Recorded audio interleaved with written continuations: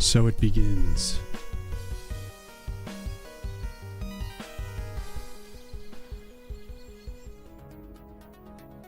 Hello.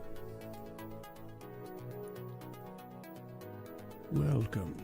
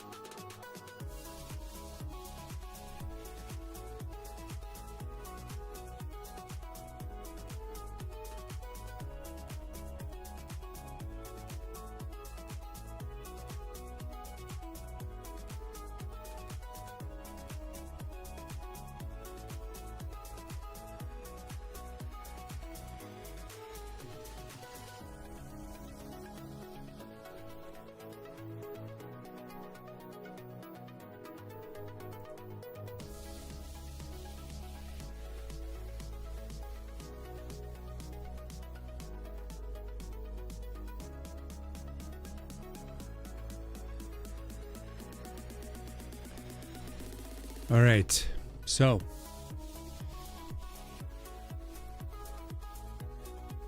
update. What I've been working on in the past few days has been the selection system for the initial deal. So I've been testing different scenarios when you set up your deck in different ways.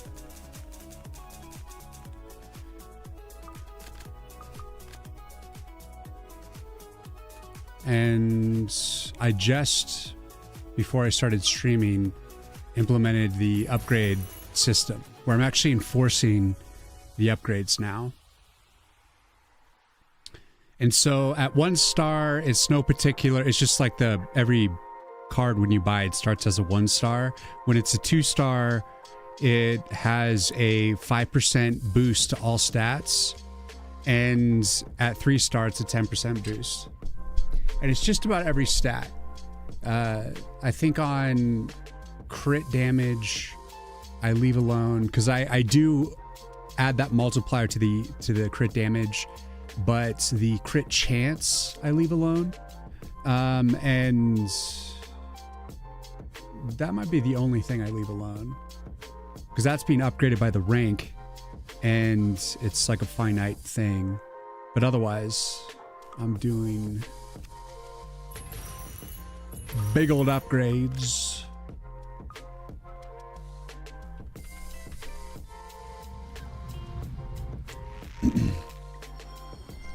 So I do need to continue testing for different scenarios.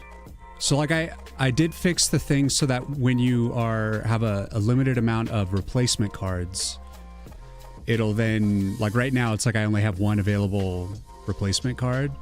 So I can only use that 1 to like toggle. But if I have more, I'd be able to replace more cards.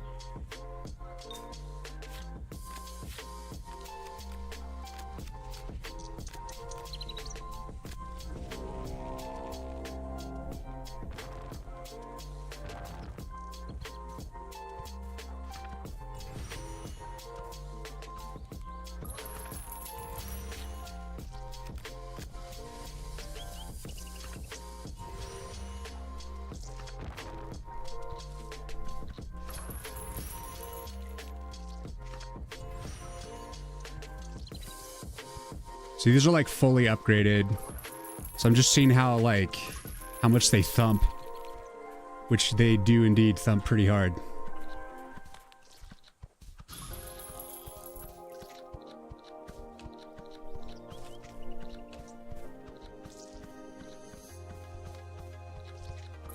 They're faster, they're stronger, they have better armor. I do need to have some sort of like visual indication.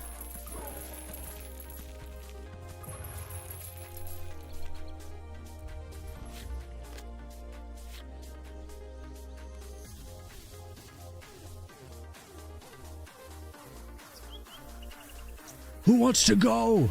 They're all gone. I killed them all so fast. Everything's upgraded to the tilt. To the max. Oh, I hear a son of a bitch.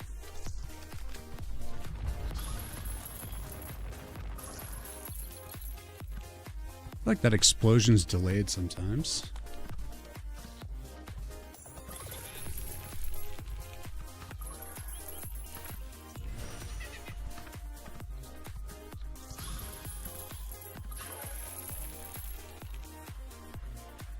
I need to fix that goblin explosion.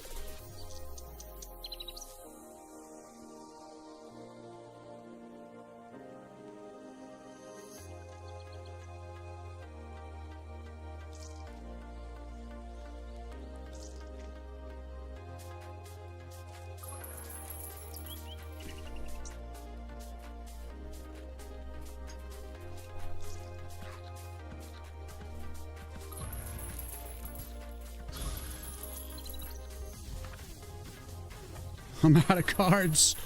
Oh god. So now I've like enforced the limited cards.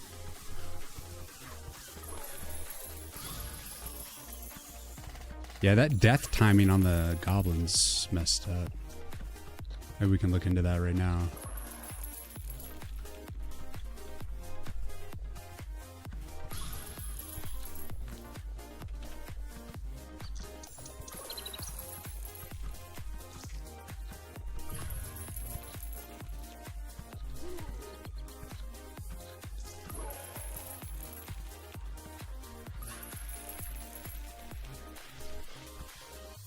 Ooh, double dragon, damn. Jam.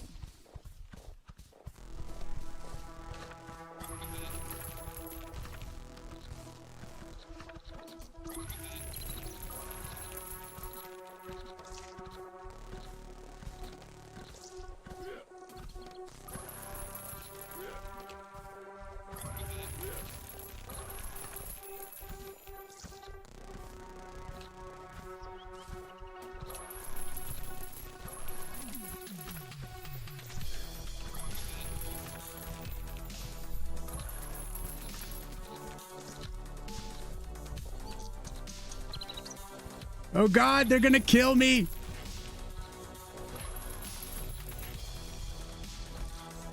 Dude, why did the piranhas stop fighting? Looks like he stalled out.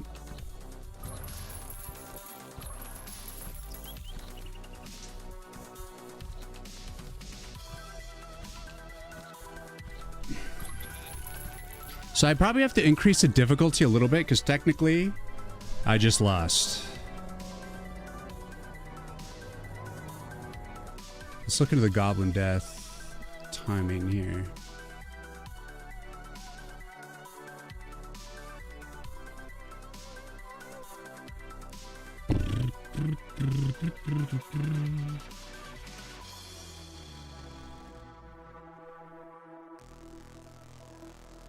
I think it's on the enemy sprites.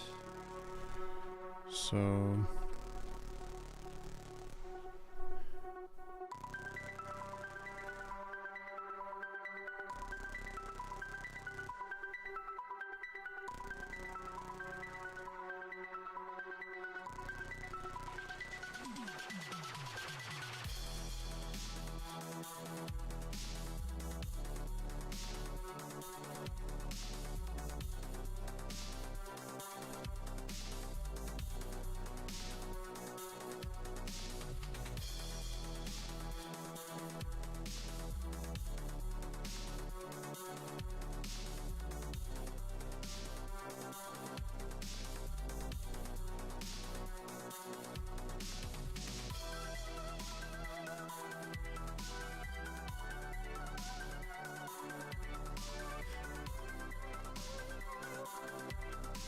Oh, the cutscene after death? Thanks, man.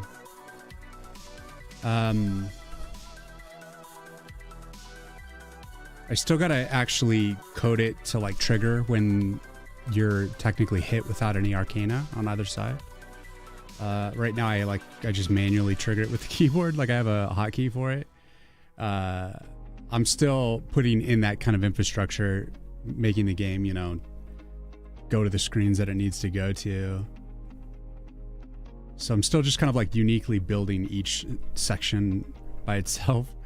And it's like interesting because now that I'm starting to stitch the screens together, I'm now trying to create transitions to make it work, make it more cohesive. And that's definitely a little weird, a little different. But I think it's coming together. Like we're going to be working on the eye coming out of the grimoire animation a little bit more. I want to refine it a little bit further, and then we could probably implement it. So we're going to be jumping around a lot today, but I did get the upgrades implemented, so I'm going to check that off. Adding the upgrade buff on the cards, and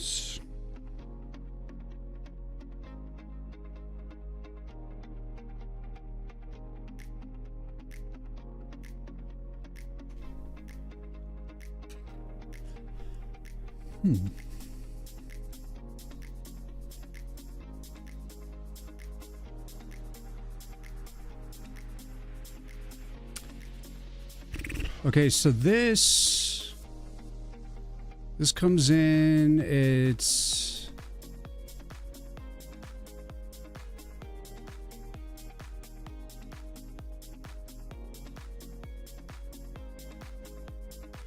this is the death. Is that not the death groan?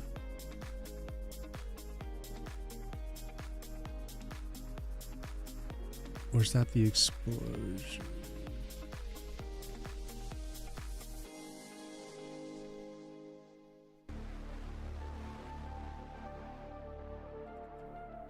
Oh, I guess it's the attack sound. That's the actual explosion sound.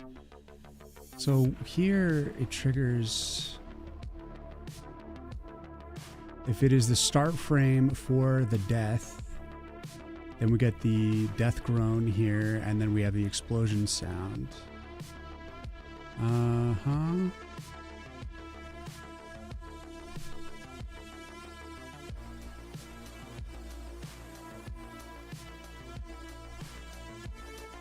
So this is like separate.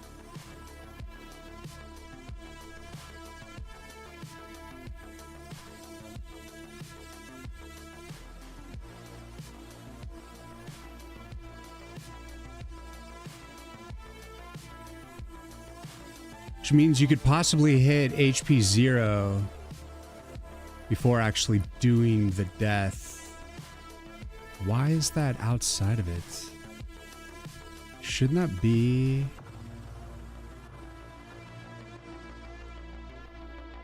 I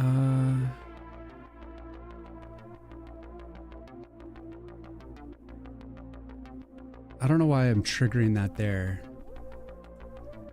That seems like it would be early because it's going to be...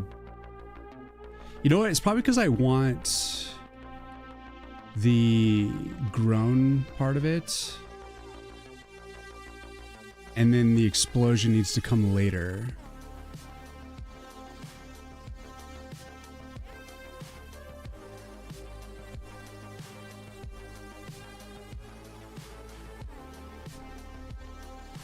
So we will say we won't get rid of the death groan here. And we will say do the death sound effect, not the attack sound here. And then here we'll say if we have the death sounds and HP is greater than 0, then do the death groan here, but then this is when you should be triggering the explosion. I don't think I was hearing double explosions, so I don't know if that was an issue. Like it's not going to align with this or not. We'll have to see. So I'm going to be doing some miscellaneous coding. We'll just be doing some touch up. And I want to work on this animation a little bit further, try to refine it. I think there's just some cleanup that I could do. Just add a few more frames to help it really come together. And it's namely how it comes in. I want it to come in a little bit faster and at a different angle. And the way this spins and turns into the next frame. Like I want to clean these few frames up. Like right, this one, this transition. And then, so pretty much these little frames right there. That transition could get cleaned up. And then also when it opens up, for now I'm just doing like kind of like a warp to it. So it's just like not in perspective really.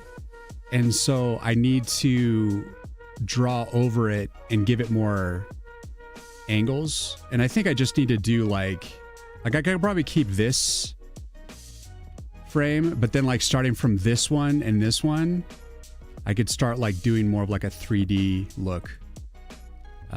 Something that's looking like it's coming forward a little bit more. And then just be able to like repeat it for the rest of it.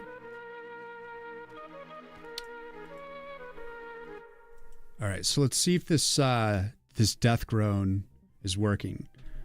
But let's go to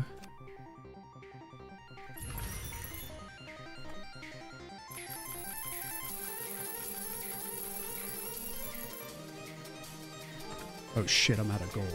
Well, that doesn't matter. Get as many of these cards as we want. We're high powered.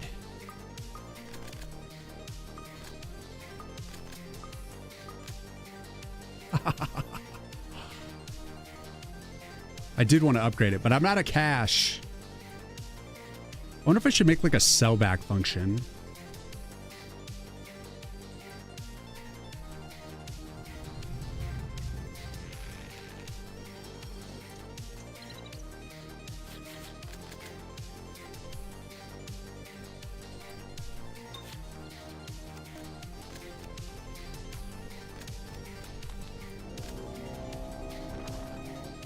Who wants to fucking go?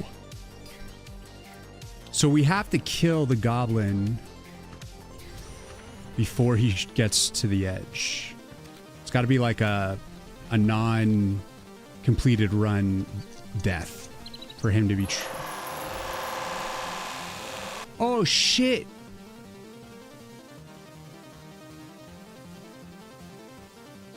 Wow. The sound was really going nuts there. Okay, it took up all the sound channels. Oh my god. All right, we need to fix that. Let's see. So this, we need to have like 2 death groan.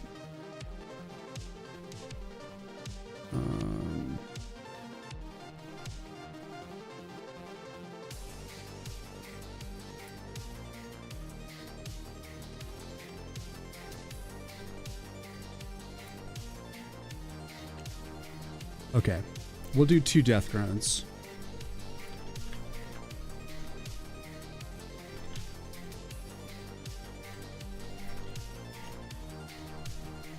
We'll have death groan A, and we'll have death groan B, and we'll use those respectively. And this one will be a death groan A. And that way it won't get triggered a million effing times. And this one will be Death Groan B.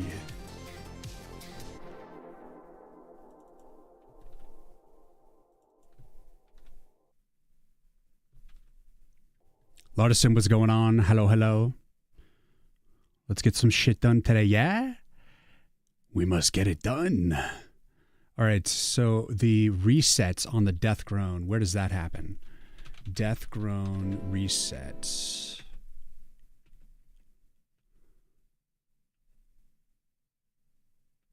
Oh, I guess they only get 1 Death Groan, obviously.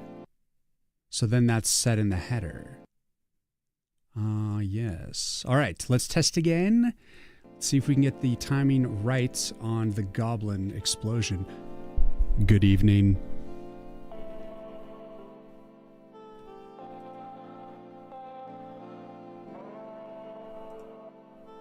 Welcome to the high concentration stream. We will be doing art We will be doing pixel art. And we will also be doing coding. We will also be doing project management. And we will also be marketing as we are sitting here streaming everything we do. This is a multifaceted stream of insanity. So we have to add more stuff to the base. I'm gonna like polish that transition, and then we're gonna just be adding some knickknacks and curio items and whatever. Pictures of owls, pictures of buttholes. I don't know. I don't know what this tree spirit dude loves. He could love anything. We got to decorate this thing. We also have to make the animation for the fireplace transitioning into the portal. So maybe we'll work on that too. I'll probably work on that more so because when I'm on the Wacom here on the PC, the desktop, and I'm using A sprites, this is where I get my animation power from this, because this is where I can work the most efficiently. But when I'm working on more like conceptual, like art part, just basically static art, I'll do that on my iPad because it's not as big of a deal. This time I'm going to upgrade this one.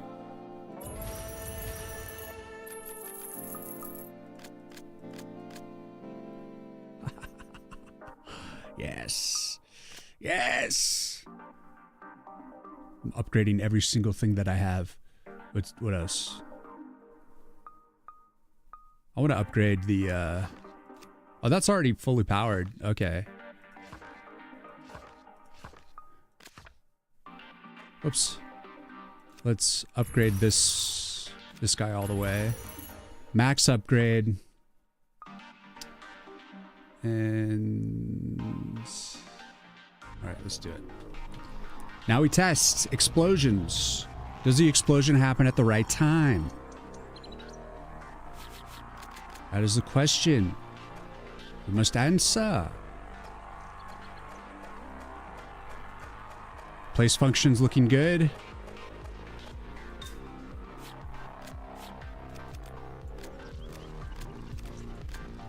Come on, you motherfuckers.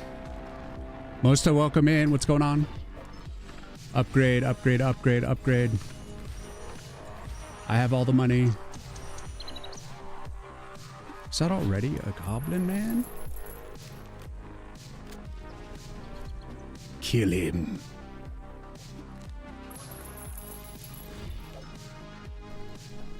So today, like I spent yesterday and the day prior, actually, like I was just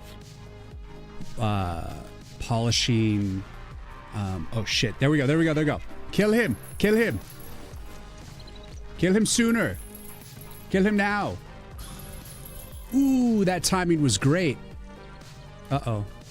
It stalled for a second there. I wonder what was causing that. Could it be that I'm running a million things on my computer? So I was working on like the deal function and like card replacement. So I was really just combing through the code. I have like a lot of logs that I had printed out so that I could properly assess whether cards were being returned to the deck the right way, and that you could actually run out of cards, have a finite amount of cards. And that's an important functionality. Oh wait, there he was. There's kill him. Kill him. Yeah, it looks good. Normal deaths are looking good too.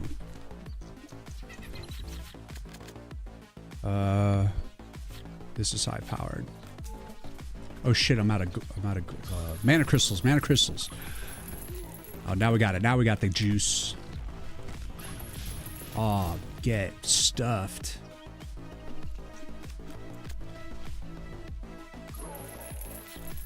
All right, the explosions are good. Let's move on.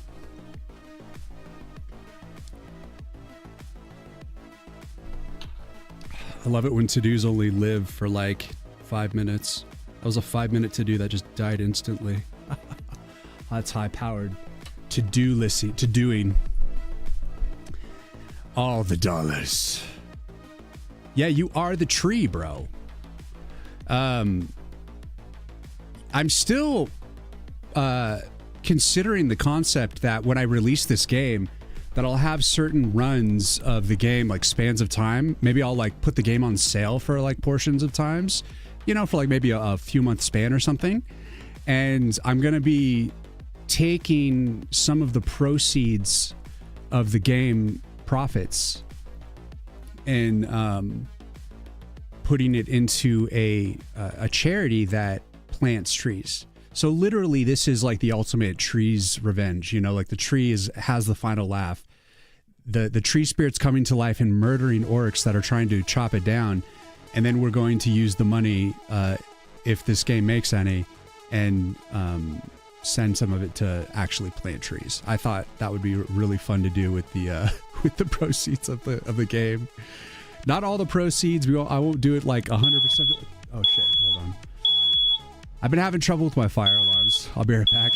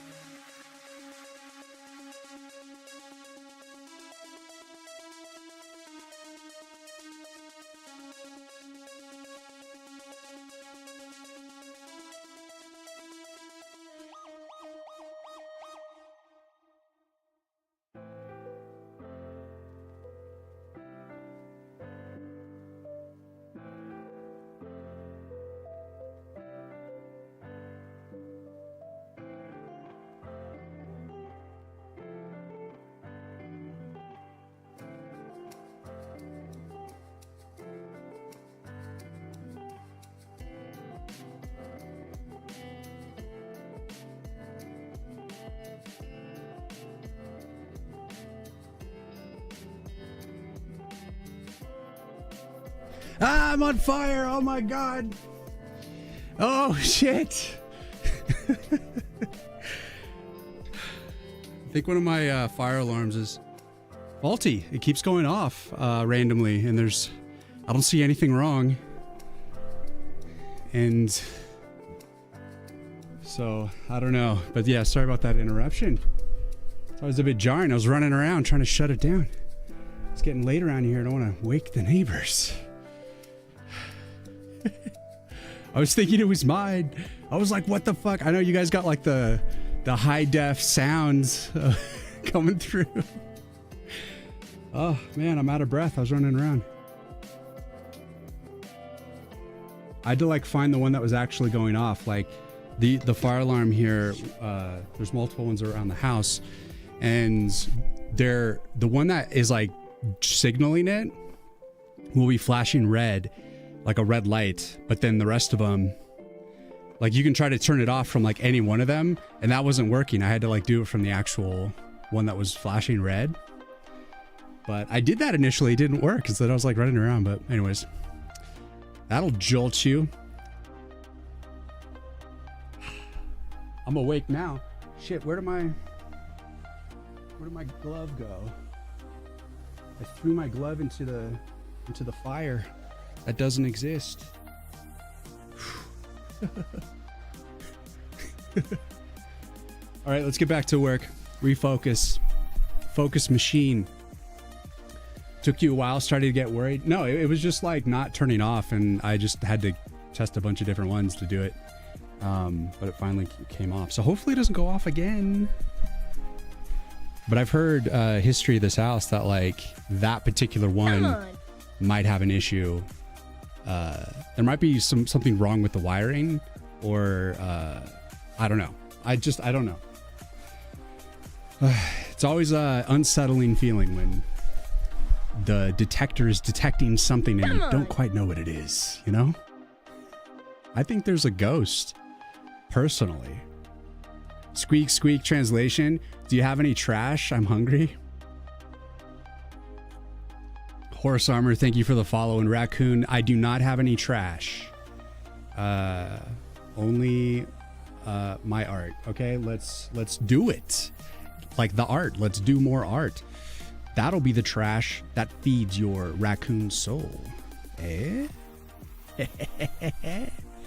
Doesn't stop peeping. Hammer equipment. I know. I was about to. Okay, so this transition here. I don't like this transition. I also didn't like the spinning one. So I want to do this, but I think I want to just do it more kind of straight up.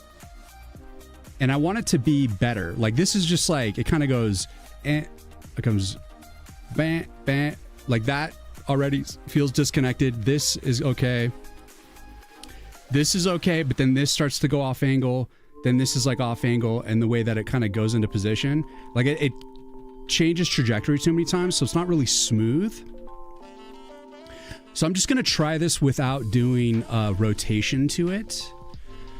I don't necessarily think the rotation brings anything all that special to it. So I'm gonna just try to do it without any of that. Yeah. Can you draw some plastic bottles and banana peels for me? A raccoon diet is very strict, trash only. I will not. I will only be drawing grimoire books here and getting this transition built. I'm on a mission. I have things to do. I have places to be. Let's just backtrack this animation. So here, we'll hide this layer. We don't want that layer to distract us. All right, so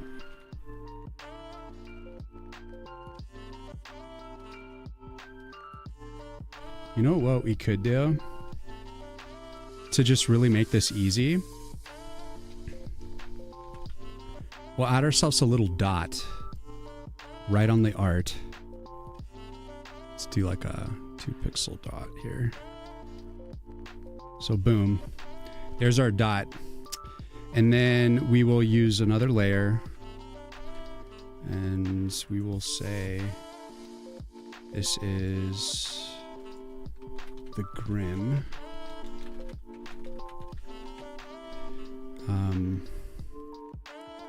And this is the trajectory.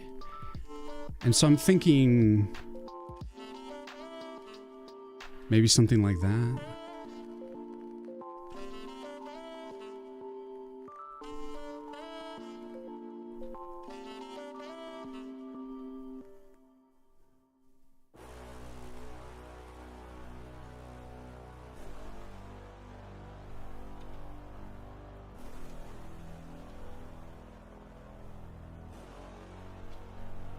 I think something like that. So this will help keep us making it a consistent trajectory, and this way I'm not winging it because I want it to feel smooth.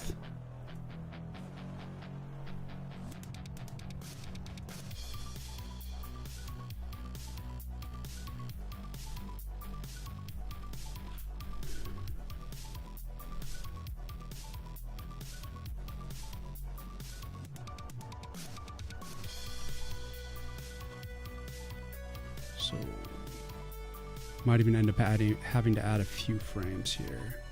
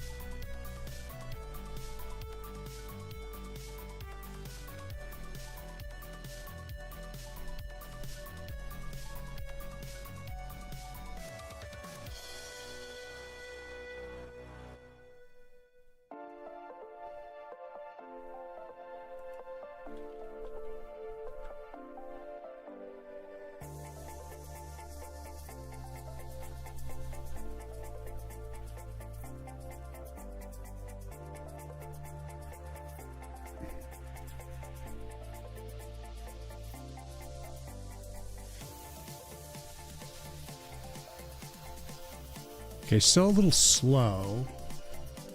Ergo, we need to speed it up. What if you do rotation from the final position to off screen so it sticks to the path? I could potentially rotate it now that I'm on the path. So I actually might try rotation again.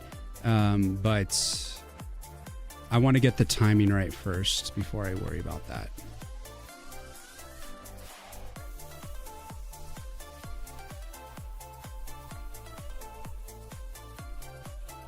So that one, that mid one right here, this one can go. This one can go.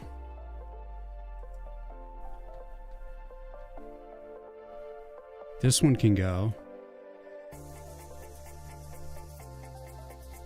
All right, yeah. I want it to be quick.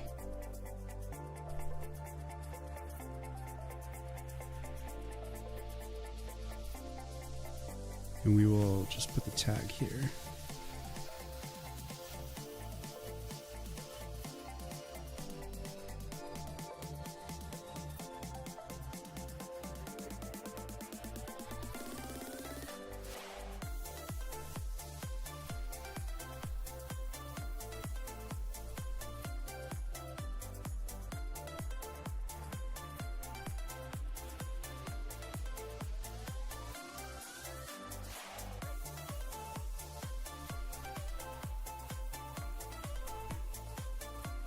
Thank you for your comments. Appreciate your critique on my music. My pleasure, man.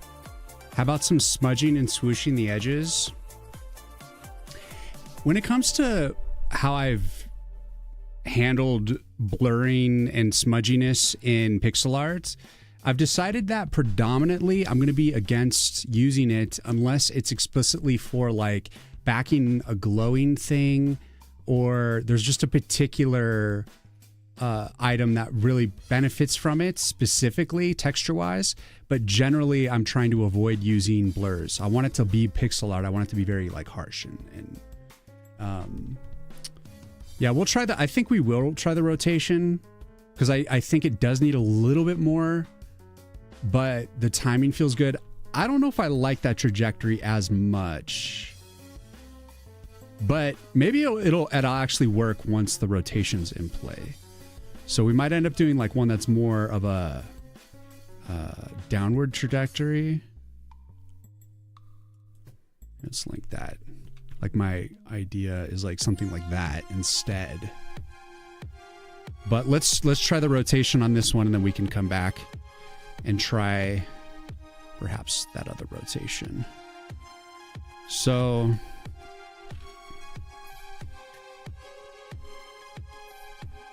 whoops, that's not what we want to rotate. We want to rotate the grim. So let's rotate the grim. Now, I don't have a thing. I guess I do. Let's see. How do I reset the pivot point? Let's see, FL Studio, A sprites. Reset position of marquee rotation.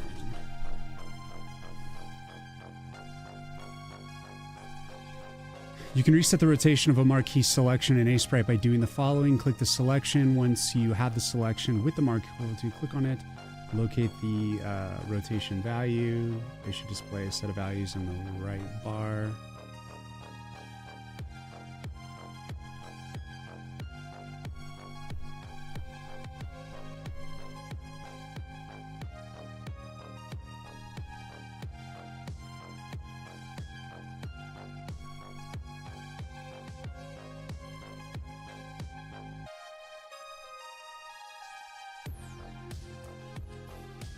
I mean, in most programs, it's kind of like an alt-click thing or something, but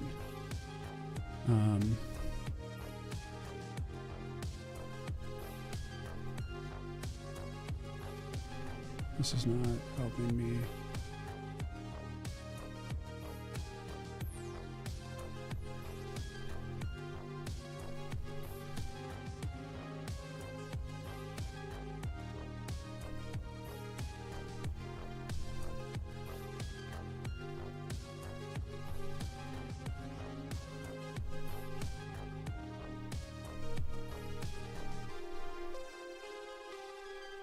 The pivot point, yeah. By default, a sprite to Unity.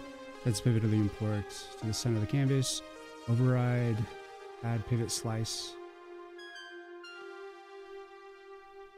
I might have to add like an extension to do this. It's not a big deal. I'll just rotate it and move it back onto the trajectory. That's the whole point of the guide. So,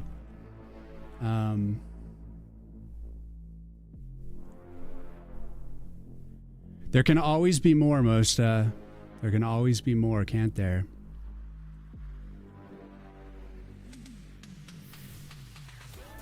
But you have to ask yourself, is it really like adding endless effects to it?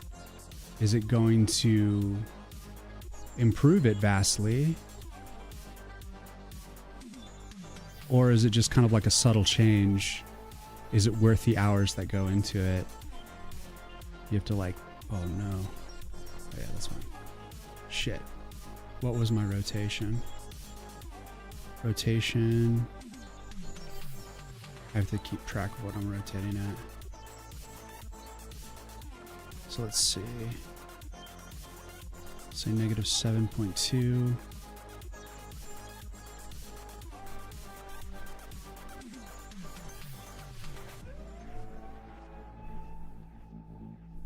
Actually, let's do less than that.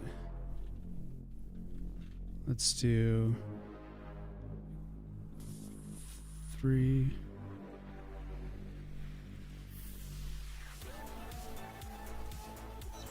And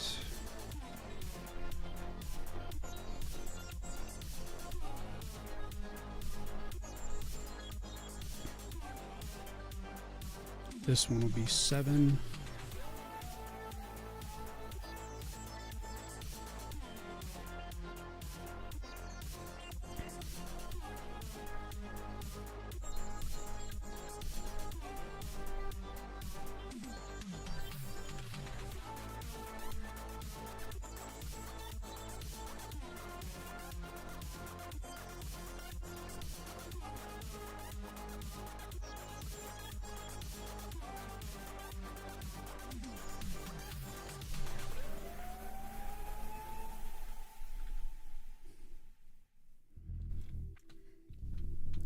Like right now, I'm just going to focus on getting kind of the fundamentals of it built.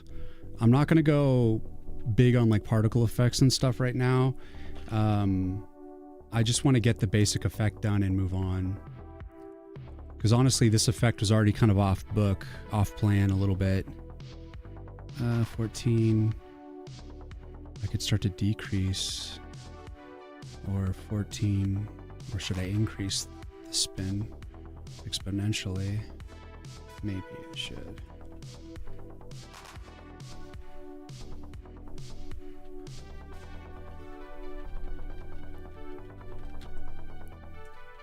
Sorry, I have a tendency to go off screen right now because I don't have the bar on the right side to like block what I'm looking at. Maybe I should put the art over here. This will help me keep it in line.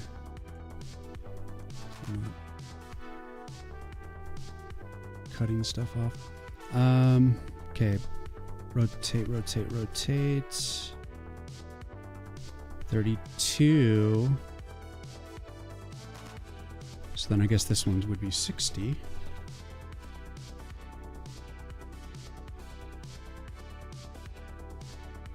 +60.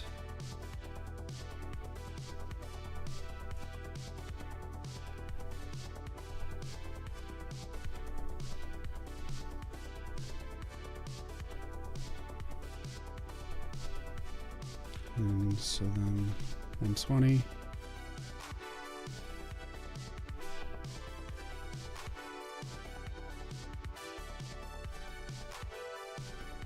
Ish.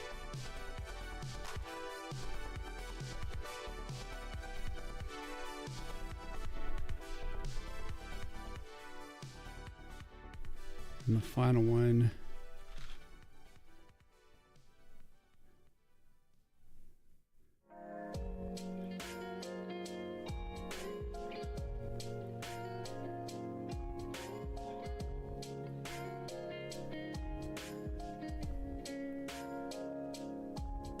Do something like that because that's all the art I have.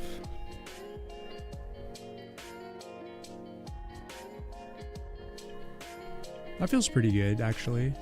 That is following the trajectory.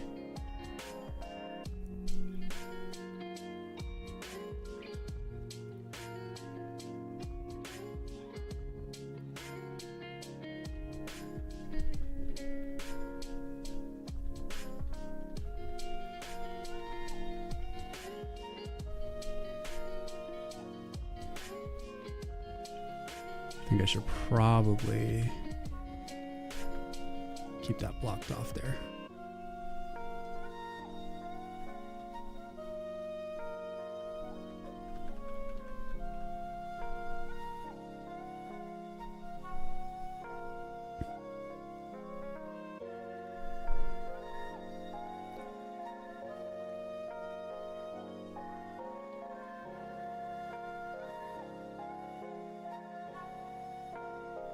All right, let's get rid of the green dots.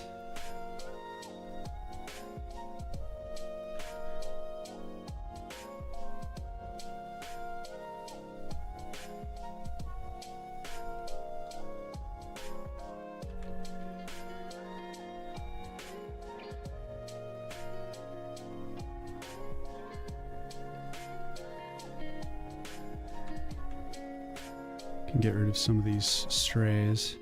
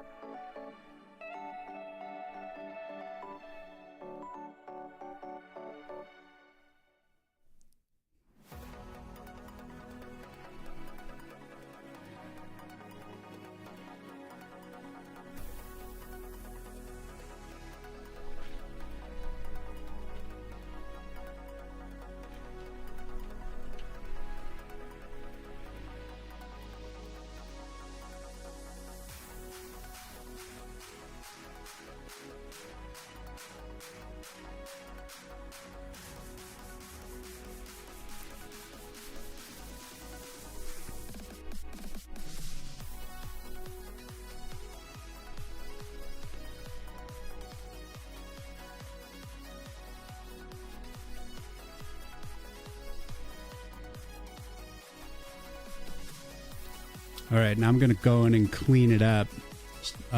Just get the fundamentals in. We are listening to World of Warcraft's ambient music today.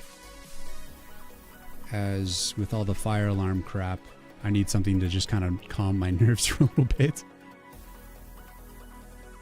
I've had enough super spice. You know what I mean? So if you guys don't mind, we just chill for a little bit. Let my nervous system calm the fuck down. You know what I'm fuck me? Me? Freaking the fuck out over here. Oh God.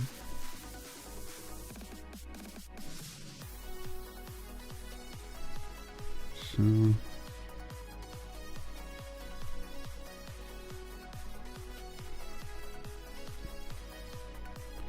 it's been a stressful side thing going on today, but I'm feeling pretty good today.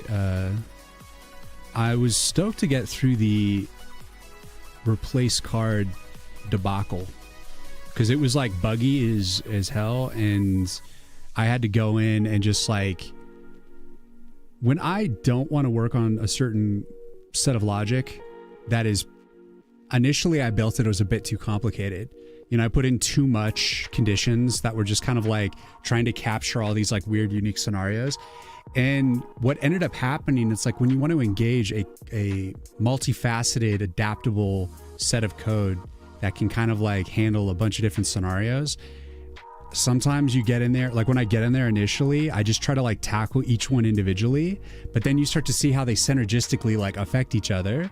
And so then you end up having to like simplify the system and bring it more together.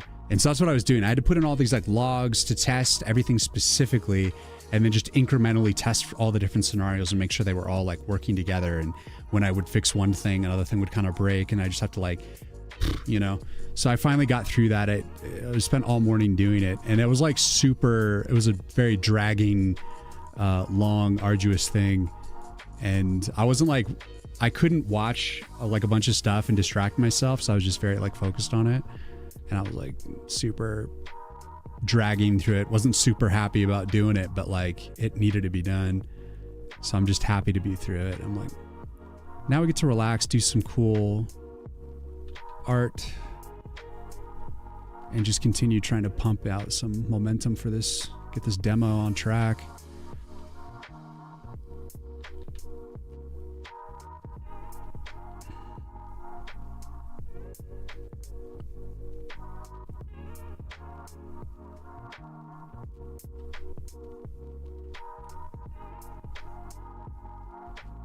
So things are good. Things are good. You listen to either jazz, lo-fi rock when you are art stuff. Sometimes a Skyrim ambiance. I have some Skyrim, some like Oblivion on my playlist. Might even be on this playlist later on, but on my main playlist for sure.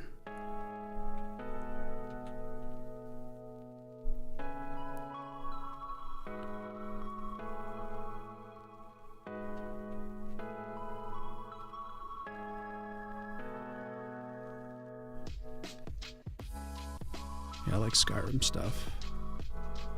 No doubt, no doubt, no doubt.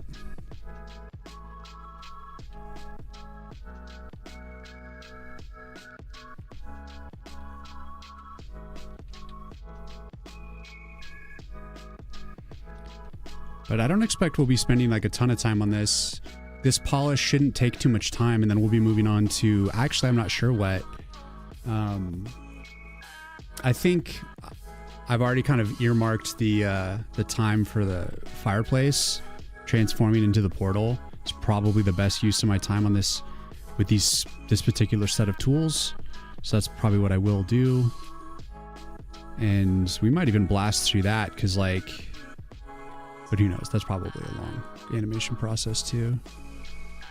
Just do what we can to get through a lot of different stuff today if we can. And not just be like super focused on one thing. I just want to like end out this week with a lot of things being done, you know, like not just have a lot of stuff that's like started and half finished. Now that I got the upgrade system implemented and like the replace card functionality, oh shit. Don't crash on me. Now that I got that going, I'm just like,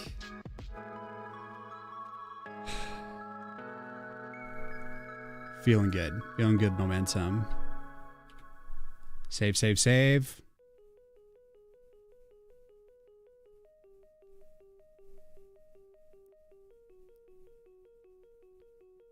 Oof, getting some crazy lag right now. Let the computer do what it needs to do. Does the game require more coding, or are you set and you just need art and work done? No, I need everything. The biggest thing coding wise that I need now is to string all the screens together so that I have like, you know, it comes in, it starts on a title screen, and then it goes in from there to the initial level, and then going from there into like both the deck forge and the level itself. And I'm getting a lot of lag right now. Something's going on with my computer.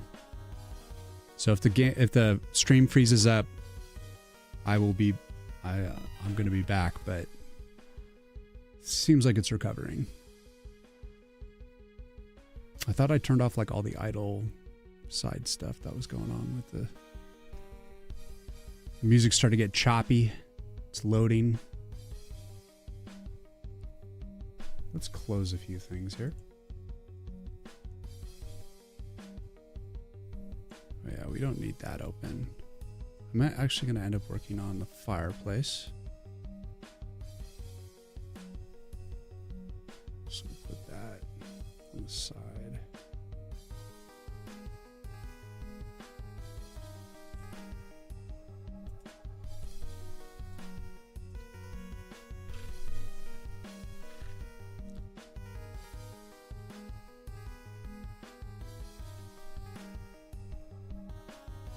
Shut off my Discord just to open up some bandwidth here.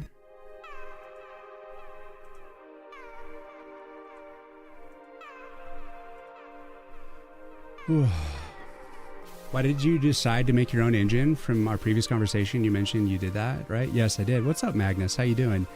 I just like to build stuff.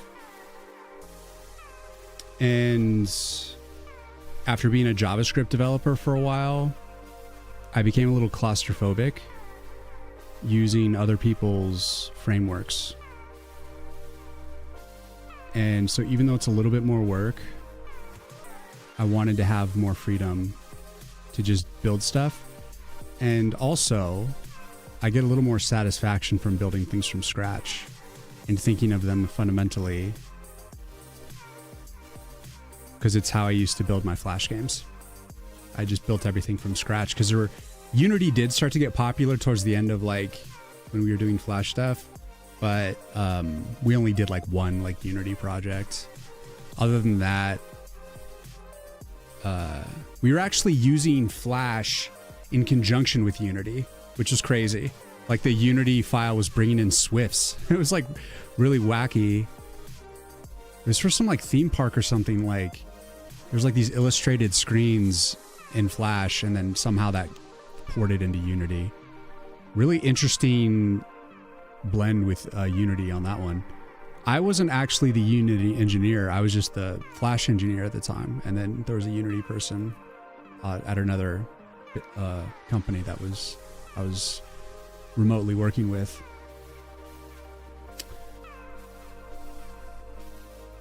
Indeed, Pushtoy. Have to pay respect to Flash.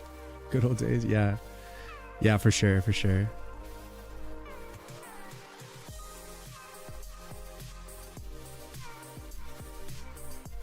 So, I mean, that's how I build games. I mean, the way you guys watch me code and build, it's exactly how I built Flash games. So this is really and truly like, I'm like a developer from another time, you know? Like a special type of high-end front-end developer, because Flash was even more high-end, high-level than like JavaScript, you know? And it was like in other words, it was like one of the more easy to like get into languages, basically the training wheels of languages. But it certainly had its challenges, and I took it to the limit of what it could do, to the point where I was even starting to manually garbage collect. I was like so happy when I figured out that you could manually trigger it, but knowing how it works, it's like you can just ask it to do it, and it's one of those things where it's like it might do it, but it might not. You can put in the request, but it's just like you don't actually have the power to garbage collect in Flash. I'm like, oh god.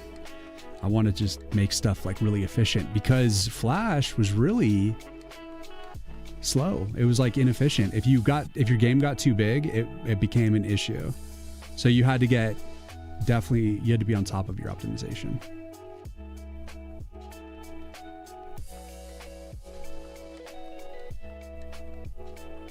That's one of the reasons I was drawn to C++, because I was like, oh, manual like garbage collection, you have to deal with all that? That sounds actually great. It was scary at first, for sure, because like pointers, I think, are a weird new concept when you first come across them. You're like something that points at a memory address, but it's not actually the thing. Like what the fuck? And then the way like you dereference it and all that shit like is like really confusing. Like you just use like one asterisk either to dereference it or to assign the address to, you know, like It just like very subtle changes and it does something drastically different. It's a little intimidating at first. But then when you get it, then it's not so big a deal. But it's it can get confusing, especially if you're dyslexic like me. I'm just like sometimes like staring at something that I'm like, does it need to be dereferenced? Like, wait, what the fuck am I doing? You just gotta calmly think about it for a moment. But my brain certainly likes to flip things around. Like I think of things backwards. It's weird. Not all the time, just like occasionally, you know, like enough to be annoying. And it has made me into someone who has to double and triple check things. Just get very used to like deeply reconciling on what I'm doing. And it doesn't matter if I'm dyslexic as shit. Get it done anyways. And thank goodness for the compiler to yell at me when I kind of mess things up. But, you know, it's even when you can get past the compiler, you still have to have your code reviews where you're just going back on code you've written.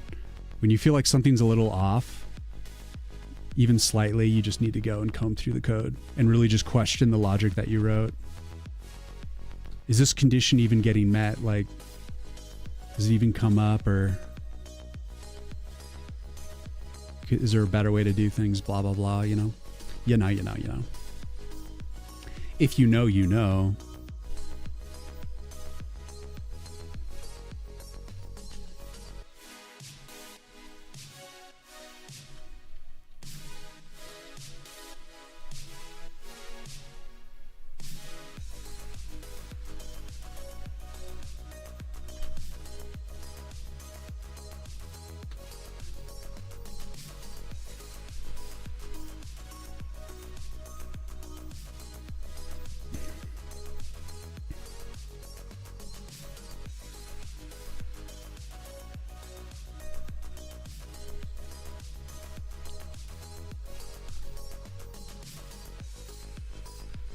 How did I end up all the way over there? Let's start from the beginning. Just make it straightforward here.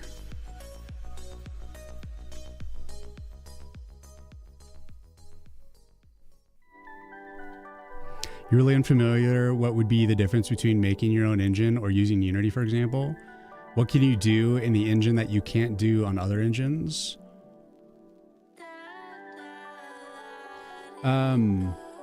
The best techno is the one that you're most comfortable with. Yeah, for sure. For sure. So think of Unity or Godot as like you go to the store and you want to bake a cake. And if you want to use something like Unity or Godot, you go over to the section where there's the Betty Crocker pre-made cake mixes. And you pick that up and they're like, oh, go buy an egg and some oil and it'll make you feel like you're cooking, but you're not really doing shit. You're just kind of like throwing things together and then just throwing it in the oven and it comes out and it's a delicious cake. If you're doing things from scratch, you're buying like the flour, the yeast, or all the individual aspects and ingredients and having to do everything from the ground up, getting the mixtures right. And it's up to you to like figure out like the quality of ingredients that go into it, the level and technique in which you bring it together up to the point that you would meet the Betty Crocker, you know, put in the egg, put in the oil or whatever. So essentially, game engines kind of do a lot of preliminary like infrastructure work for you. And one of the reasons it's a huge benefit is because there's a lot of cross-platform support. And there's also a lot of pre-built stuff and a lot of communities that rely on these things, meaning there's a lot of documentation, a lot of user experiences where you can be like, oh, like I need to make like a drop-down menu or something. They're like, oh, come check this out. We already kind of built one. You can just use this code and just throw it together, and you like slap together stuff that's people have already basically done. A lot of times you're just leaning on what's already been built within the engine. They already have like subsystems ready for you to use that are achieving the things that are just been done a million times. So why should you rebuild it from scratch, basically? And I'm one of the weirdos who just likes to, you know, build my own drop-down menu, build my own event system. Like I had to make buttons from scratch, you know, like in scroll bars and everything. Like I had to do everything, right? The only thing is I didn't do a graphics engine. That's what I'm using SDL for. And I'm also using it for sound and fonts. There's like a lot of stuff it helps me with, especially just like visually and through audio. So I'm not like doing everything from scratch completely, but compared to an engine, there's definitely a little bit more infrastructure and stuff that I have to be concerned about. So that means everything I do takes longer. But you know what? In the end, I will own the code. I won't ever have to owe install fees or, you know, say I make like on Unity, I think if you make 200K, after you make 200K on your game, then you have to start paying them like 5% or some shit. Like I never would have to do that. I just get to keep 100%, except for what I'd have to give to Steam. So it's like I'm cutting out people getting more hands out of the pot, you know? And so there's like pros and cons. It takes a little bit longer, but I get more money out of it. And for someone who's like an indie dev, you have to like weigh the pros and cons of that. Because like you use an engine, you save a lot of time, you save a lot of money. But you build it yourself, you get more of the gross. So it's just like, well, damn, what do you do? And it depends on how capable you are, how much time you're willing to put in, and just basically what makes the most sense for your thing. And for me, it kind of came down to like a philosophy of like, I don't want to be a vibe coder. I don't want to be implementing other people's code. I want to build my own stuff. And so of course that also limits what I'm capable of, because it's not like I can make a 3D engine. I wouldn't do that. If I was going into 3D, I would, you know, use like Unity or Godot, most definitely. But since I'm doing 2D games, I can make a 2D game, program a 2D game, no problem. I've done it a million times. And by like a million, I mean I've done it like, I don't know, 1 to 200 times. I've done it a lot. And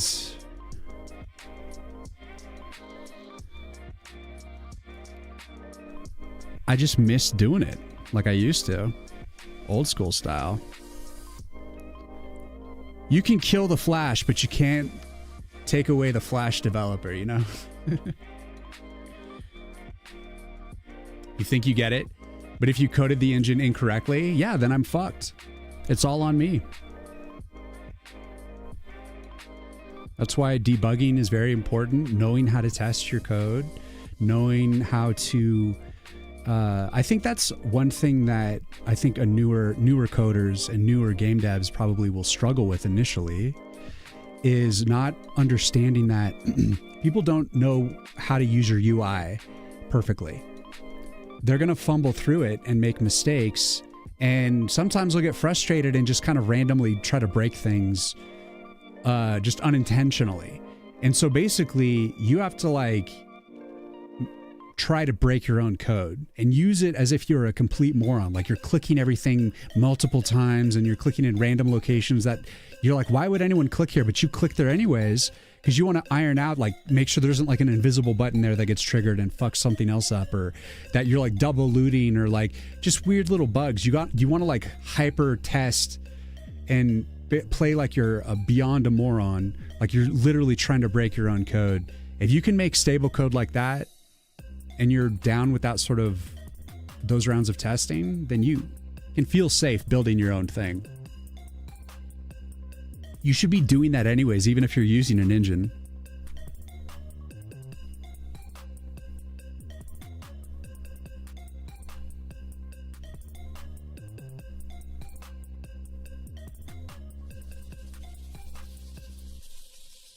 And so it's for me, it's like a point of pride to be able to like say that I was able to stabilize my code, you know, stabilize the system.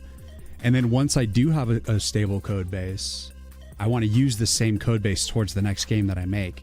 So that like a lot of the infrastructure I build, like the buttons and the mouse event system and stuff like that, I'm going to refine it and change it, evolve it, but it's going to fundamentally be like taking that code base that's already been like debugged and tested and then evolving it further. So the more I build my own games based on my own code base, the more financial sense it makes.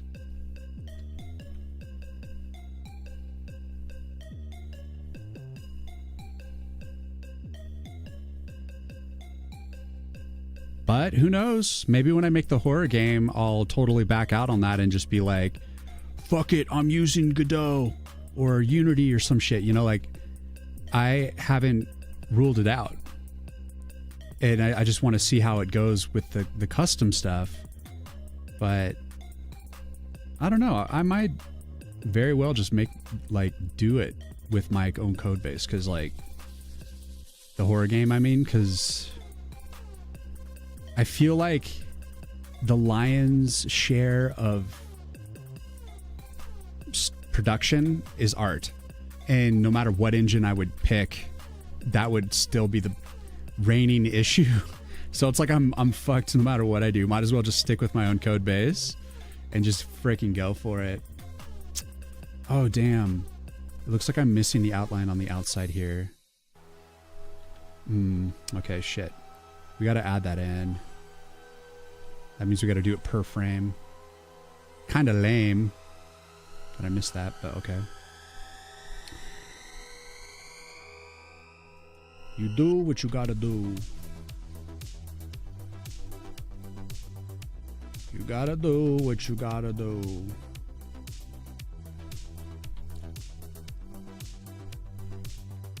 So these frames like blow by. They're not super, they're not going to be still. They're not going to be on screen for very long. So I don't have to hyper refine these. I just have to kind of generally make sure it resembles the art as it is when it's like nice and still. So like that's cleaned up enough. Like it's just going to like go pew and be gone, you know, like. And that one looks fine. All right, next one. One's already pretty good, but we got to add that outline.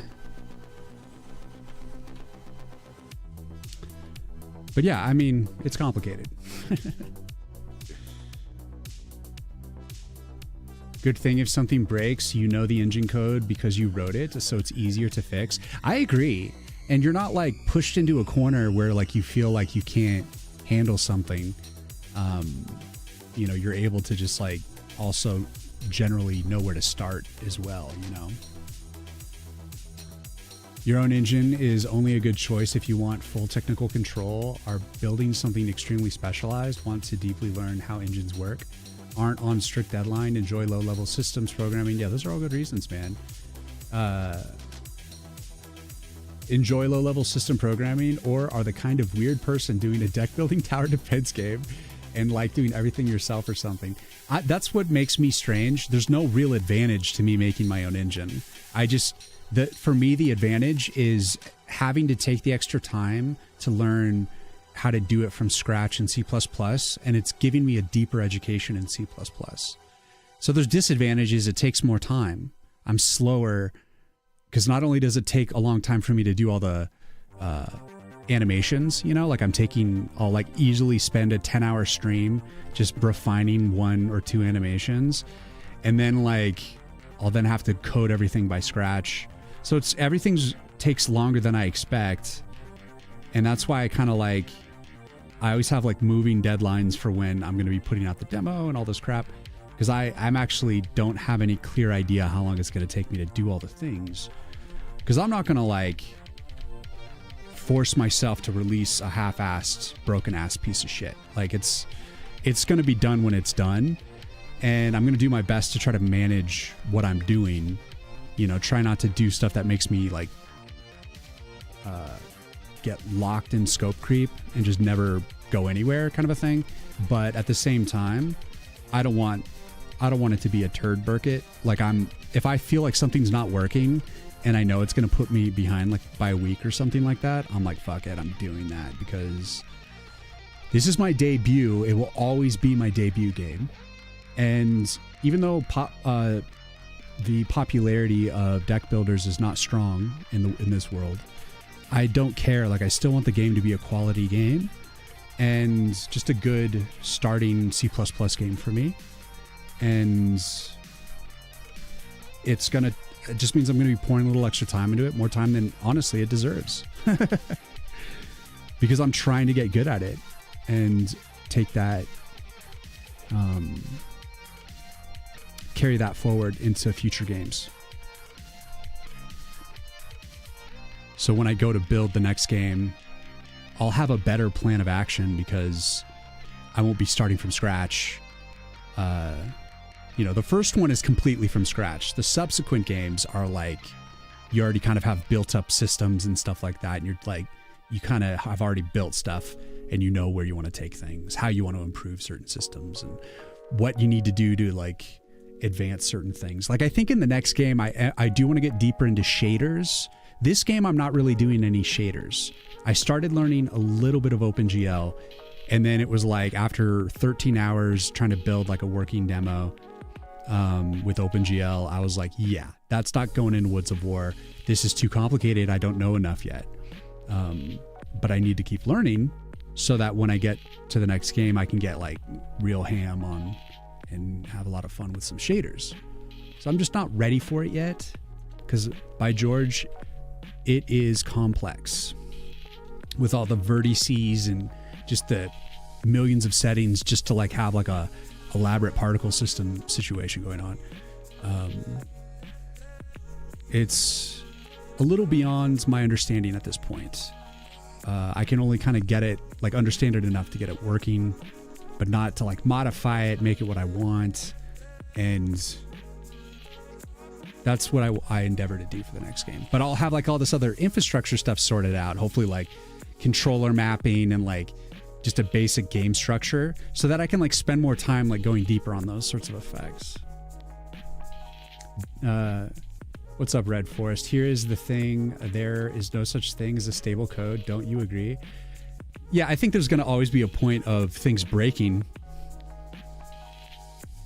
There's no doubt about that. Especially if people are like modifying the data or something, you know? Trying to inject like cheats into the game. That kind of stuff could potentially break stuff. Like, I'm trying to like build the game in such a way that it can handle stuff like that. Like, if it's like, I'm not like building everything to be wholly reliant on like an exact set of data. You know, like I'm not expecting like a perfect set. I'm trying to make it so that if someone was to like hack their own database for the game and then just like inject a bunch of crap into it and like change the stats of things, like try to make it so that it can still function through that, still find a way to fumble through with it. But I'm also not going like super hard on that because that's like an overbuild, you know? What's funny is you would think with how many optimizations and quality of life improvements everyone's made on engines, it's almost always more optimized to make a custom engine for your use case. That's an interesting argument, Medusa, because yeah, you're talking about if you use an engine, it's a bloated system that is designed to like fit everyone's needs. And if you're trying to make like one kind of game, you're using an engine that can make like 100 types of games. So it has all these other like subsystems that you don't even need. And it's just like kind of bogging things down a little bit. So yeah, I could see that being a thing. But I bet you the smart engine users understand how to basically cut out the fat.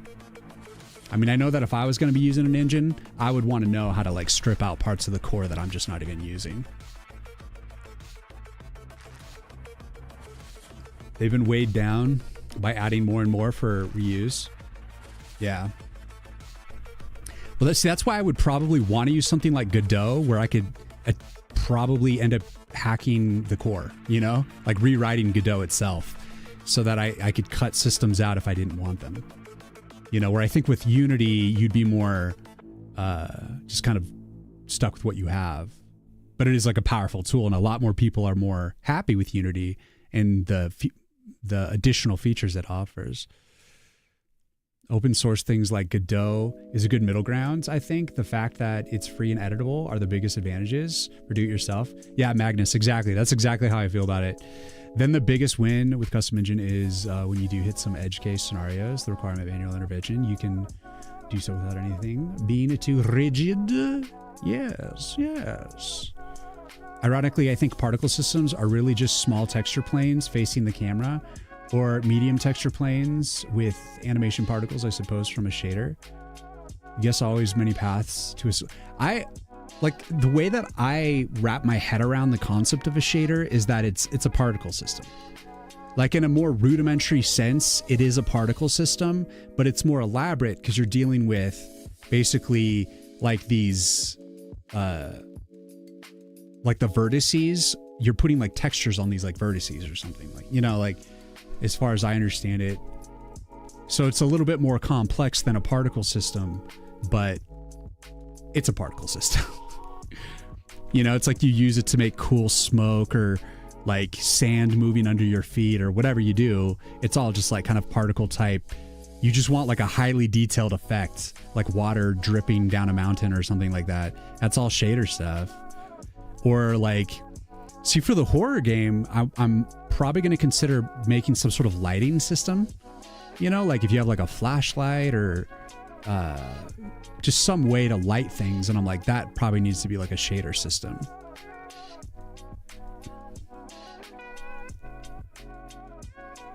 But who knows? I might end up just being like static pixel art again and just get more elaborate with how I do the pixel art and not worry about it being like dynamic shader stuff, because that could potentially screw up the performance. And I want the next game to be more like fast moving and high action. And that's the one advantage. In this game, it's kind of like, it's more slow paced. You're not jumping around with the camera moving around constantly. A lot of the shots are very static. And so I get a little bit more leeway from that. That's what makes it a perfect like debut game, you know, starter game for me as I'm learning this stuff. And then we'll push the envelope for the next game in little ways. In ways. All in due time. First things first. Like, I'm like happy with the level of technology that's going into this game. Like, it doesn't have to be more sophisticated. It just has to be designed well at this point. Like, just making the game fun, feel balanced, and feel like a cohesive, fun game. And so I'm like, I don't want to build more complexity. I want to refine what I have into something good. Because I think if a game is really good, it's able to like make things simple. Like have like this simple core that's like just really gets it right. Instead of like trying to think, oh, the only way that my game's going to be good is if it has 5,000 cards. It's like, no, you know, like I'm going to try to have like 50 cards, but then like it does really well. Like synergizing the cards and like the experience is fun. And like, I've been thinking how I need to potentially refine the deck forge a little more, make it feel more just like a better user experience. And it's already pretty decent. I'm just want to take it further.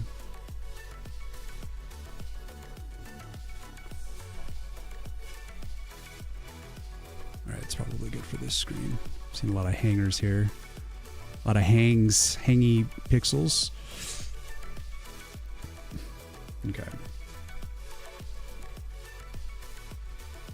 Next frame.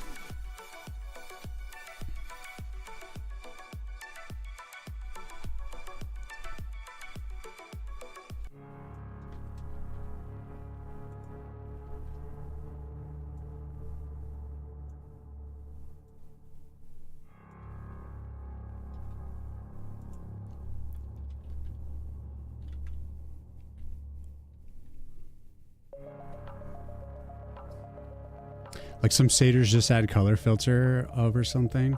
It just takes in the value of something and then returns a modified value in the shader logic. That particular functionality. Sophistication is almost never truly needed for a good game. Yeah, exactly. I mean, there needs to be some level of sophistication from a base core level, but like, if your game is not good yet, if it's suffering in some way, it's like probably, and this is just my theory as I'm learning to do this, it's that it's not about adding complexities and more powers and more levels and more enemies. It's like, it's almost like, can you make it fundamentally more fun first? Do the controls feel good? Does the inventory system make sense? Is what you have in the game already actually effective and feel useful? Are you wasting people's time unnecessarily? Like, there's like fundamental stuff, and then you can like you don't want to expand on a system and make a deeper complex system that's lacking. And so that's like what's going to be happening for me as I really construct this demo together, get this art worked out. I'm going to I'm going to be putting together more the structure of the game. Like, one thing I did as I was working on the replace the dealing code, the card dealing, and trying to like create proper randomization and stuff like that for that. One thing I decided is I had the functionality so that when an Arcana was destroyed, that it would, the underlying Arcana card would be returned to your deck. And as I was testing it, I realized that makes me like infinitely powerful. Like, I could have like 3 cards, and as the enemies destroy the card, then I would just like instantly rebuild the Arcana, and it's like I had infinite power. And I realized that would be a really cool sub card, like a utility card, or actually I'm calling them insight cards. So that's actually going to be an insight card that, like, if you play this card, any Arcana that's like 2 mana crystals or below, every time that they're destroyed, they return to your deck. So that gives you kind of like some infinite card grease early in the game. So it's like a good like early strategy, and could also possibly be like a very powerful late game strategy if you want to have more of like a core set of Arcana cards that you do expect to be destroyed, and then you would leave a lot of room to get like a bunch of like spell cards, and then you could like build up all this like big damage moments or something like that. Oh god.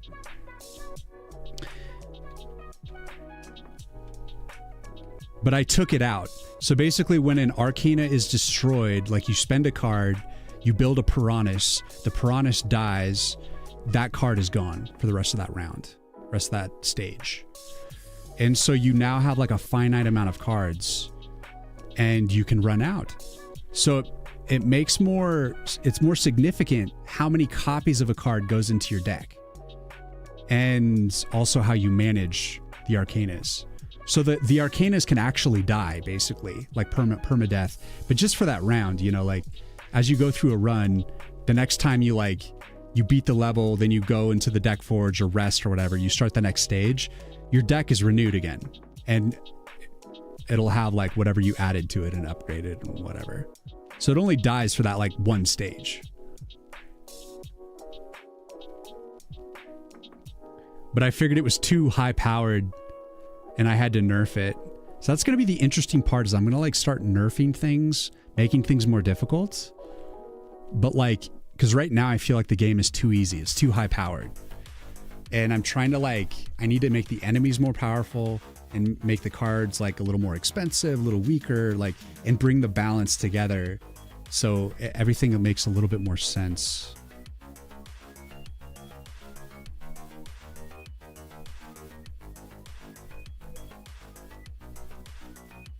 And so like that's more important, I think, at this stage. Instead of like adding more cards, I need to be making the cards that I have like work, you know? Makes sense. One thing you've taken away from roguelikes and idle incrementals is this essence of reserving useful gameplay mechanics as effects or unlocks.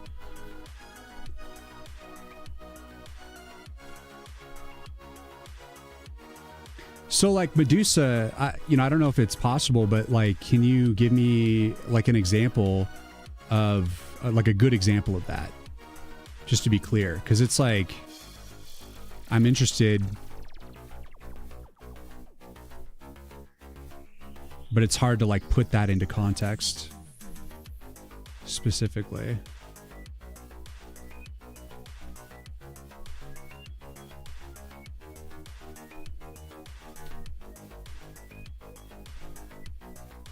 Like I definitely want to make the cards that you earn feel useful, you know?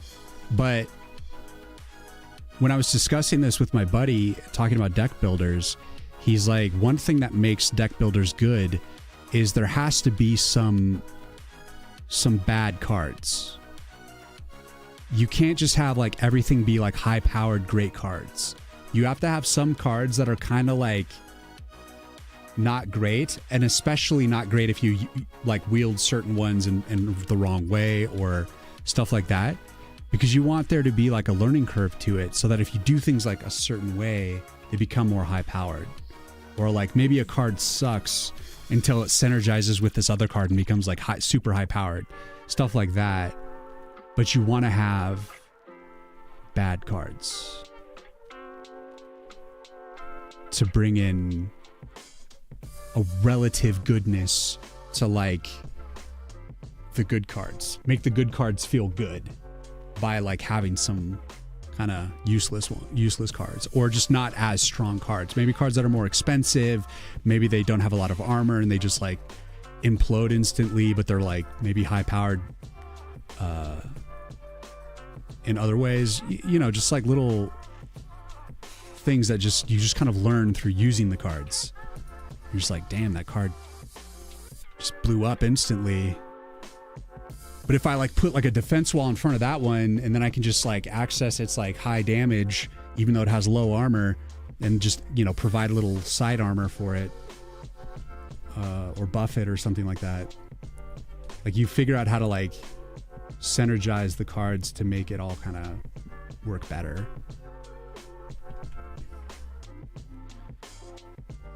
One example would be, like, say you think of the idea to roll over mana, and you could put that in the base game, and you can always just pass and add mana up, or you can require needing a passive or another card to activate that ability for the fight. In the base game, you lose it if you don't use it. So yeah, like I feel like you're getting at like the synergies. Let me actually... Give me a second here. Let me talk about some of the insight cards. Where is it? It's in another to-do list here. It was in the grimoire.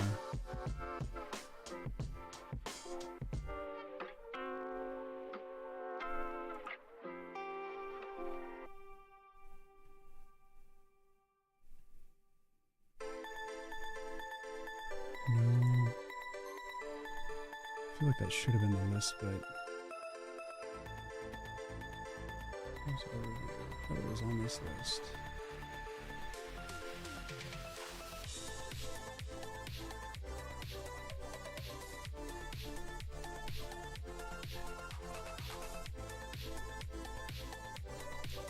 Oh yeah, there's one more to-do list I have here.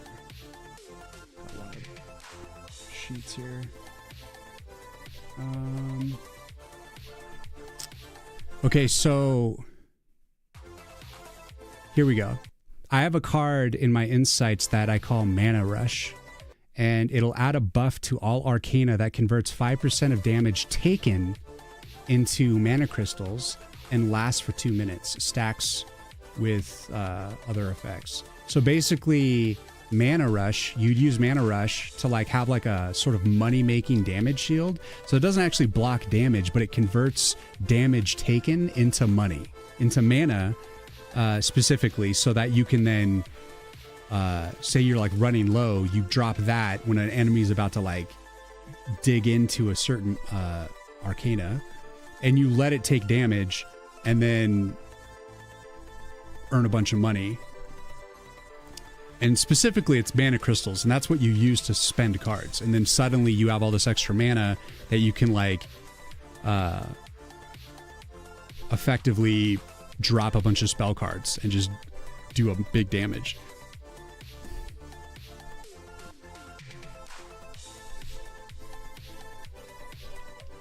So I'm trying to create cards that create like synergy moments like that. Let's see what else I have. That is specifically...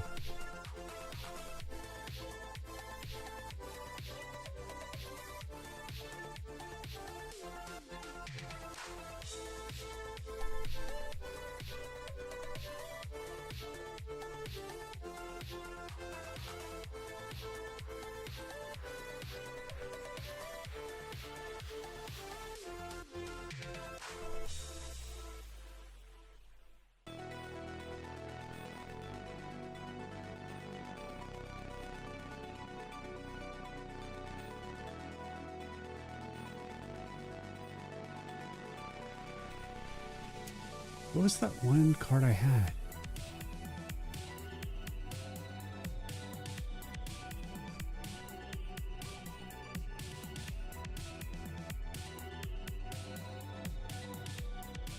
Oh yeah, Winds of Change.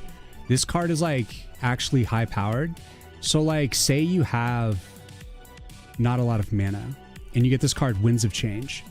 And when you play this card, you draw one card to replace the card you just played. And when you get that card, you increase the mana by the sum of the cards in your hand. So it basically gives you the ability to just unload your entire hand. So like say you fill your hand with like a bunch of AoE spells, and then you just like do this, and you can instantly just be like dropping like a ton of damage. And then I want to make it so that if you play like one AoE on top of another AoE, they start to like synergize and like fuse together into like a higher DPS somehow. I forget how I kind of map that out, but that's what I call Winds of Change. So basically it's like you could be broke and you're like waiting for mana to like, you like kill enemies and earn mana, but then suddenly Winds of Change comes into your hand and you're like, oh shit. And you know, you have like 4 mana, but then you have like a bunch of AoEs that are all 9 mana in your hand, you know, like say you have like 5 of them for some reason. And then like you bring in Winds of Change.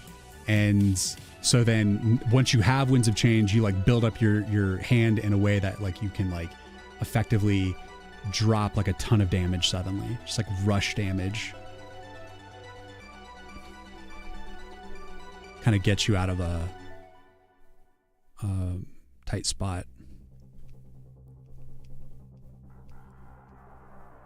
So I'm going to be working on trying to create synergies like that. And I'm kind of new to that in terms of, you know, I've never created a deck builder before. So it's kind of like, I think there's going to be some growing pains with it and just trying to come up with these ideas, implement them, see what works, what sticks. The base game, you lose it if you don't use it. That sounds fun. Yeah, so I mean, that's, I think definitely the coming up with the synergies is like a big, important aspect, I think, of making a deck builder really good. So I'll definitely be trying. Oh, he's trying.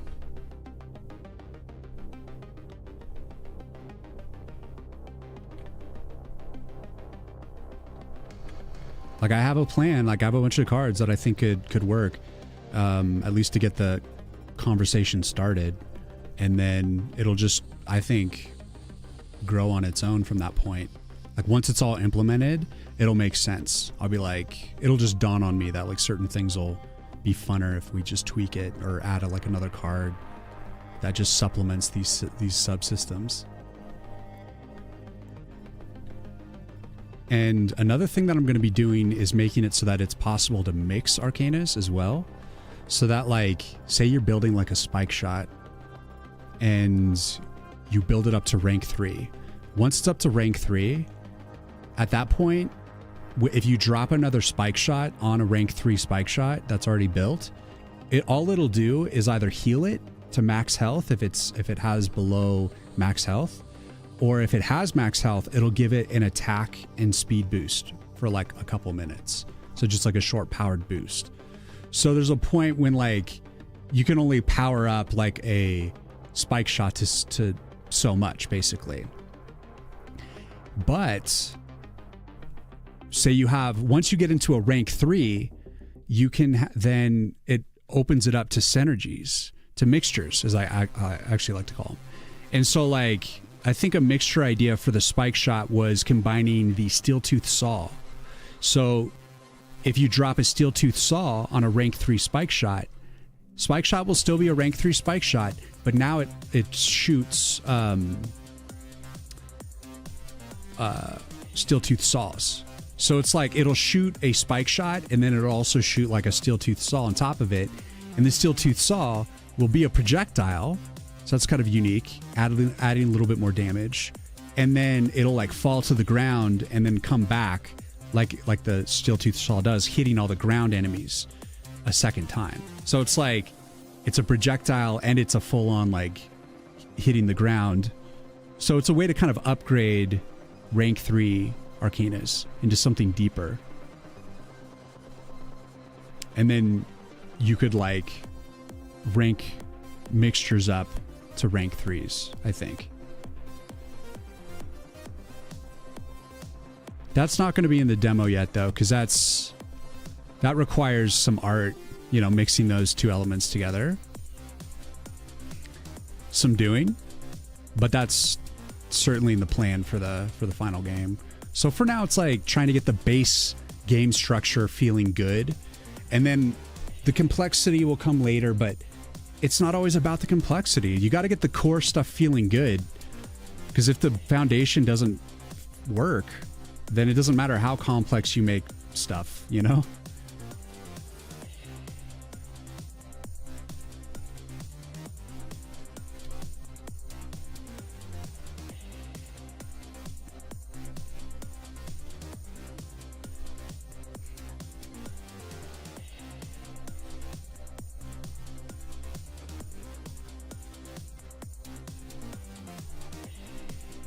That's just my theory. I'm new to this game, so the game of making game, all on my own. So I undoubtedly will be making mistakes, and I'm here to learn. I'm here to make those mistakes valiantly and be taking notes.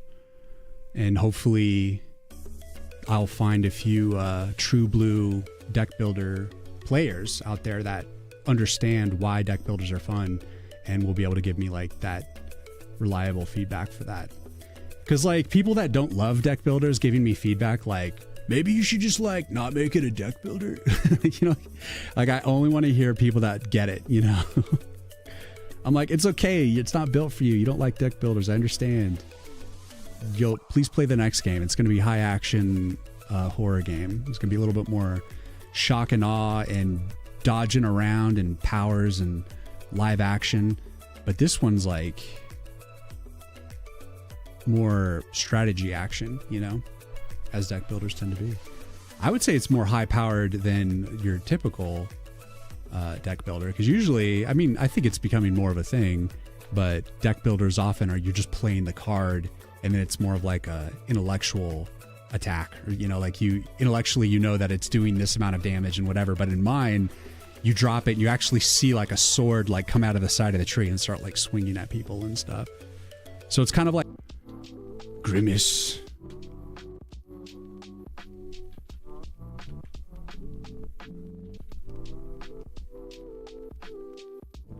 And you need to laugh.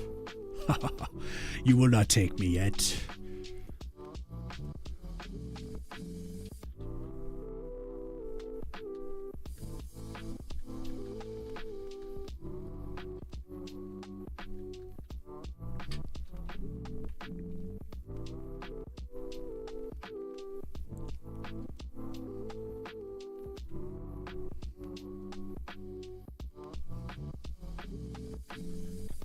Save.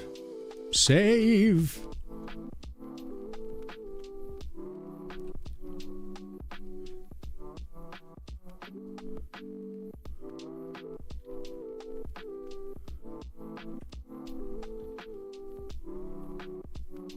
I hope one of the games that I create really does blow up big.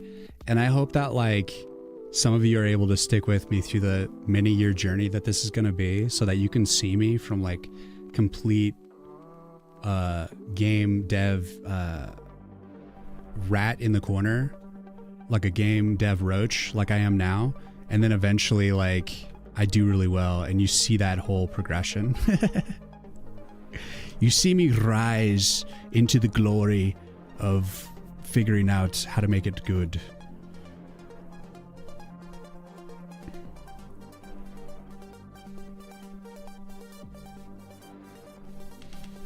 Because truly it is a path that only few can walk. Because it is a long, arduous, and oftentimes lonely path to be ultimate game dev. It is a strange ambition, I will admit.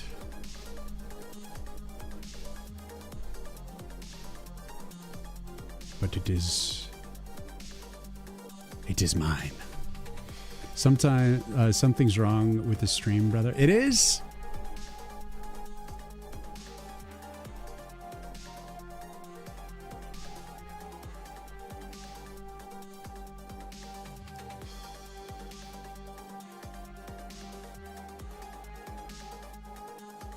I don't know what's going on right now.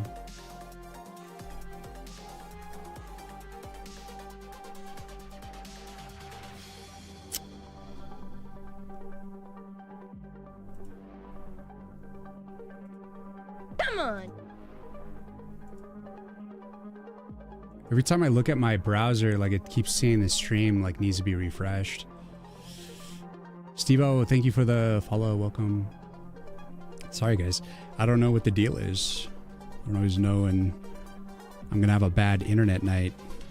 But it is kind of like a thunderstorm tonight going on. At least earlier it was. I don't think it's going on right now, but perhaps that's really messing with the internet. The lightning, the electricity, the ions, the evil spirits in the lines, the cables. Don't know. But I'm not going anywhere.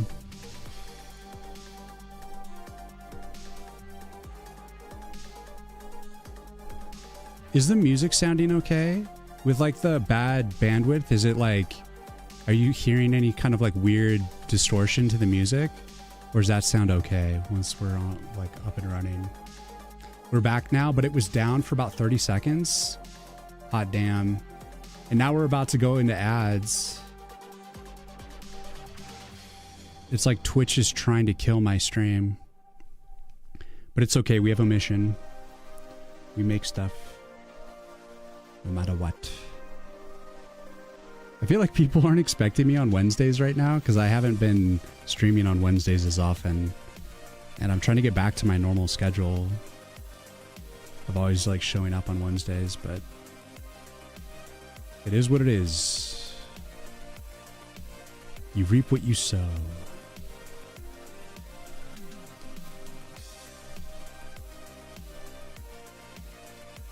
Reap what you sow.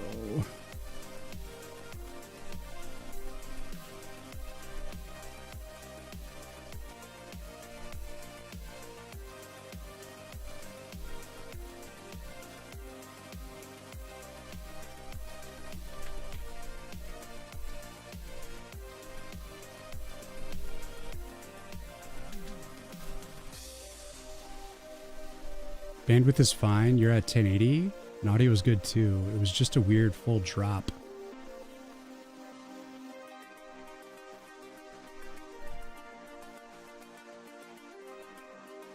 Yeah, it says that like the network has dropped like 11% frames. Let's see if I can open up the network a little bit.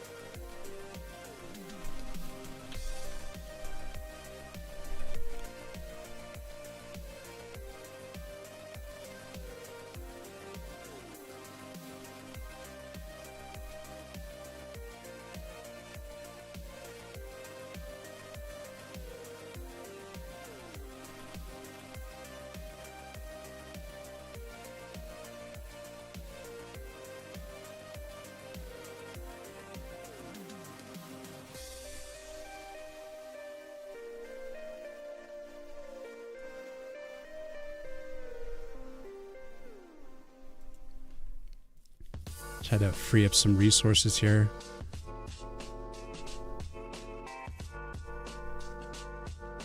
Well, I was able to open up at least 2% on the network.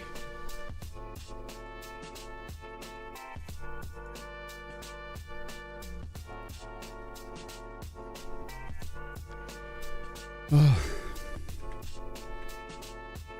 Well, it wasn't a full disconnect on my end. It just like, I guess the upload was getting interrupted somehow. Just weird because it's like basically middle of the night here. So who the hell's on the internet taking up the network? It's just me.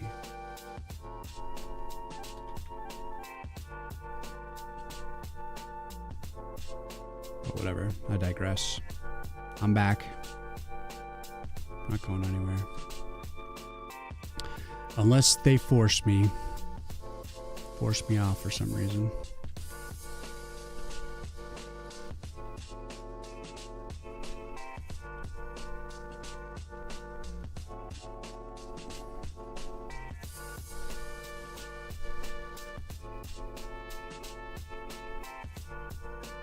All right, we're done.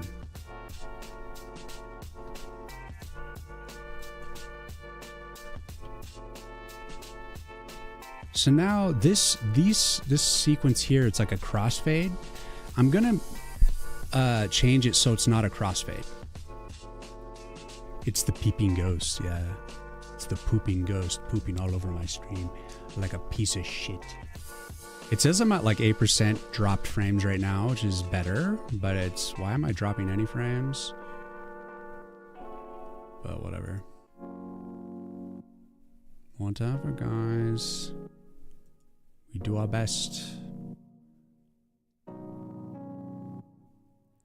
I tried like, there was like this Windows subsystem that would always run that was completely unnecessary. And I'm always like looking for any sort of useless system that's trying to run and occupy all my CPU and network and stuff like that. I hate that auto shit that runs.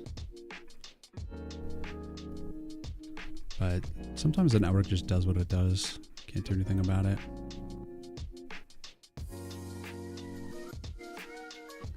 All right, so this is the, let's see. So I start to like fade this stuff out. Oh. That actually looks like it's covering too much. That's the spiral. And then the spiral lights. We can probably shrink this a little bit. Make sure that's exposed right there. Okay. And then we will sketch in any rough parts, which I could do on actual layer. Spiral. Okay, clean this up.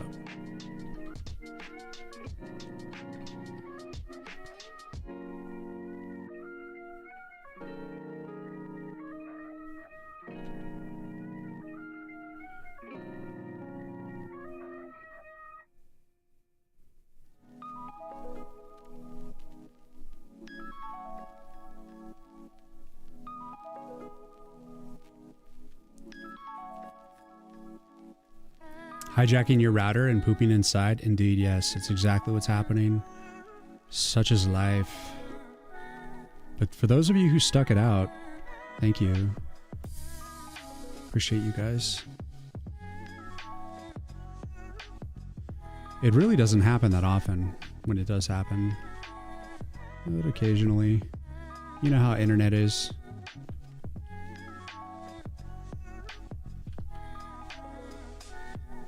Maybe one of the transistors or something got struck by lightning.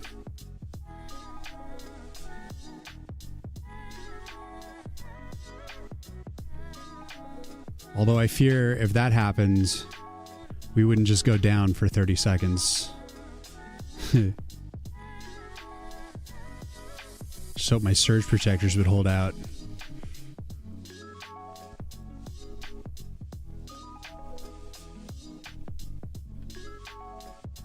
Like, first it starts with my fire alarms going off.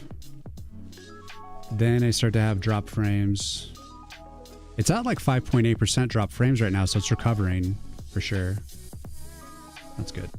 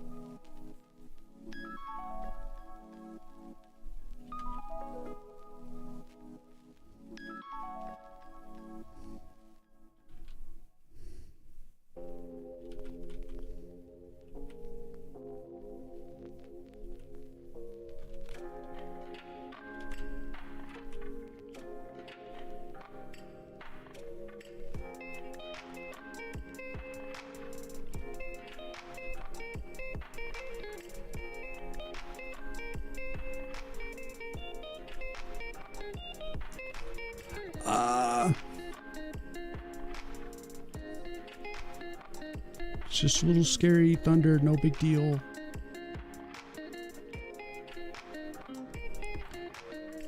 Drakenov, how you doing, man? I'm creating an animation. It's a transition. So it goes from one screen to the next.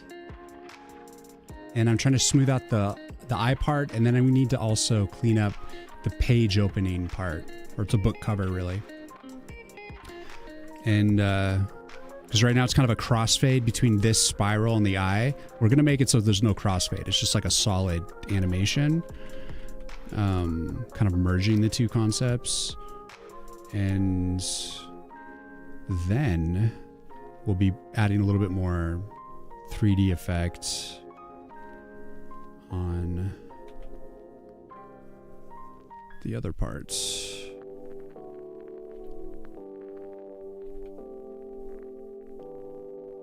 This way is going to be faster.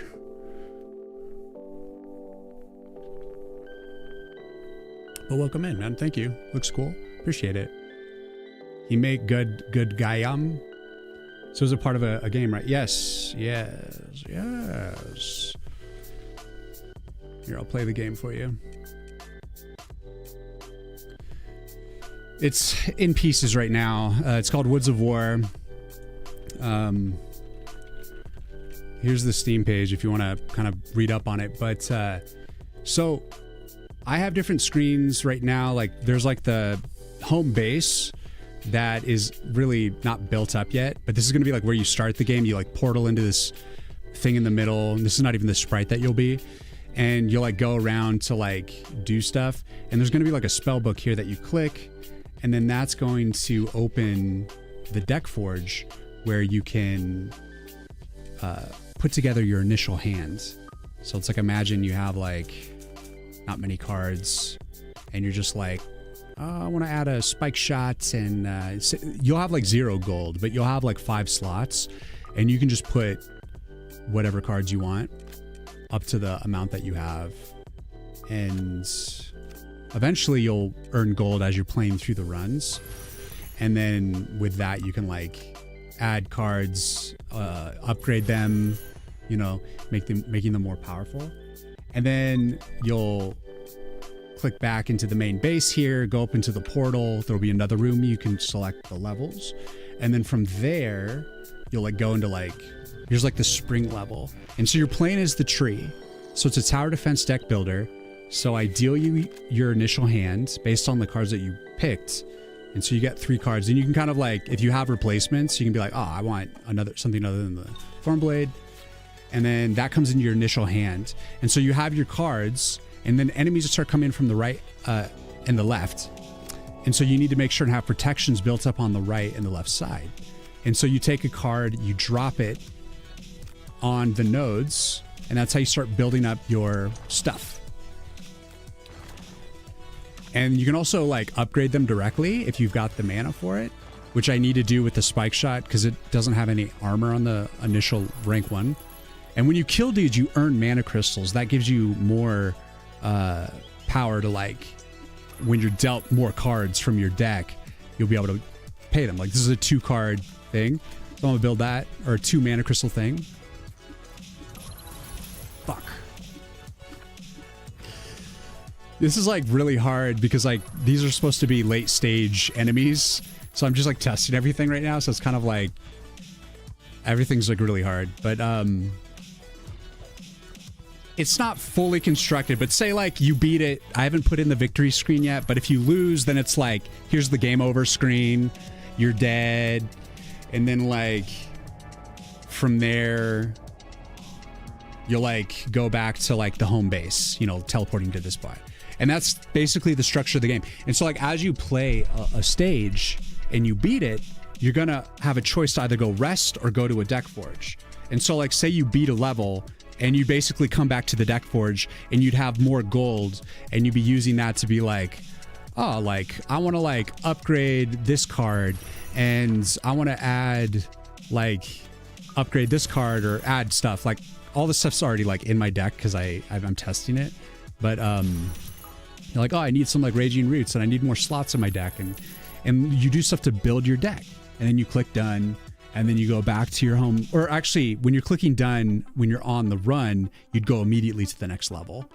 Only when you are starting the game do you start here, or when you're done with a run, which is going to be like either 5 to 10 stages, with like each one having varying, increasing amounts of waves and harder difficulty enemies as you have more and more cards. And then when you beat a run, you'll earn a new card. And then, so each run, you're building up your deck, trying to build it up the right way and survive. And you can like talk to this tree spirit dude, and there'll be another thing where you can like talk to another character. And so yeah, that's the tower defense deck builder game that I'm building called Woods of War. And I'm doing all the art and I'm coding it from scratch in C++ and SDL2. How many cards are you planning to make, by the way? Also, are you planning synergies? Yes, 100% I am planning synergies. I was actually talking about that earlier.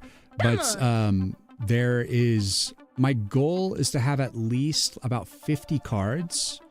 And you're going to have like repeat of cards. You know, you're going to want to use the same card multiple times to like upgrade for like cheaper upgrades and stuff. But like the goal, at least minimum, is have to at least about 50 cards. And if it goes well, add more.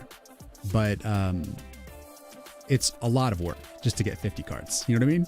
Like I know there's like, I was looking at Ratropolis, as was recommended by chat, and they have like over like 500 cards or some shit. Some of these games have like an insane amount of cards. I'm not going to have a ton of cards because each one of my cards not only has like the effect of the card itself, but it's tied with an animation.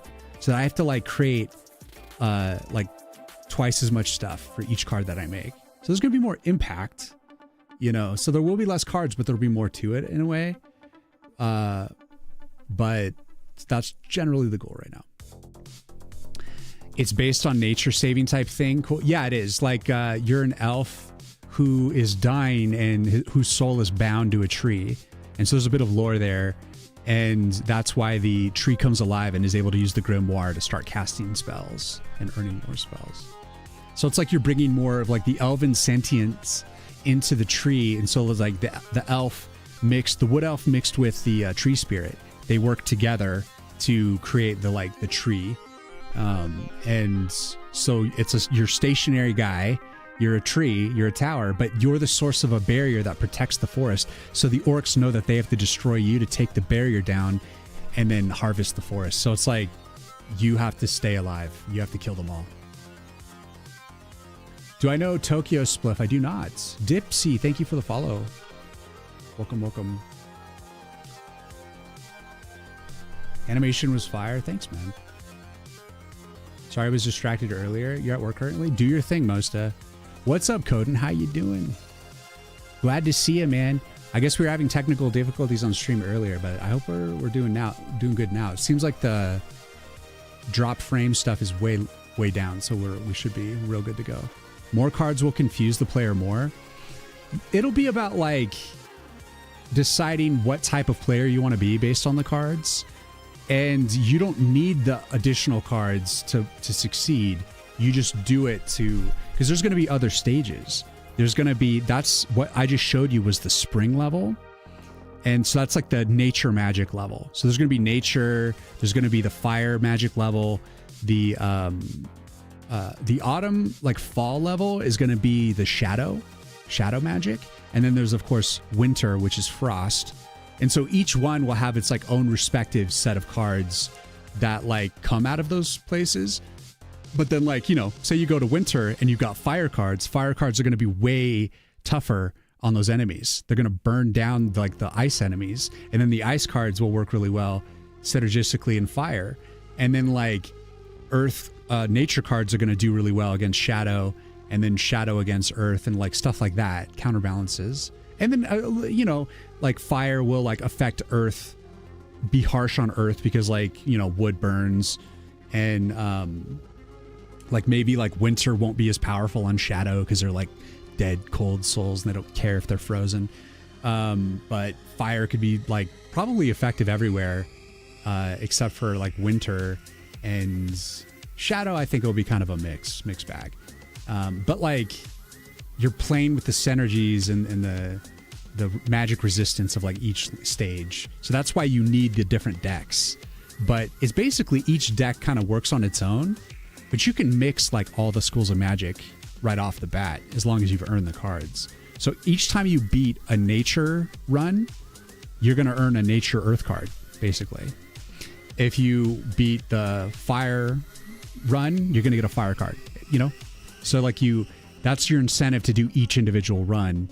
And so you kind of like do the runs that you want to do. And they're not going to be super extended runs, you know? I'm not expecting it to be like 45-minute runs kind of a thing.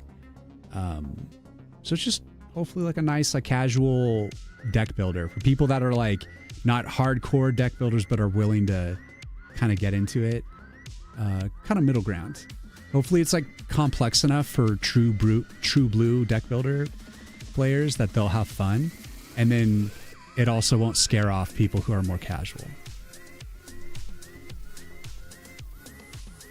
Yeah, it's going pretty good, Coden. Busy at work, but doing cool stuff. Let's go. Yeah. Tokyo Spliff is also a game developer, and he also builds a game engine called OpenGL from scratch and see. Oh, he's using OpenGL. Nice. I tried making a shader with OpenGL directly. I know SDL2 like uses OpenGL on the back end, so I have OpenGL kind of pumping through the engine, but like I'm not directly making OpenGL code. I tried to make a shader and it was like really hard. I'm not ready. Eventually I'll get there. I'm more focused on trying to make the core game and art and design fun. And then I think the next game that I make, the horror game, I'm considering going deeper down the rabbit hole of OpenGL to make more shaders, because I think there could be a lot of cool shaders that I'd make for that particular game. But this game, it's like, it's art heavy, animation heavy, and it gives me a chance to kind of stretch my legs and flex hard on the pixel art, and really elevate myself as a designer in that sense, and build up the infrastructure to the game.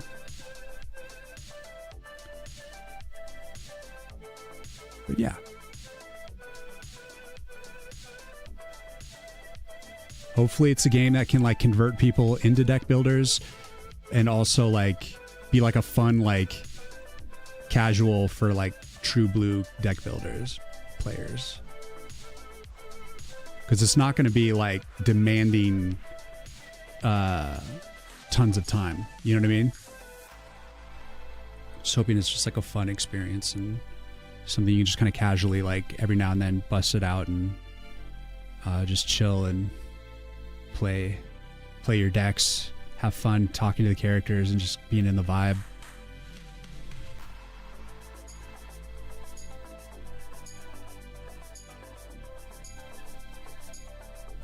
And try to, like, one thing that I really want to have, like, just be a fundamental philosophy, which I think is probably a real difficult to achieve, but make your game, like, playable in different kinds of ways. So if people want to be more casual with it, or if they want to be more difficult with it, they can kind of choose, like, the way that they embrace the game.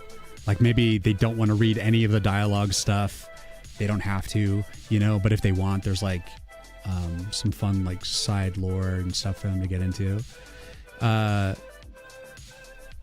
And you don't have to earn every single card, you know? You don't have to be a completionist to kind of experience the whole story of the game.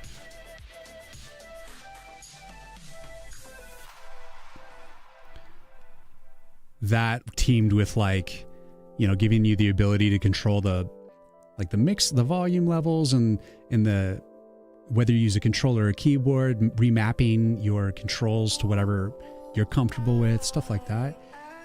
You know, setting difficulty settings, like, just making it so that you play the game how you want to play it, which I generally think is it's a tough thing to do, to try to, like, make a game that appeases a broad base of players.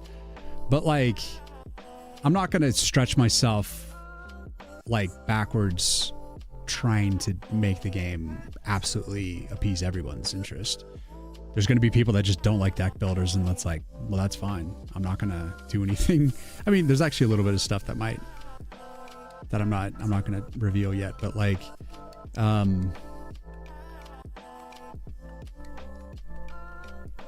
that's where I'm at with it. I'm not sure that the demo is going to have any controller support yet, but the final game will. I'm more worried about just getting the game, like, in a cohesive, like, full state before I even get to, like, that part of it, you know?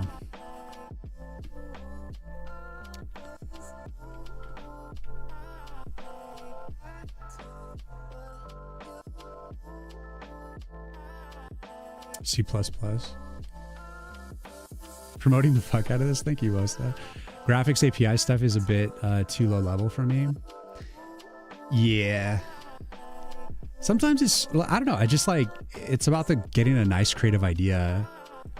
You don't always have to be low end, you know what I mean? Like, okay, so here's where the transition starts to do that crossfade.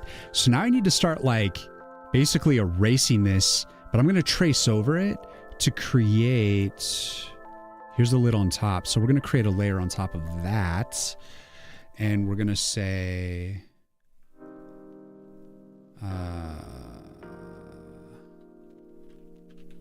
new mix. I don't know what to call this. Call it new mix. So I'm going to try to, like, transmute these into each other and then get rid of the crossfade. So we need to honor, like, stretch out the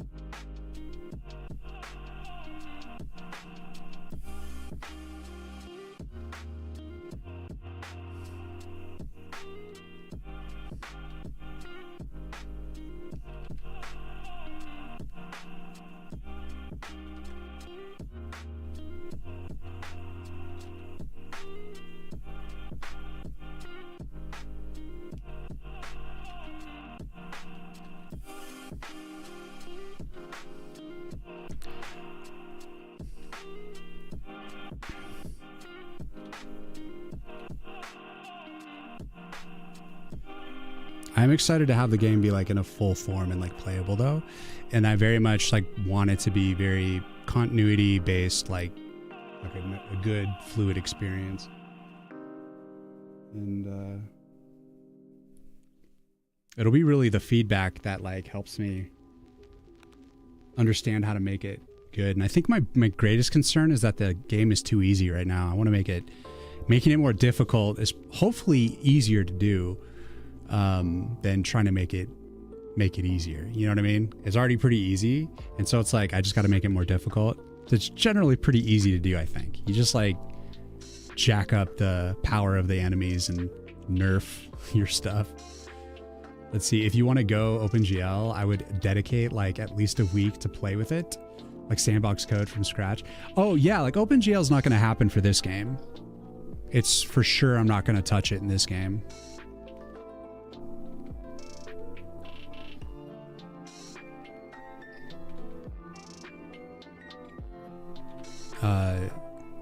If I do OpenGL, it'll be for the horror game because I'd want to use it for like a lighting system, and then, you know, I don't know, blood splatter. I don't know what's gonna go on in the horror game yet. For guts moments, definitely gonna have guts monsters probably. Gotta have guts monsters everywhere. So of course, my guts monsters gotta go real savage and scary. But I don't want it to be like a slow-paced horror game. You know, like a game where you're just kind of creeping around every corner. I want it to be like you're like running into rooms and there's like monsters there and you can like fight and engage the monsters. Maybe a little bit of hiding, you know, a little bit of dodge, a little bit of running, but not like, it's not going to be like you're walking through the entire game. You're going to be running and dodging and dashing and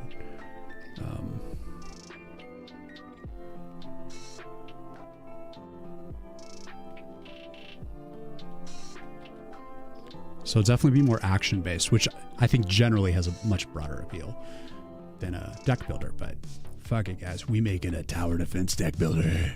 Otherwise, it's another overwhelming thing. Yeah, OpenGL is like, it's too much soup. Yeah, for sure.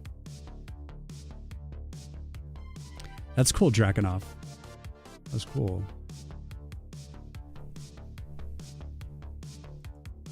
Smokes all the time on his marathon streams. Of course, the stage of development, you probably don't have a good reason to go. Yeah, it's like I don't. Like I was already playing with it, and the reason was because I wanted to do a shader that helped me push pixel art into subpixel rendering, because I thought it would be like that it would advance some of my animations. But I'm like, you know what? I found ways around it a little bit, and like it's all good. Like I just don't need it. Like it'd be nice, but it's like not always important to have like the most current technology and stuff like that. Like that used to be a awesome thing, but nowadays it's like it's more important to have a fun game, even if it's like a little bit scuffed. And sometimes if you try to go like AAA or AA hyper polish, it can bite you in the ass, because like if you really want to do that, it like takes hundreds of people, or at least like a big enough staff to like make it make sense. And usually the staff is a lot bigger than you think. And so I'm like, I'm happy to keep things kind of basic, because even in this basic form, it's already like tough enough. You know what I mean? Like I don't need to be like trying to go super hard on all this crap.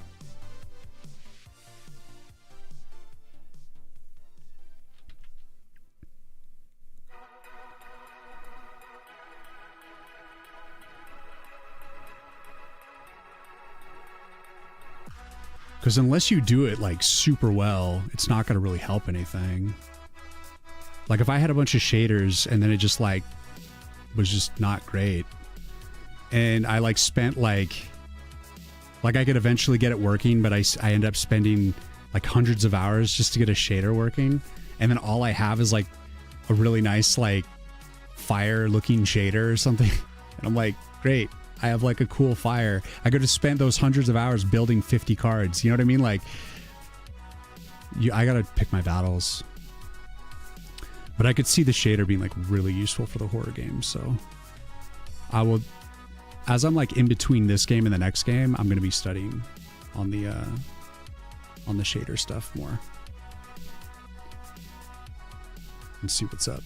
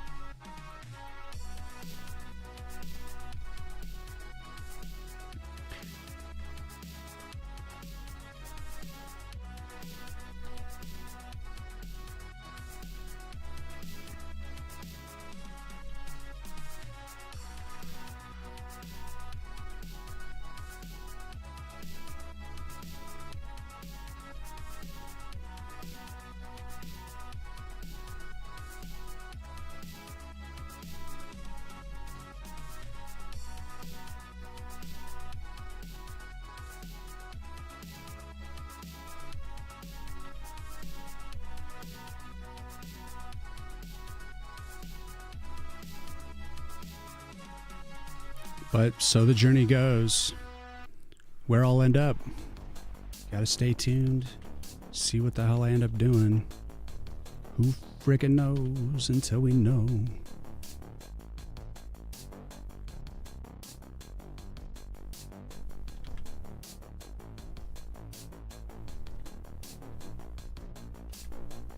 There's only one way to find out. You must walk the journey with me. Not even I know the answers. You're doing your game rendering with Simp, which is a simple 2D library from JAI. It works, but lacks deeper stuff that are indeed limiting my creativity. But I want to keep the game this short and dedicate time to other parts. Well, you know, use those disadvantages as your advantages. So it's like, find ways to max out what you have, you know. So maybe you have to spend a little more time in like actual sprite animations or something to like make it feel like it's got something more, you know, like learn to stretch less, turn less into more, so that you're not always trying to think like, oh, I need more to make it like better, you know. Get really good at like the basics, making the basics as like stretched and as powered as possible. Basically, that's how I think you become like really scrappy when it comes to keeping your resources simplified and you know,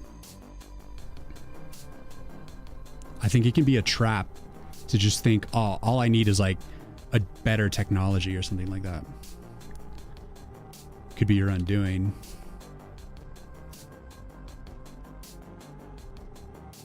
Okay, we can get rid of the spiral on this one.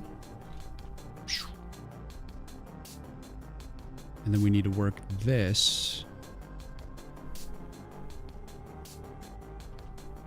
I mean, this could start like fading out.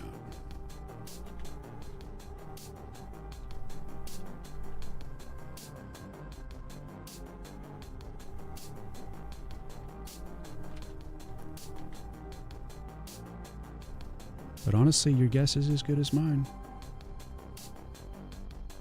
We all have to find out the hard way if the path we are taking is going to pay off or not.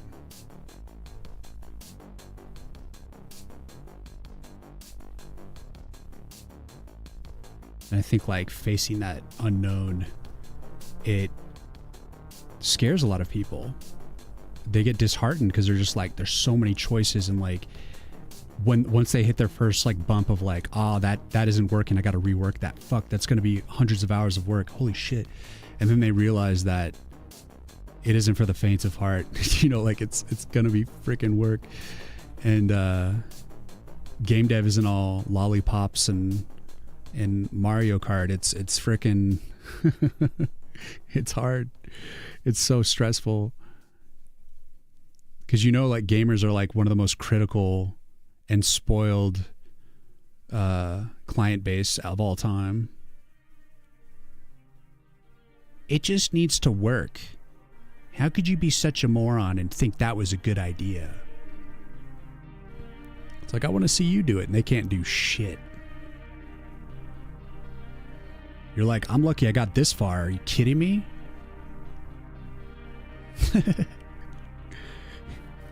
I freaking dare you to try to do anything. Finish anything. I fucking dare you. But you can't like lean on that. You actually need something that like even the trolliest of trolls is like, it's actually kind of fun. You know, like, which sucks. You got to win them over, even if they're like scrubbed out losers.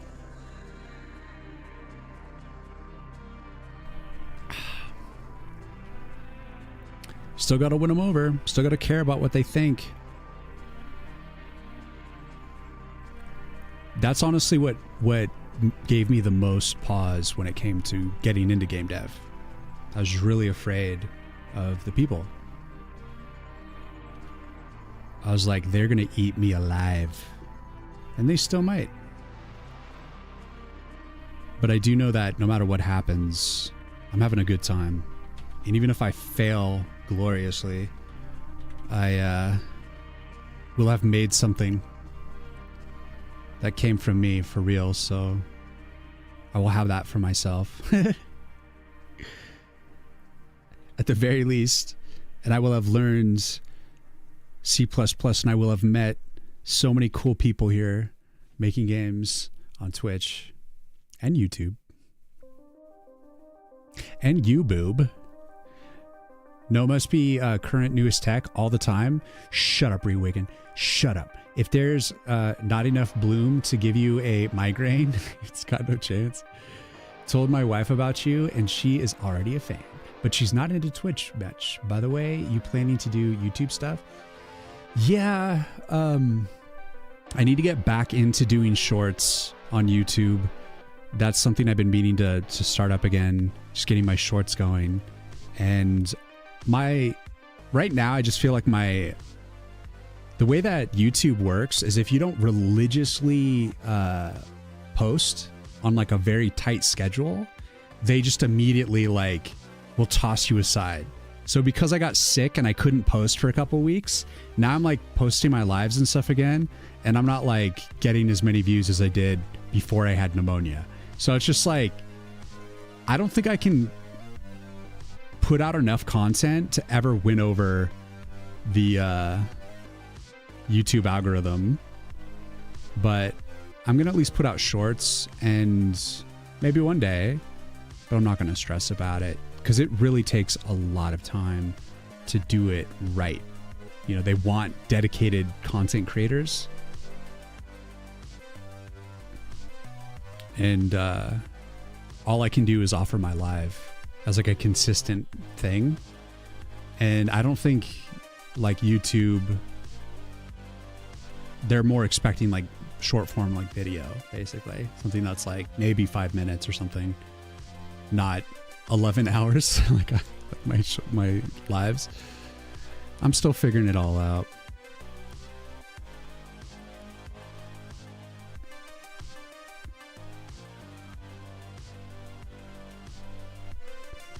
But the shorts, at least, I'm trying to make like little like 10-second shorts or something, and then just send those into the nether, at least, to try to get some like random people out there on the internet to notice that I'm making a game. I don't know. It's the best I can do. I try. But I will be getting back into the shorts more, and at some point possibly making more videos. So yeah, it's happening. But my focus will always be the game, first and foremost.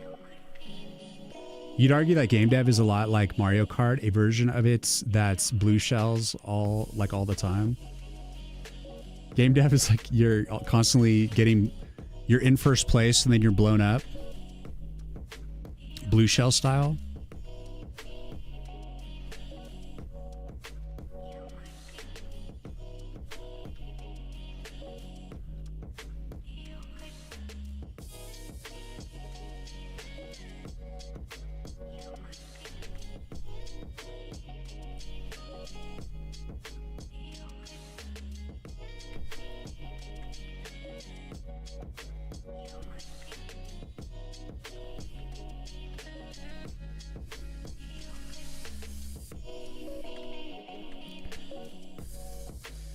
what I'm hoping with this game is that, because I'm not doing great marketing wise. I'm trying, but I'm not very good at marketing, and I will admit that I'm doing kind of piss poor at it.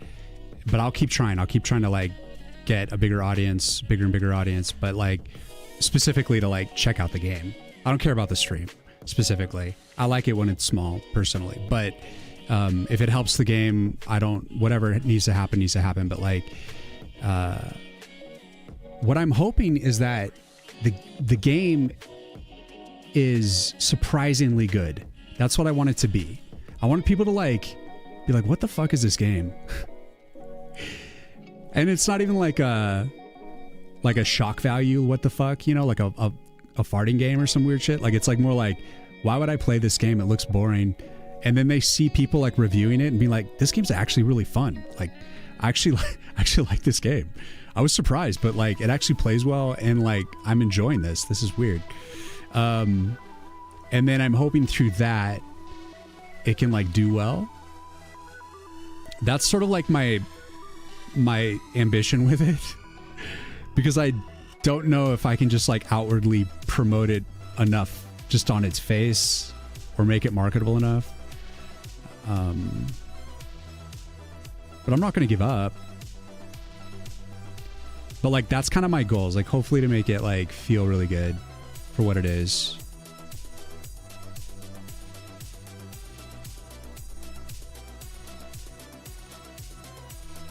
I mean, it's all I can do, you know?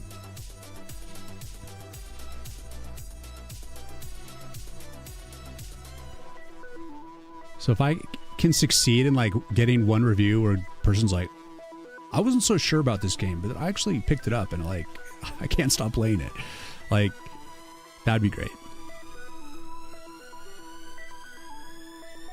But we'll see.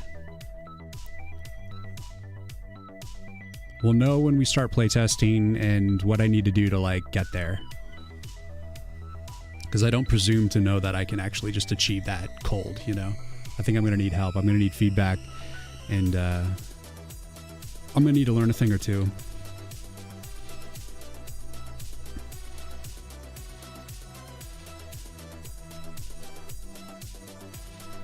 A thing or 100 things.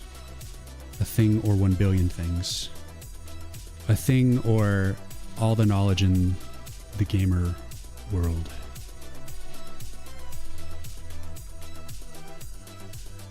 It might take some time, but all we have is a year.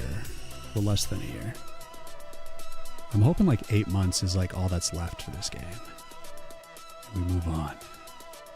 Making terrifying games. Wait, does that one move? That doesn't even move, so we're not going to animate that. Oh, that too. Yeah, we leave that alone. Yeah, we'll leave this alone. Okay, so you are going to get left alone.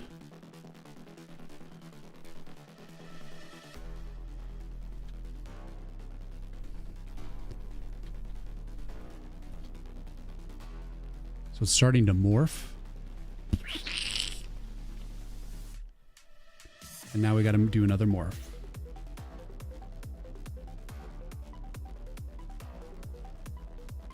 And we'll move this one up to the guide. So we'll have it, but we won't necessarily look at it. Forgot which way we're spinning. Right, we're spinning that way, okay.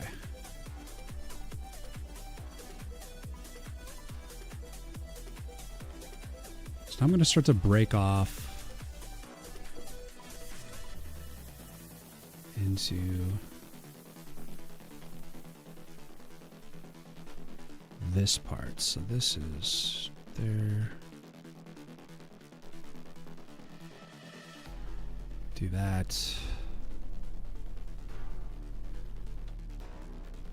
This part can be like start to stretch out over the eye.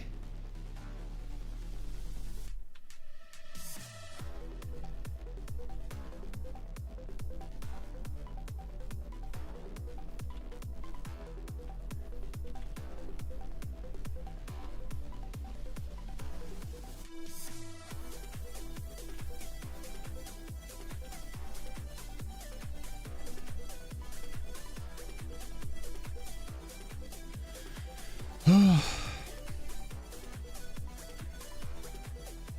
the most, marketing and honestly, gamers are going to be more interested in the development of a game they played than one they don't know about it. Actually, I don't know if that's true. Could be reserved. You argue that game dev is a lot like, oh yeah, I read that. I read it. Could just reserve that sprints for post-release. You also don't really need to market to people who have the game. Leave the marketing to me. You do have cool animations on your side for marketing. Yeah, I mean, I just don't have a consistent... I'm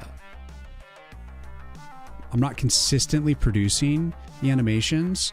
So like algorithm wise, I'm not able to post like a new animation every 3 days. Because like some days I'm like coding, some days I'm just working on like initial art for an animation, and then it starts to animate. It takes a while to like get something that's worth looking at. And even a lot of times once I get something started, it still needs more juice, you know, like this animation here. Like I felt good about it at the end of last stream, but after I like sat with it, I'm like, yeah, it definitely needs some more refinement for it to just be done. But I don't have the time to like produce enough stuff to specifically skyrocket in those realms. And unfortunately, my game on its face, just basically as it is in its raw form, isn't marketable enough. But I think people are cluing in on some cool stuff, and the more I have, the more it'll be easier to kind of like show off, like, you know, just what's going on with the game, and like have a bigger trailer basically, you know? Because like right now the trailer only shows like the spring level, doesn't really show building the deck or like all the other aspects of the game yet. So yeah, and I don't even have like the music done, so it's hard. It's hard to market when you only have like part of the assets, and mocking stuff up only takes you so far, especially when stuff is like in flux. Like I'm still like changing stuff. Like when I switched from the wheel over to the Hobbit home, like I'm still making big changes. And so it's hard to be like, look at, this is what I'm marketing for the game. But then I like take it out, you know? It's like, fuck. Like I just want to make sure the game is good. And then once it feels more cohesive, start to put together more like just better marketing, and just trying to get better at it.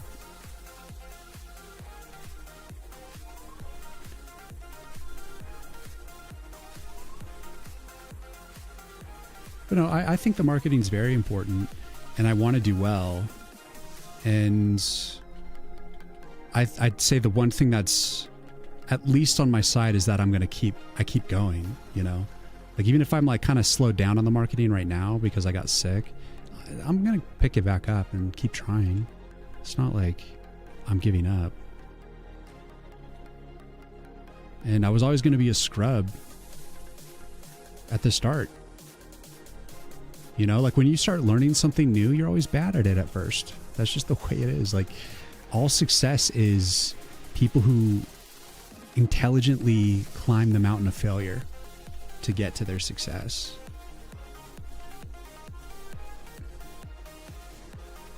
It's like Michelangelo, the Renaissance painter, how he told his assistant to burn all of his sketches for like the Sistine Chapel and stuff like that, because he didn't want people to know how hard he worked to get good. He just wanted them to enjoy the final product and be like lost in the ethos of that. But we live in a different age. I'm like showing you guys all my bumps and bruises as I go along, and all my mistakes and all my bad stuff. I'm just showing you the whole thing, man. You get to see it all. Stuff I like do and then throw out and then redo and polish and all this.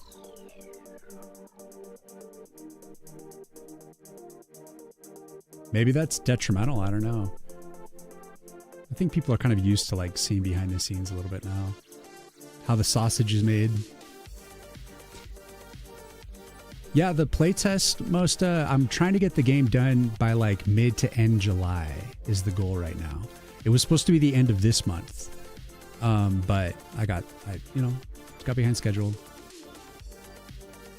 Plan on doing daily uploads on a project. I started recording random segments that seemed somewhat visual and was planning to stocking up a bunch. Yeah, I keep thinking like that too. Like I just want to build up like 30 posts and then just get the algorithm, like appease the algorithm gods consistently without the pressure of having to create content. It's actually a technique that comic book developers would use. They would like produce books like a good like 6 months in advance from them being released, so that they could always be working on newer and newer stuff, and they could stay like more on a consistent schedule. That I'm sure like it all like with the flakiness of comic artists, that it all like degraded into just last minute every time. You didn't really stick with the project. The idea of marketing that way seemed exhausting. No, it's definitely a lot of work, and I think there's the trappings of like becoming solely a content creator over building the content. Like if you're building a game and you're just like become hyper focused on making clickable videos, then that's what you become, is that content creator, not the game dev anymore. And so that's what I'm like. I'll sacrifice myself as a content creator a little bit if it means I get to make solid progress in the game. So I mean, but I'll just keep dripping out marketing material and stuff, and hopefully over time things will happen. I don't know.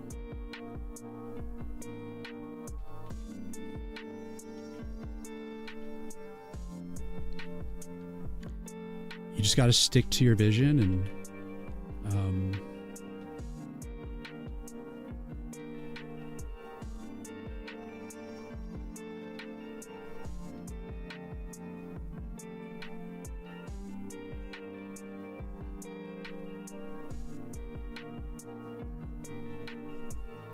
and just understand that when you do something, especially when it's half built, no one's going to give a shit about it.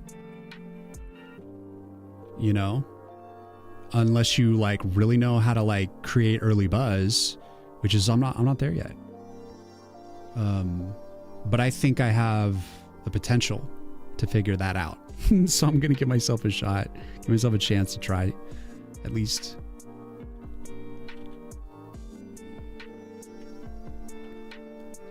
Understand how to generate hype.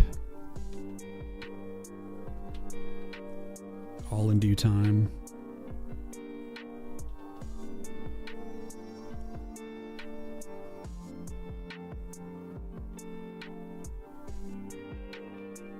In a way, like you kind of have to prove yourself, I think, you know, like unless like what you're doing is just God sent right out of the gate. But like for me, it's like I even have to prove to myself that like I can really do this, you know, like, so it's I'm not going to be coming out with like pretentious, like the next epic game, like just overly confident trailers.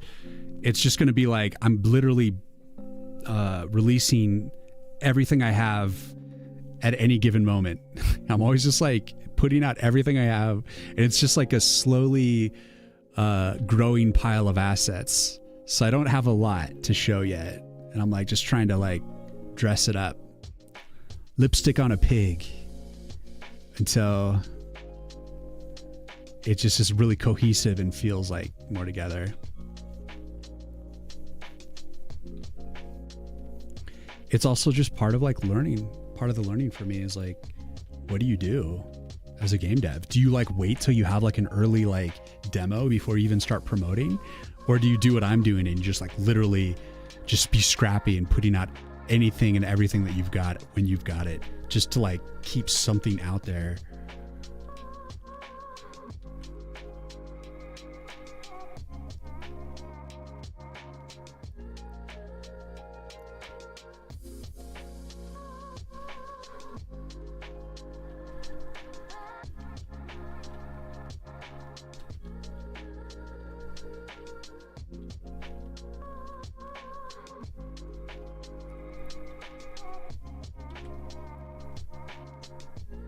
I think time will tell.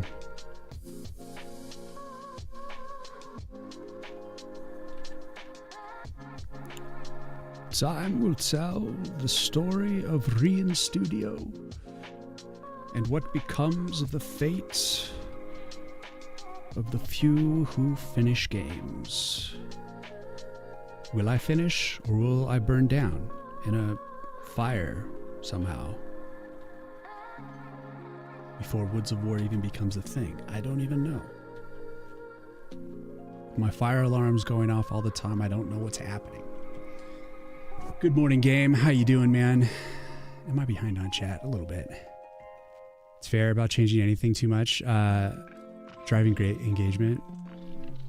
Not the Ninja Turtles. Thanks for the clarification. Syracuse, how you doing, man? Hello, hello. The cool thing is, there's no right formula, so you never say that you're doing something wrong. I wonder if the early buzz is dangerous, like if you can't capitalize on the hype, or if it all still stacks for later. I agree. I mean, I think it really just depends on like the power of the hype.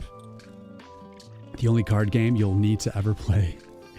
The worst ads I see are things like Stardew Valley walked, so my shitty Stardew Valley done made an Unreal Engine could run. Let's make a cult classic with a major following and be pretentious enough to tell us its fans that we're doing it better, even though we've never released a game before. Yeah, that's exactly it. I'm just doing my best and trying to have fun making something cool that I think is cool, and then get feedback once people start playing it to make it fun to play based on how I think my interpretation of what a fun game is, and then also getting feedback from people on like how to improve it, how to make it, how to limit frustration and increase fun as much as possible. Make it intuitive and also just not like buggy and fucked up.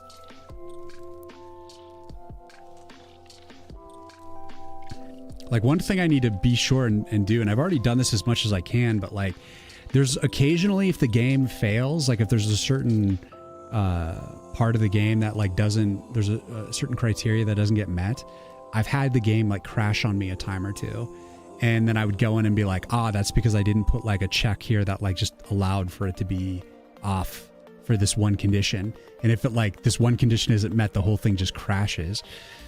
Like the game just shuts off, and I'm like, okay, fuck, like I got to make sure and safeguard it from crashing as much as possible. And as far as I can tell now, it doesn't. I don't have anything that gets crashy. The only thing that I've seen consistently is when you shut it down, occasionally it gives me the like bug that it like tries to delete a texture that's already been, I guess, already deleted or something, but it's like, since it's a closing bug, it doesn't seem to matter because it's just like, but I'll try to get on top of that. You do your best. All right, let's get rid of that. And then, so the way I'm going to handle this, actually, let's see if I can bring up the opacity on this again. Is that even possible?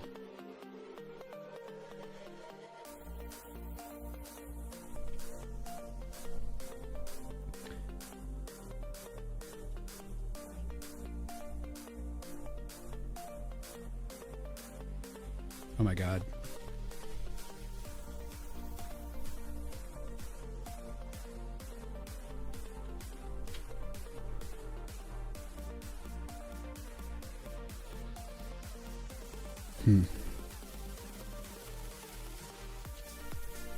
Let's just try to...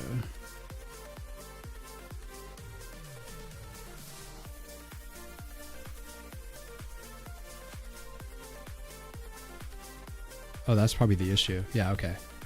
Maybe. Yeah, okay. Okay, then we'll just clean this up. Start to make this, like, kind of dissipate.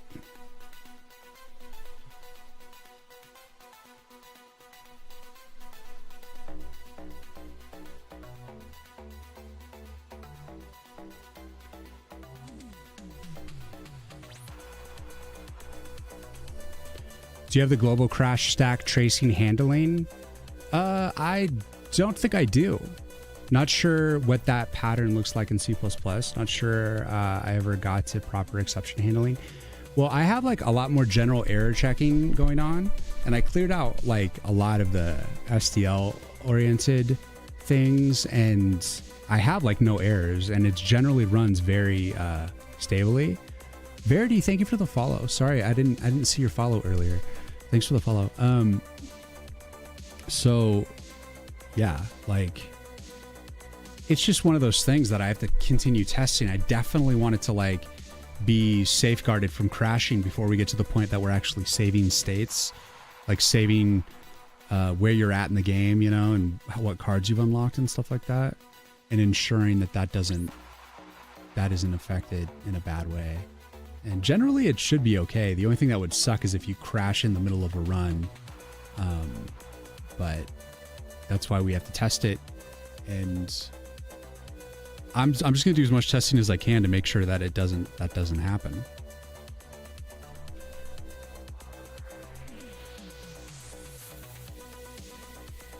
It's a journey. It's a journey.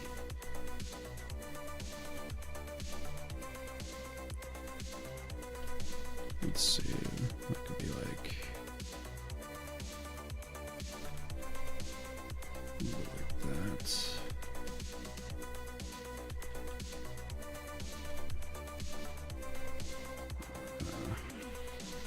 Fade out.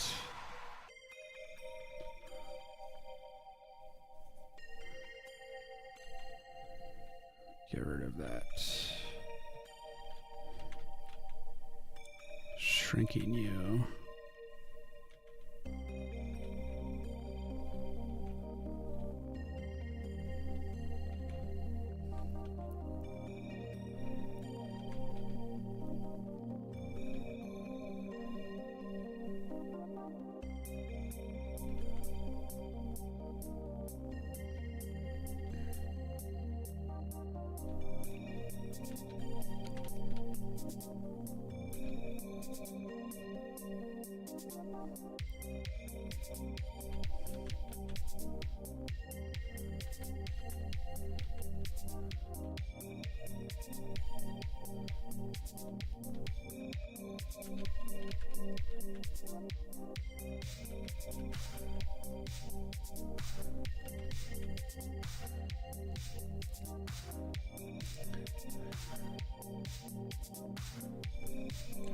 A double free kind of a deal. That's what I'm thinking with the texture thing. Yeah, the SDL, it just gives me an error when it goes to destroy a texture occasionally when I close the game out. And I already put a check before it runs SDL destroy texture to detect whether or not the texture itself is null pointer. So if it's already null, then I check it out. And usually when I go to, you know, like it hits a breakpoint there, I look at the memory and it looks cleared out. Like it was already cleared out, and it's like for some reason doubly calling the destructor on the image vault where I preload all the images. And I'm just like, am I calling it twice? Or what the fuck? Am I destructing this twice? And it's like, I wouldn't, and it doesn't, it's intermittent. It only happens like every like 15th run. You know what I mean? Like it's really seldom when it does it. And it must be because I was like interrupting something that was preloading, or something that was in use maybe, or some weird scenario triggers it. When I like, I'll click the close button and it'll like fall, like that'll show up. But I don't think that bug, that error would show up for someone who's just running the executable and would close the game. It would error out, but I don't think it would hurt anything. But it's still something I'd like to get to the bottom of.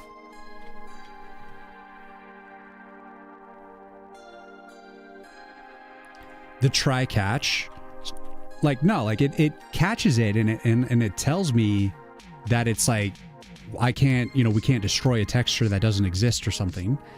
And I'm like, what the fuck? I'm already doing a null check on it. Where did the memory go? Why is it passing the null check, the null pointer check? And it's just like, I don't know yet. I don't know why that happens. So it's a bit of a mystery, but it doesn't, I don't think it'll hurt anything, but I still want to resolve it because it could be like a symptom of something else. It's not something that I like. I'm not going to rest easy until I get to the bottom of it. So I don't know. It is what it is. A little jank. It's a little harmless jank, but like, I don't want harmless. I want stable as shit. I want it to work all the time perfectly. And maybe you can never really fully get that, but there's a reason it's happening and it's my fault. So I need to figure out what that reason is. Worst case, a crash can always happen. Like it doesn't happen during the gameplay. This is like a crash or like an error that happens when I close the game. It only happens when I'm closing the game. So it's like not even affecting the game at all. It's like just such a random thing, right? So I'm like, I'm not exactly worried about it, but again, it's going to get resolved. I'll figure it out. Especially when I can pinpoint how to replicate it. The only thing I can do now is like when it happens, I can like study the stack flow, but like, that's it. And it usually doesn't tell me shit. It just says like, yeah, we're going to destroy this, but perhaps I need to trace out log out the destructor on the what if I could put like maybe just trace out the memory addresses of the textures being erased or being destroyed, so that if I notice that it's going to do it again at the same memory address, then I realize it's being run twice somehow, and then pinpoint where it's being run twice. Or is it being destroyed someplace else prior to it getting to there? That could be happening too. Haria, what's going on? Hello. So these are the possibilities. And the thing is,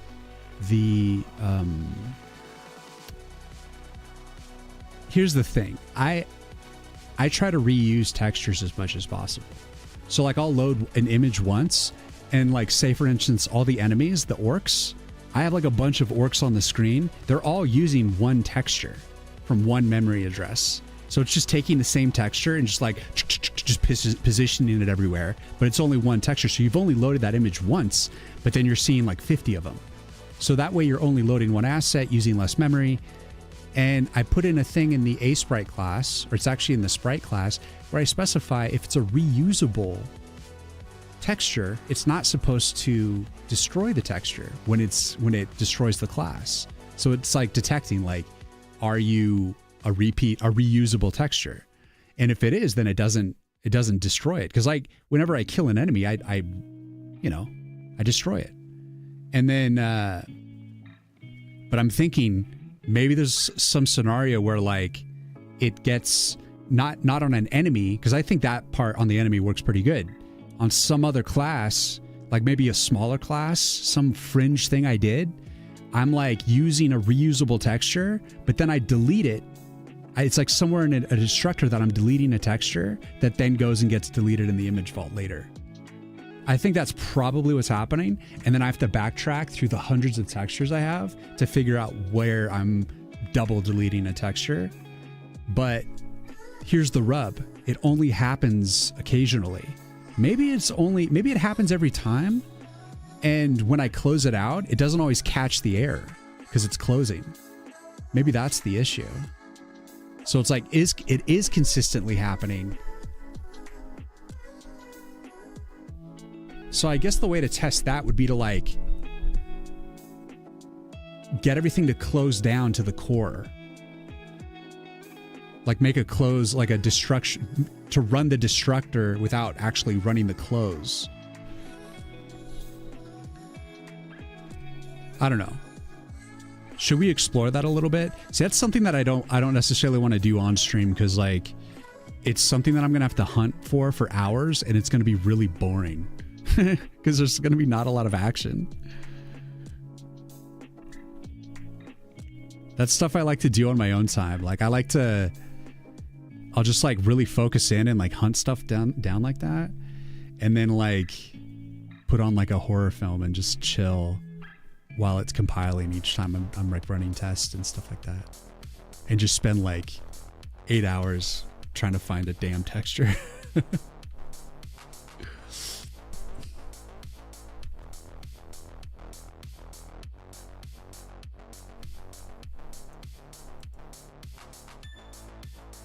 Damn, my like lurking, I have like a browser open, like lurking on the stream, and every time I open it up, it like shows that like I've got to refresh the stream on Twitch, and I'm like, dude, shut the fuck up.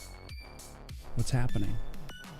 I think it just knows that I have it like on another tab, because I got like YouTube open to see if there's any chatters, and like I have like the Twitch on another tab, because I like to check on the Twitch feed, you know, every now and then. But it's always freaking down.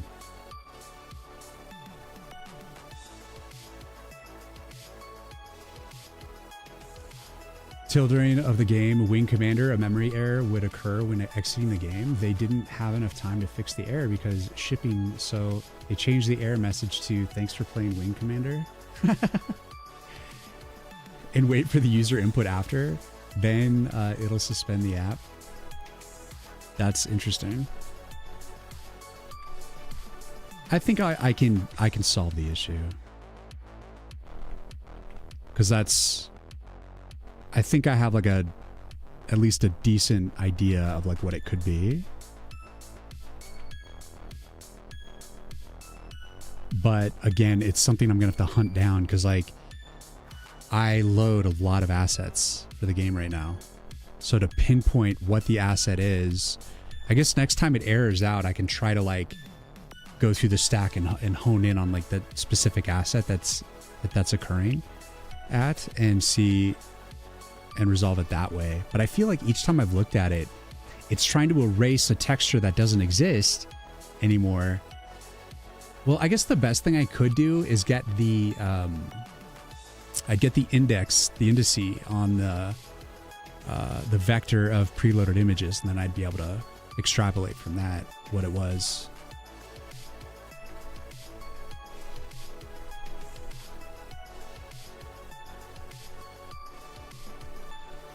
I kind of want to just like hunt it down right now.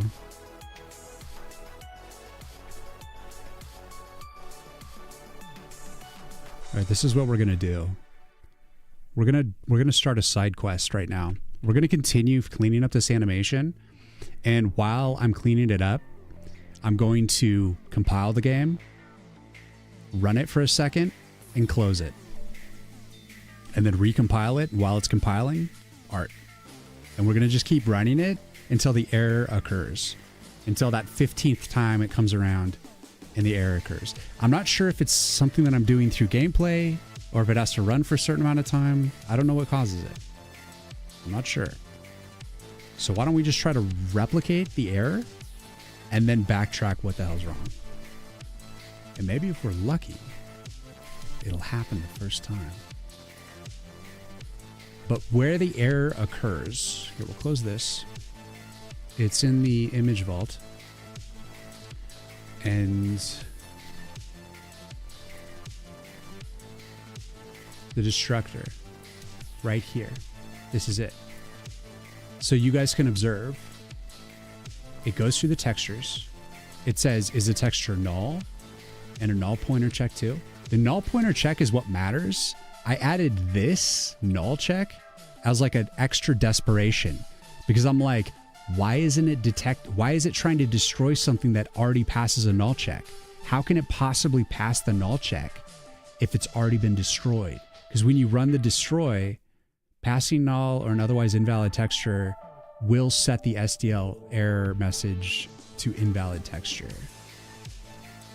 And it doesn't return anything, but it does, it sets the texture to void. And then here it's like I intentionally set it to null. So if it does run this twice, That's why I'm thinking I destroy it somewhere else without setting it to null. But I'm not like directly... So like what I would be doing is destroying the texture, like a reference, like another pointer is pointing to the texture. I destroy that, like destroy the memory, but I'm not like touching it through this memory address or this this pointer to that same memory address. So we're gonna compile the game, run it, and try to get the error to happen, and then we can backtrack what texture is erroring out, and then I can try to see if I'm doubly destroying the texture. We'll get to the bottom of this mystery. All right, build art. This might take 100 times, so it's a perfect side quest. But now that we're talking about it, I can't like just sit idly by. We got to do something. We've got to. We must act. We must act.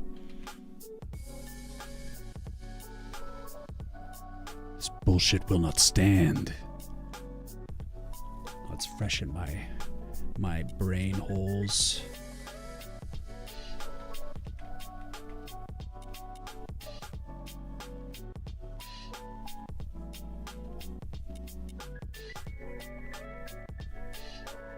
It's going to be very boring. I don't think it's a race condition, Tolkien, because I don't do any multi-threading. But, well, actually, I guess the way I'm describing it would be a race condition. Like, I'm not intentionally multi-threading. So, but no, I think you're right in calling it a race condition. But, yeah, we got to nip it in the bud. I'm not sure if it is specifically... Like, the way I interpret race condition is you have two threads, this hand and this hand, and then there's data in the middle. And they both try to edit the data at like the same time. And so like they end up editing it out. And I guess that's what's happening. The texture's getting destroyed. All right. We load the text. Let's load the level. Let the level load. It's already loaded. We close. Like I said, it's intermittent. We're going to have to run it who knows how many times before we get the error. And I don't know if I need to like be playing the game a little bit. I don't think I would need to.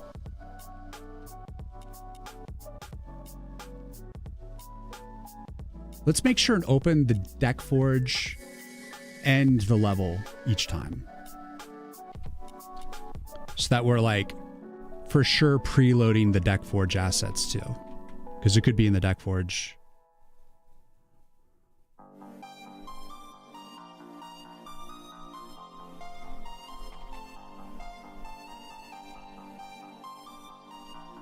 You notice that it doesn't show the Twitch message on screen like some do and some don't.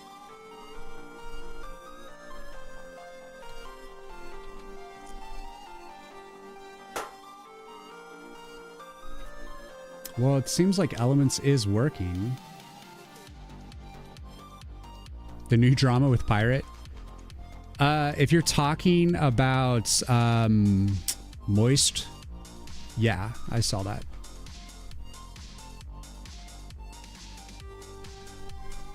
I feel like everyone in the big streamer realm right now is like working really hard to discredit each other. And I'm just glad that I'm not trying to make myself an authority on any particular set of information that I just learned about 5 hours ago. You know, it's like I only talk about things that I'm really trying to learn. And I tell people straight up, I'm a student here. I'm figuring this shit out as I go. Yes, I have 20 years of programming experience, so maybe that has some special insight, but there's no guarantee. I've got theories. I'm just trying my best. And, oh shit. Oh, I was clicking like the shortcut when I didn't have it highlighted. I freaked out for a second. So it's like, you got to figure out for yourself, like whether or not, you know, what you hear from this stream is suited for you or not. But it's like,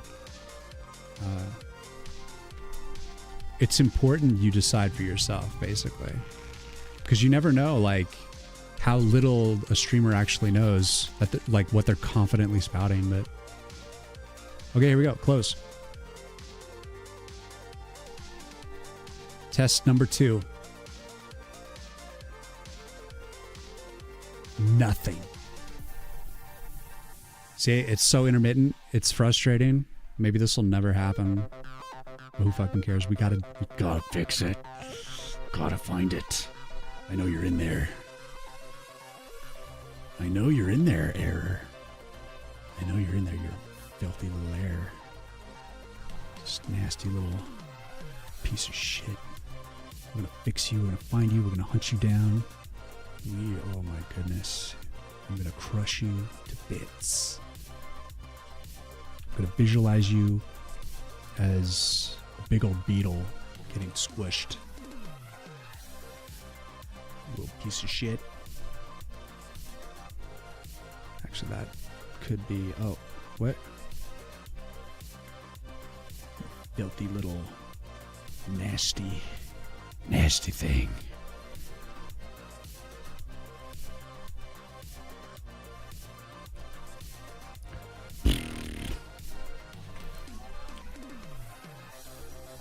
It's enough out of you, you nasty bug.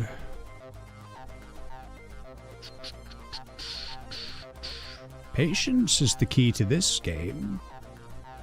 We will beat them at their own game. Eventually this bug will reveal its disgusting face. We will squish it like a nasty squish. It'll be hard to like also replicate.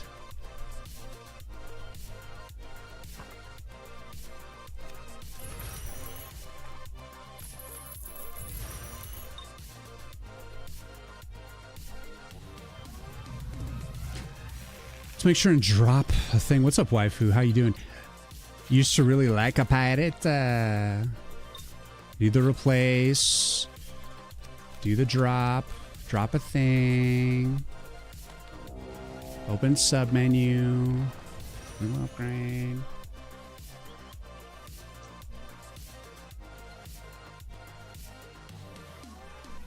Maybe I could try to close on the deck forge too.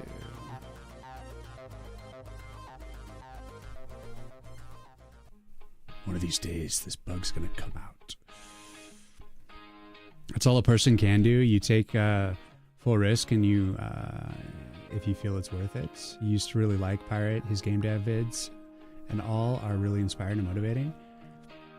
Yeah, I'm still inspired by certain things he said, for sure. Like I remember him when he was still small streamer, and he rose pretty fast, and. You know, he's just always talk of the town now. That's what happens when you achieve ultimate hype. Then you have like constant attention. Which honestly, I imagine like his size has gotten in the way of his game dev. But it's also like guaranteed success for his games on some level. Turned fake as fuck. You chilled? Yeah, I'm doing pretty good. Just making my way through this, trying to get this bug to trigger, and then working on this animation. The eyeball animation. So it's a transition to like go to the next screen. So I'm just trying to clean it up a little bit more. All right, here we go.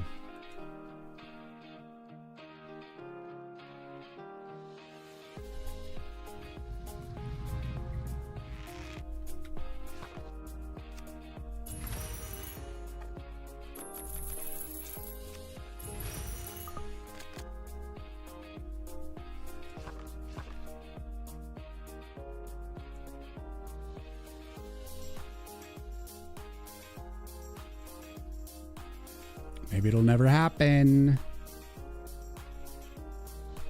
But we gotta try.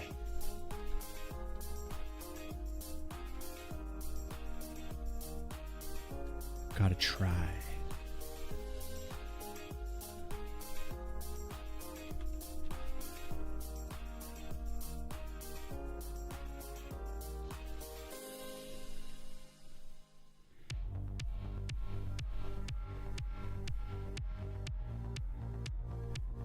Yeah, like I know everyone's like on the hate train with Pirate, but I'm like, still appreciate him, and never gave a fuck about the WoW the WoW stuff. I could give a fuck less. And even the stuff that's trying to discredit him now, it's like, the thing is, I never really look to him for finite information. He's not like my source of information. I just have enjoyed him for some motivations, and I think some of his general insights about just embracing the ultimate challenge of indie dev rings true and feels good, and that's all that matters to me, and I'll still hold that to heart. And I'm not gonna waste my time worrying about the credibility of some like random dude on the internet. I'm just some random dude on the internet. It's like, who cares? Everyone has a little bit of positive things to offer, helpful things to offer. So glean some wisdom from those things and know that not any one person has every answer to everything. You'd be foolish to think that that is the case. And all the people that are like calling him out and like belittling him now or trying to discredit him, that's also shady too. Like, who gives a fuck? That's how they are literally just farming content. They don't care that it's misinformation. They just care that people like to hate on something. And so they just farm it. Doesn't matter if it hurts, you know, if there's defamation to someone or whatever. It's just like a very vicious streamer culture. That's why I'm glad I'm like small potatoes, because like I don't have to deal with that. But I also never intend to be like making myself like an authority on anything, because once you like start being like, this is the way it is and I know everything about this thing, people will be like, nope, I can disprove you. See, my existence has meaning. I'm like, I don't care. It doesn't matter. I'm just a fucking scrub. You shouldn't listen to me. You should listen to yourself. Learn to listen to yourself. Some of what you think, some of what you come up with is actually worth something. It's pretty accurate. You can be big potatoes and not get involved. If it ever happened for me, like I somehow fell backwards into that much scrutiny, that's how I would play it. I'd just be on the fence. I'd be a fence sitter. You know, I'd be trying to like send out the message to the world that why can't we get back to just like live and let live? Let people just like be in their weird little bubbles, because there's so much individualism these days that it's like that's the one skill people lack the most, is the ability to just respect that there's people that want to live in ways that you think is moronic and believe stuff that's completely asinine, and you just got to like live with it and be like, go ahead, you know, you can eat shit and grin all about it all you want. I'm not going to stop you. Why do I even care? I don't have time for this shit. Come on, error. Fuck. We keep trying. We never give up. It happens. I just don't know why it happens. And the thing is I don't think I would, like, if you get enough scrutiny, there's going to be a point when there's like, it's impossible. You're going to say something that steps on somebody's toes. And I guarantee I would be the person to do that. Just unconsciously somehow. So it's like, I prefer that I don't have a lot of scrutiny, because I know I will for sure would piss people off. I can't help it.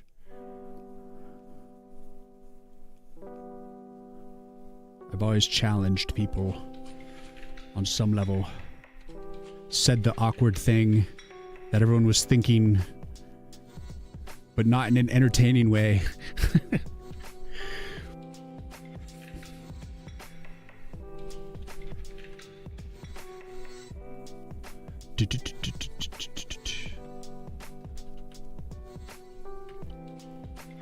Browsing dev category, your tree man looks great. Forget these millionaires having drama with each other. It's profitable for them and taxing for us.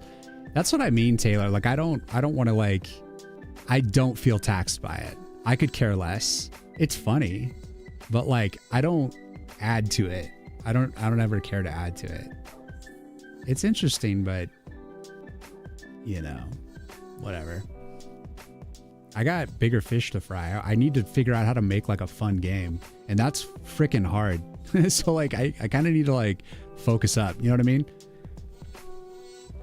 But when I'm like vegging and I want to like watch a little brain rot on like YouTube or something, that's okay.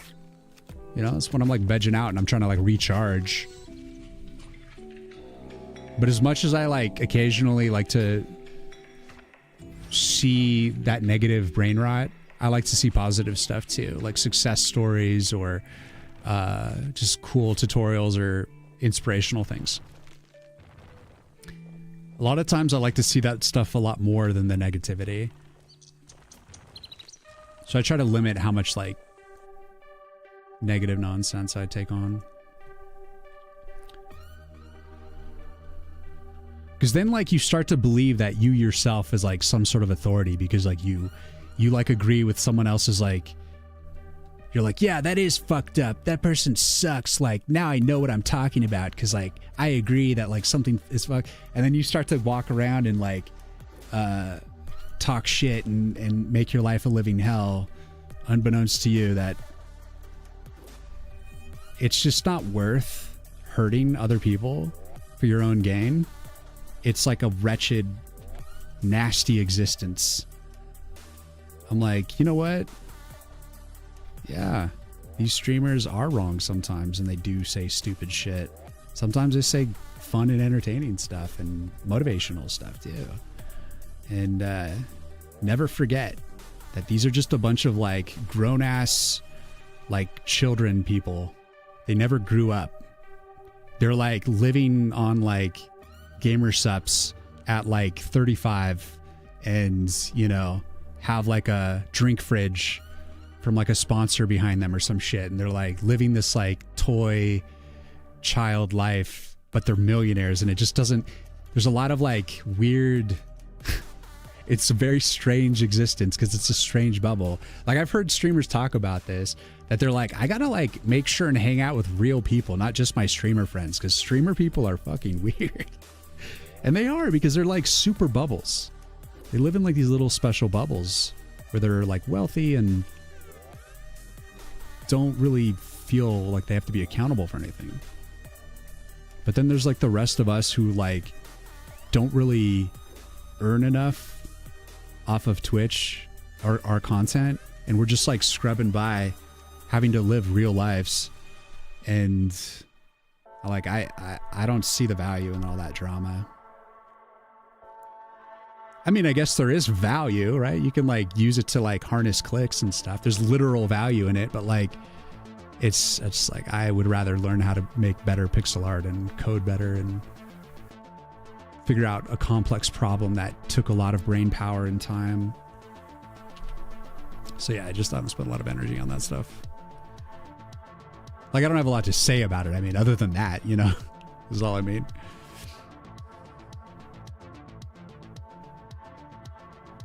Yeah, there is. I agree, most. It's a constant thing. Content farming is so annoying. Yeah. People reacting to reacts on reacts. No one makes anything anymore. They just talk about other things that other people make. I make shit. And that's why I like a lot of you guys who are here. Not all of you. Some of you I fucking hate. No, I'm just kidding. We actually make things and put them into the world. Even if they're not great, or they're up and coming, or in the, like, we're still learning how to do it. We're fucking making stuff and putting it out into the world. Original style. We're a unique breed. There's not a lot of us. So take care of yourselves and keep working at it. Cause like, if without us, all those rich idiots wouldn't have anything to react to. You know what I mean? They wouldn't have anything to do. They need us. Because occasionally one of us like creates something amazing, you know, just by accident, and it's awesome. Videos of small-time devs submitting jams or videos of them growing. releasing a game on Steam. Yeah, man. Whatever gets you like motivated and happy and in a good space. It's kind of like weird sub bubbles of like, you know, I've decided like I deleted TikTok. I don't even touch TikTok anymore because I'm no longer going to let algorithms decide the content I should look at. I always just pick stuff that I generally pick, you know. But there's always the suggestions on the side and stuff like that. You can still get sucked in a little bit, but mostly I don't let it track what I watch. I don't let it decide for me what I need to watch. I'm always like, only look at the stuff I subscribe to and only look at stuff that with intention, not to have stuff pushed onto me that just is always training me to be like learning to hate the world and to be negative all the time. Because that's all it is. Because that's the stuff that gets the clicks. It's just where all the like click power is. Because when you see something that's like the world is ending or this person did, I can't believe they did this. Like, oh, this person's cooked. It's just like addicting. I get that. And occasionally I like to look at that brain rot too. But it's brain rot. It's not going to like enrich your life. It's just going to like give you a little dopamine hit for like a second. And that's all it's good for. It's not going to like make you grow, help you at all. It's just kind of fun. It's also fun to like rap about it with you guys, talk about it a little bit. That part's cool too. Same with Prime. Their streams are often interesting, but they're crowded for me. But good that people enjoy it. Yeah, I occasionally see the Primogen stuff a little bit here and there. The cuts, annoying. Oh wait, are we compiling? The hell? We need to keep testing, guys. We need to keep testing. We need to make this error occur. You followed some of the in real life bubbles over the years and you can see how much it unravels. Actually twice my bad. What are you talking about, waifu? Annoying when you're actually looking to watch actual pro devs instead of those two. Yeah, like I make, you know, I get a little bit of support from you guys on Twitch and I'm really grateful for it. I'm not at a professional level. I'm not partnered. I think to be considered really a pro, you need to be at least partner plus, you know, getting that like extra 10% on subs and having like a regular viewership of like over 75 viewers and stuff. Like I'm not partner status and that's okay. Cause like it's already distracting enough hanging with you cool guys. Like it's, if I had like a 500 person stream, it might start to dominate more than like my life, more than like the actual game dev. And I just think politically speaking, socially speaking, I would eventually say something socially retarded and would cancel myself somehow. So I just don't think it would be like a very stable future for me to like try to get big in that way. If it happens by accident, I'll do my best to just keep my mouth shut and just keep doing what I do, but I'm really not pushing for it.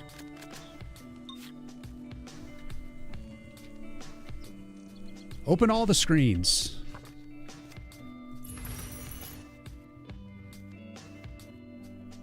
No error. It hates me.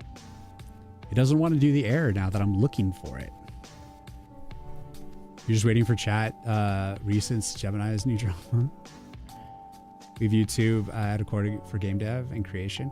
I wish they had, on YouTube, they had like a game creation category. Because I always stream to the gaming category. Because I was like, I either stream to like film and animation or the gaming. And I'm like, the gaming is more relevant because I'm trying to like make a game that hopefully people check out on Steam. But it would be better if it was like specifically like software. But I don't know. You just work with with the options you're given. I have considered like starting to stream on Kick at some point too, maybe. Just to kind of spread out. Because I think they have a software category. I don't know. Since I dropped like TikTok and TikTok never really did much for me anyways, I feel like I need to like add something back into the roster continue trying to put myself out there. And the best thing I can do is like leverage my live streams, because that's where predominantly my content comes from. Because I'm trying to build shit, you know. I'm busy. There's always something to see, something new in the game. All right, you son of a bitch. Are you going to load? Load this. Load that. Load this. Close. No air. Feels hopeless. I'll never get the air. We'll keep trying. What I got yesterday? 200 days straight. That's insane, man.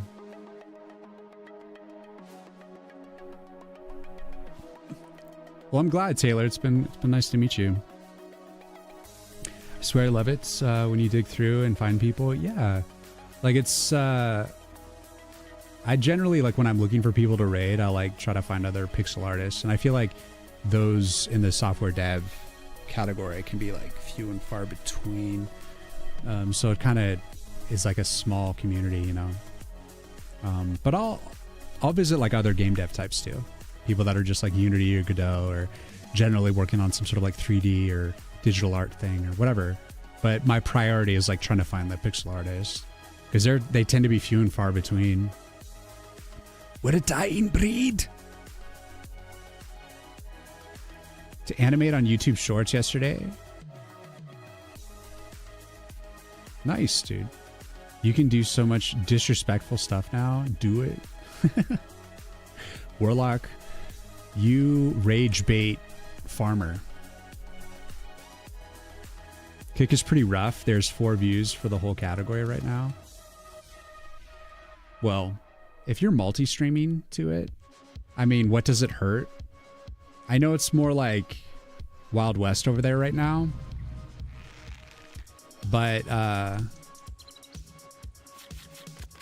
the idea, like, I think the way that you blow up on social media is by getting in early on platforms that aren't big yet. So right now, Kick is kind of meandering. It's doing okay. It's like, I think, consistent, and they're not doing ads and stuff yet, you know? So it's kind of like that early, like just trying to get early adopters, but it's kind of like only freaks and geeks are over there right now. And eventually, who knows, like maybe like something happens on Twitch and it becomes unbearable, or for some reason Twitch starts to get like really aggressive with TOS and everyone starts getting banned, and or who knows, it just for some reason just becomes the thing of the past, and then suddenly everyone's on Kick. Or for whatever reason, Twitch does fine the whole time, and then Kick just has like a upwards trajectory at some point for some stupid reason. And if you're there early when there's 4 views in the category, then like you're able to rise with it. And then once it's all like saturated, you've already made it to the top, and you're like now part of like, you know, it's like, think of like trying to break into Twitter right now, where it's already mega saturated and it's like impossible. It's basically impossible. Same with Instagram. YouTube, I still think there's a chance, but you have to be very consistent, very hardworking. So it's right now, I don't have like, I'm on Blue Sky, and it seems like Blue Sky is kind of meandering. Like, I don't know if it's going to grow or not. But it seems like it's trying. I don't think it's going to ever surpass Twitter though. But like Kick, who knows? You know what I mean? Like, it's just like, it doesn't hurt to try to multi-stream to it and hope that something kind of strikes, like lightning strikes for some stupid reason. But it could also just be a big waste of time. So Twitch will always be like my bread and butter in terms of like my biggest focus, because I've been here since 2020 and it's my primary, but I'm trying to figure out how to synergistically market for the game with offering what I have to offer, which is my live dev. That's it. Like, I do try to like do the shorts and stuff, but I don't do as often as I need to really tease the algorithm. So it's kind of like all I have to leverage is my live. So I gotta kind of have to spread it around. Get all slutty with my live. You're gonna do kick from the bat. Twitch taking 50% is just not my vibe. It's getting late stage here on Twitch for sure. You know, where everything, like the ads getting more aggressive, and like they're making it seems like there's a lot of partnered streamers right now that are like doing the partner plus push. So it's like you can be partnered, but now you have to like strive to stay in the plus program. So it's like you're having to fight to keep your status, and so it's just becoming like really savage.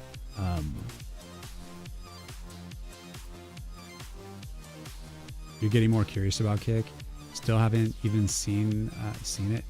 It's just Twitch, just with like slightly different user base. Like I still like Twitch, and occasionally I'll like pull up Kick and look at it for like 2 seconds, and then I'm like, eh. Like I don't even have an account with them. But it's like I'm curious about it now because of like wanting to market by like going there a little bit, maybe. Could be a good idea, could be a terrible idea. But I'm already multi-streaming to YouTube. But my content isn't like Twitch users, you guys get that like we're here to just chill and experience the live moment. And it's about having like a live kind of like parasocial but social nonetheless moment. And we're here to like work with company and just kind of get the vibe. And I think YouTube is more oriented around, you want to look at like a video that has very like focused attention on like, look at this, look at that. Like it's very like, we're going to tell you within the first like 30 seconds what it's all about, then expand upon it for like, 10 minutes or whatever, and then be done. Where mine, it's like you could be queuing to my stream and I'll just be like drawing for 3 hours straight, like trying to get an animation done and occasionally talking to chat. But we're here to work and I'm not always like super chatty. So it's like, I can see how that's like maybe not the forte for the average YouTube viewer. But occasionally we do get some viewership on YouTube, and I'm really stoked when we do. But I think each platform has like a particular type of content that does really well. And I'm not focused on that on YouTube yet.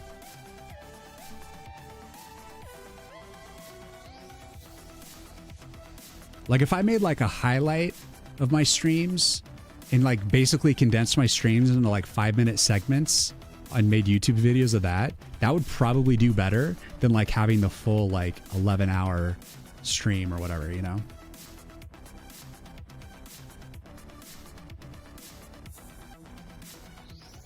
Gen Z's what's next, and they were saying Instagram. Ugh. Blue Sky feels like it'll be a dev bubble. It all just matters on like how well it does unto itself. And who knows, man?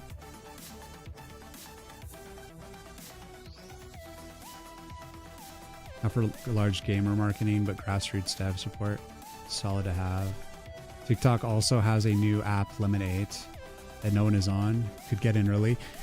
Lemonade's like Pinterest, and I'm good. Like the TikTok, like the way TikTok was like serving up stuff to me like algorithmically towards the end when I quit, it was just like indicative of like they hate Americans now. Like that's how I felt.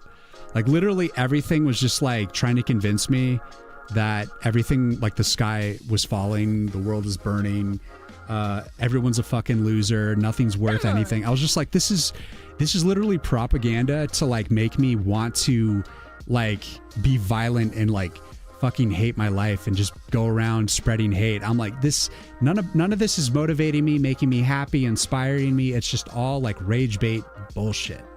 Even if I tried to like block stuff or like unfollow stuff, it would just send more of it to me because like, oh, he clicked the profile to like unfollow it, but he still clicked it. So let's send him 20 more of these things. It just became this fucking drowning mess of just like shit I didn't want to see. And I'm like, wow, like these guys fucking hate me. And I've been on the site for like a year, and the first, it was like maybe 2 years, like a year and a half or something. And initially it wasn't like that. It was actually different. But then when the bans started to go through and the tariffs and all this crap, it's just like, okay, they hate us now. Like, why am I here? Why am I going to be on a site where they just like are literally trying to like make me kill myself? You know, like I'm just like, I'm out of here. Ain't for me. So I deleted that app. So I'm sorry if you're on the Riyin Studio TikTok and I haven't posted in like a month. That's because I'm done. I'm gonna have to find another way, because even my posts on TikTok were not doing, like initially they'd get like 1,000 views and I had the potential to like maybe do like get better at it. And then suddenly they were getting like 100 views. Then suddenly they were getting 10 views. And then, so it's like, they're not even pushing out small streamer content anymore. And at least mine. So I'm just like this, I'm getting nothing out of this site but rage. So I'm out. I got to find another way. And I think the TikTok time has passed. Like you had to get in earlier at the right time or be from the right country. I don't know. I don't know why I'm like big old flop fest over there, but it was good for a little while.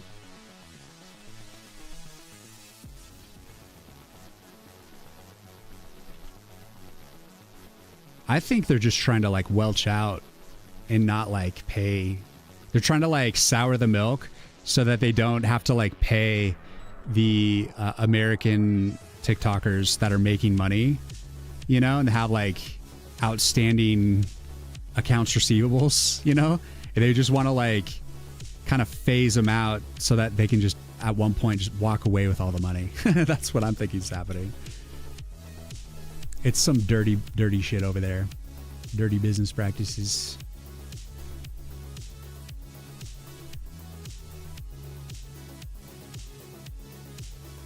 Mud, thanks for the follow. Welcome. Never made a TikTok. You only watch dev streams and 24-hour video essays on NPC on 20-year-old games. I like to watch like retro like style Twitch streams that play like just older games and actually like discuss the games, talking about their like their strengths and weaknesses and like the journey of like the dev team and stuff like that. Like I like to hear that type of stuff.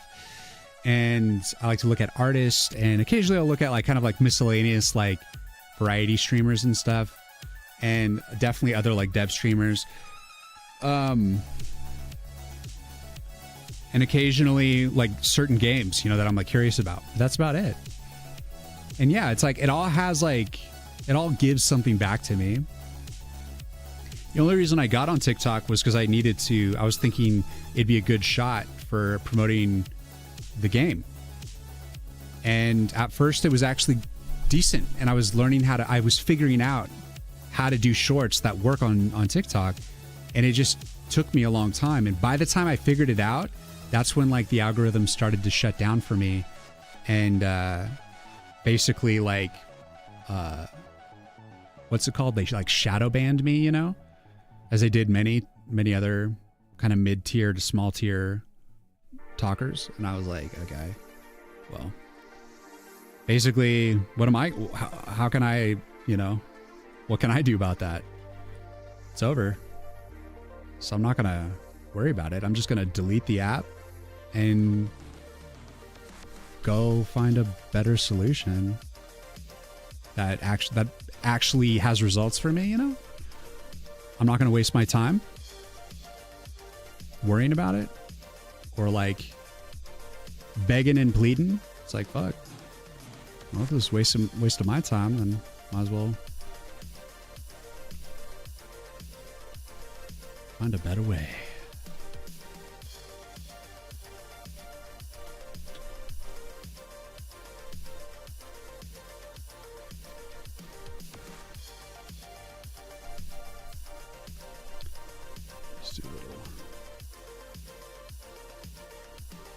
I'm not even run the debug anymore.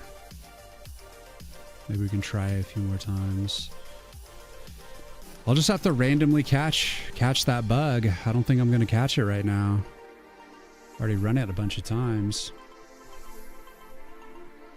Doesn't hurt to try one last time. What can I say? The bug is hiding very well.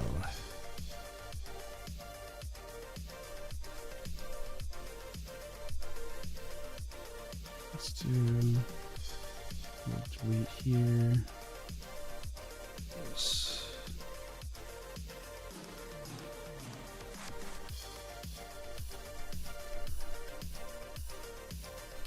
Do one of these. Start to like thin it out.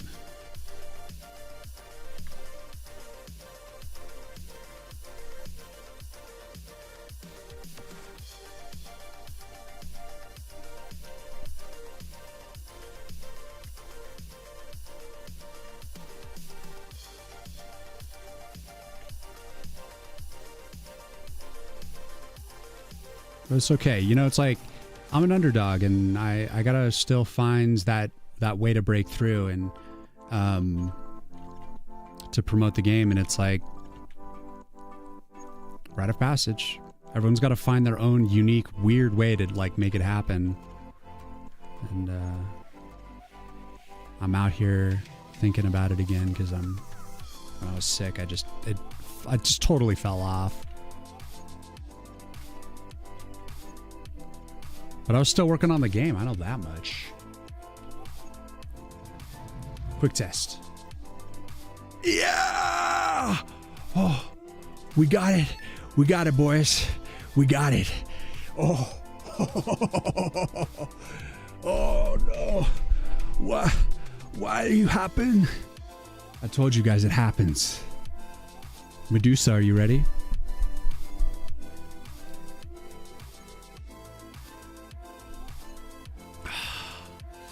We got a segmentation fault, boys. We made it happen. I told you it would happen. It happened. Yeah, baby. You never seen someone so happy their game broke.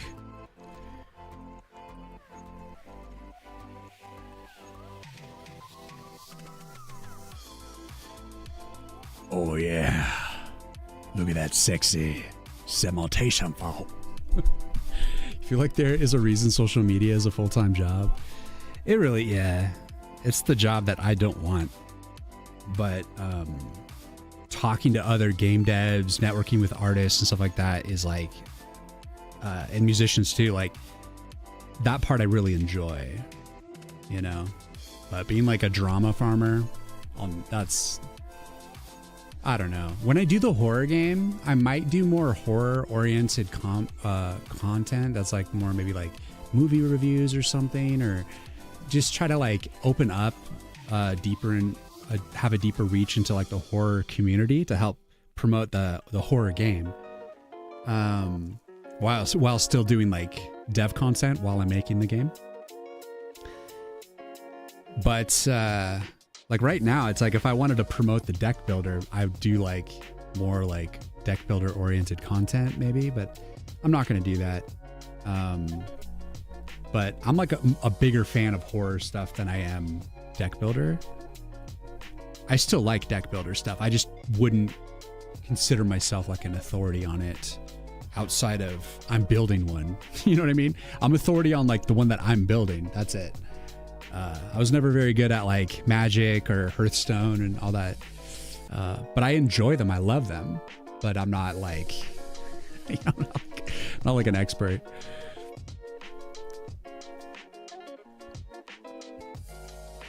Sometimes you're happy to catch a bug. Hell yeah, we are. So we're back from ads. Let's look into it. So the biggest thing I want to know from this, because I already knew, like, look, it's calling from the core. And it is just going through the general destructor on the image vault. And so we just want to know what's the indice. 43. 43. Who are you and who is me? All I want to know is 43. What the fuck is 43? Image vault.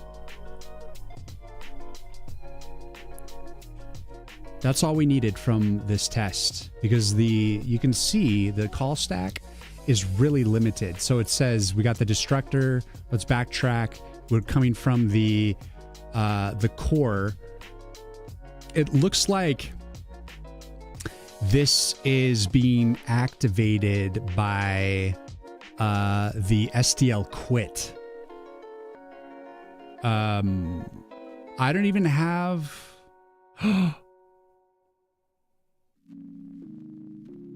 I'm not even like directly trying to run like here.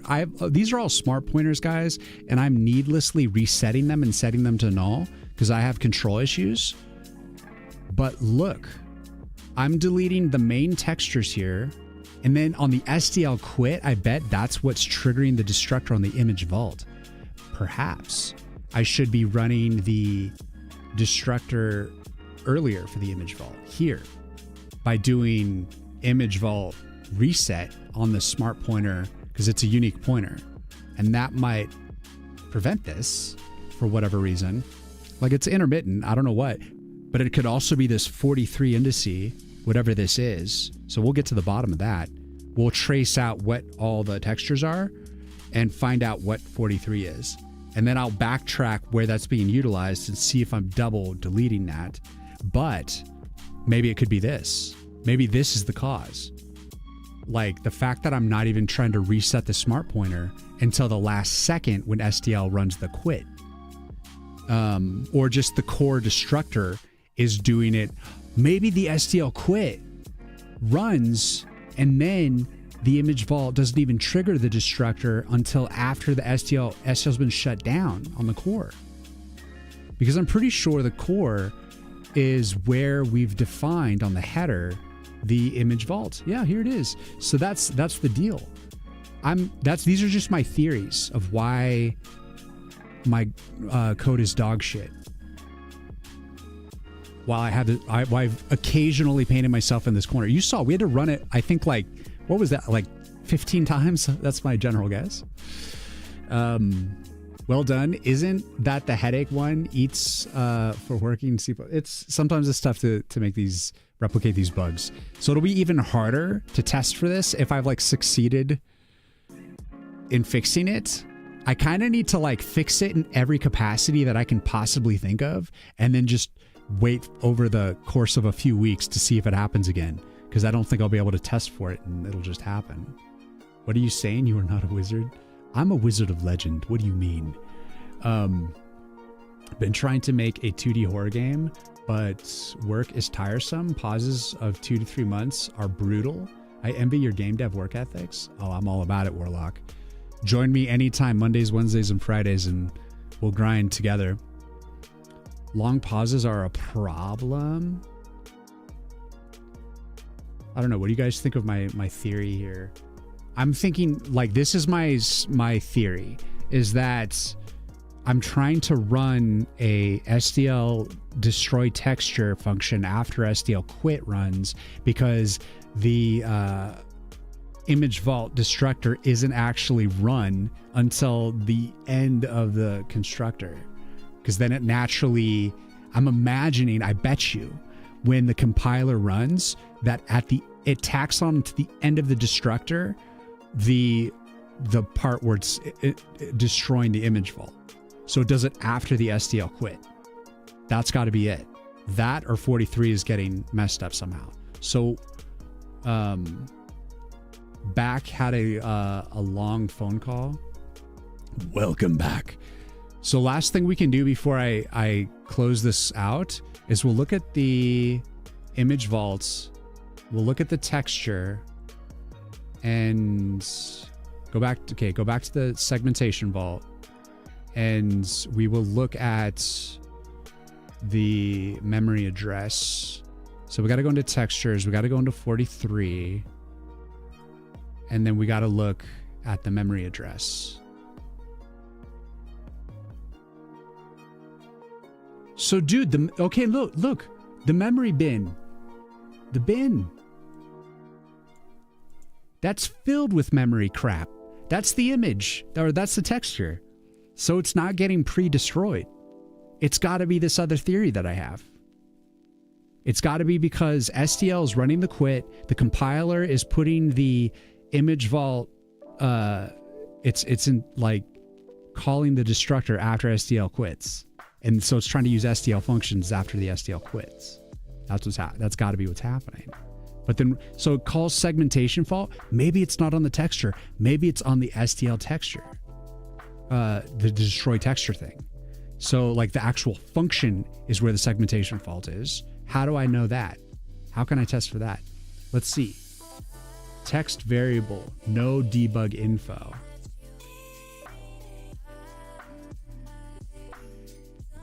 Sloppy code.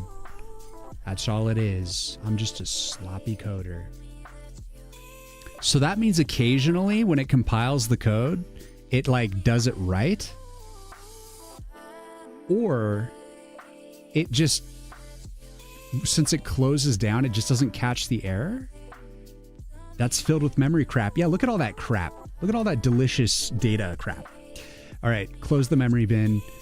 So it's gotta be, see, like you look at this and you just instantly think, oh, it's gotta be the texture. You know, it's gotta be what it's trying to destroy. You don't think it's the actual function itself. That's the segmentation fault.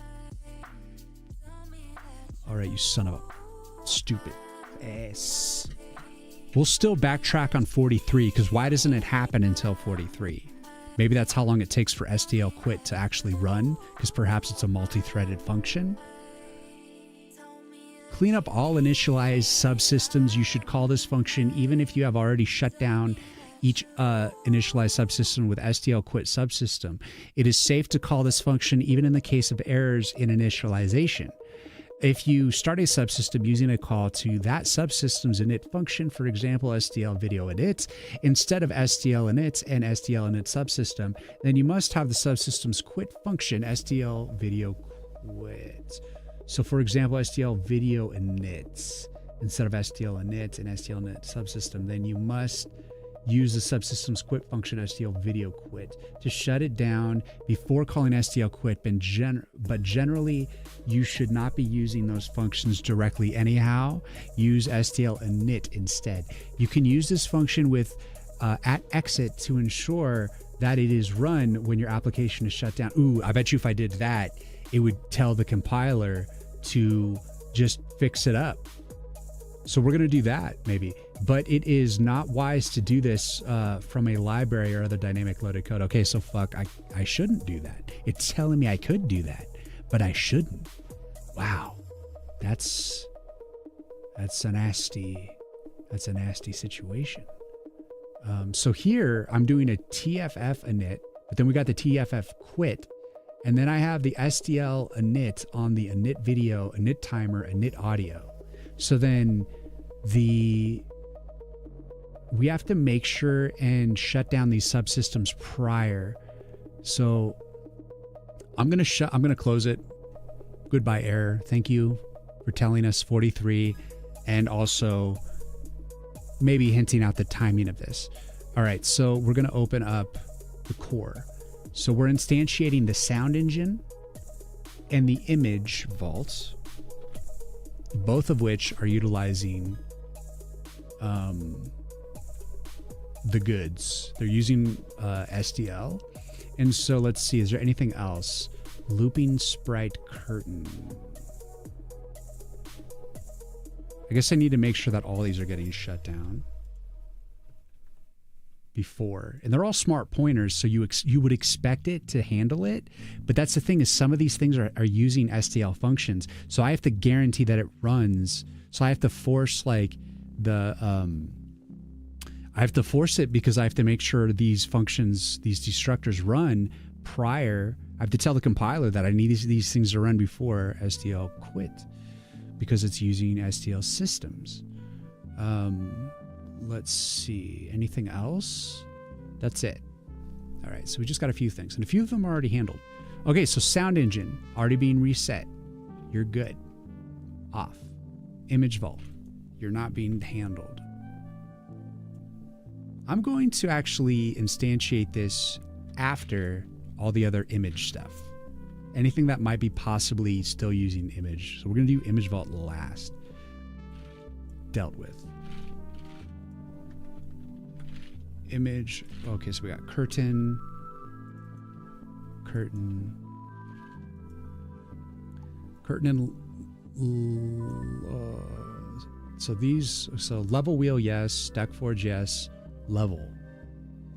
Level, yes. Level is the first one. So I'll also move the sound also to the end. Like this.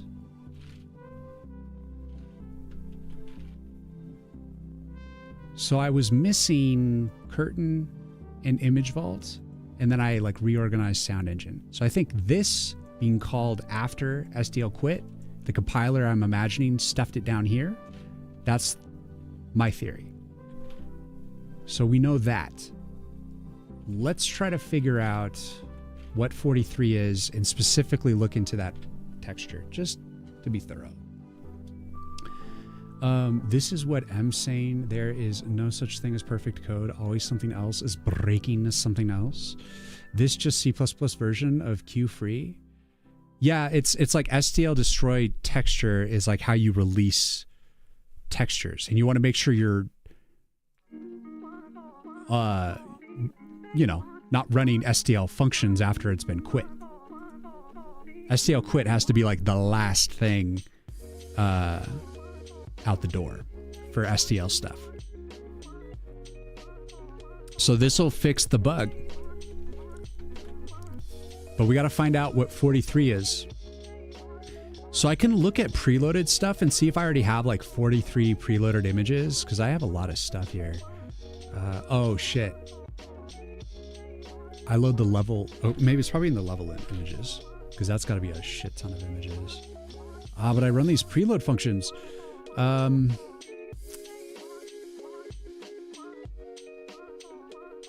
do we do this? Preload textures. So in the preload function, preload textures function, I need to detect when I'm on indice 43. I'm pretty sure that was, I looked at the indice before, and I'm pretty sure it's like always 43.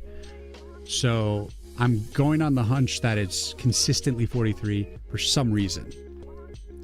And maybe it's just because how my system, that's how much time it takes for SDL to quit in a multi-thread or something while it's like running this destructor. So by the time it hits 43, SDL suddenly shut down consistently, which is kind of maybe a stretch. I don't know. Let's see. So we got to go. Where is it being pushed into? Wait. It's called textures. Here's textures. So we go if textures.size equals 43. No, wait a second. Would it be 42? It's 0 indexed, and it would be 42, as it's about to add. No, it wants to add indice 43. So it'd be 41, right? 0 index. 41 would be a size of 42.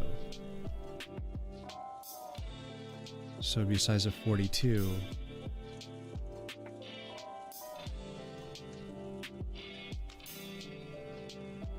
It's 42, right? Or 40.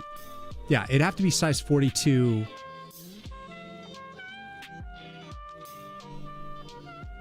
No, it'd have to be size 43, because it would be 43, size 43. The last item in a size 43 vector is going to be 42. And so at size 43, we stop it, and then it's going to add indice 43 at that point. That's when we'll know. And so we're going to say...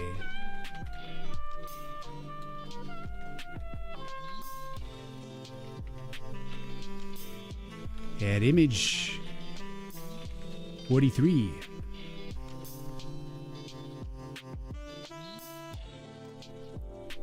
T-path. Let's see if that does it. And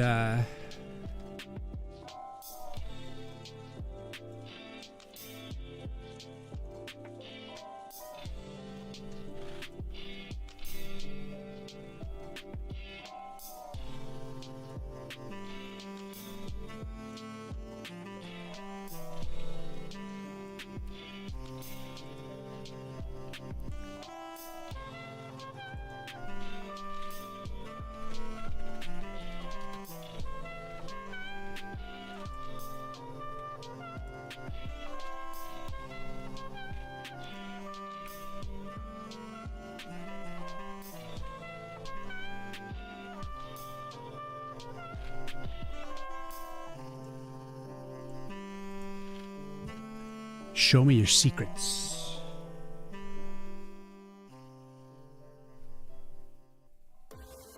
Show them to me now.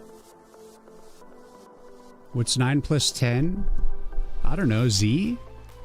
It's 21 in case anyone was wondering. Whoa, jank. That's some jank advice. Let's see, Coden, would you say?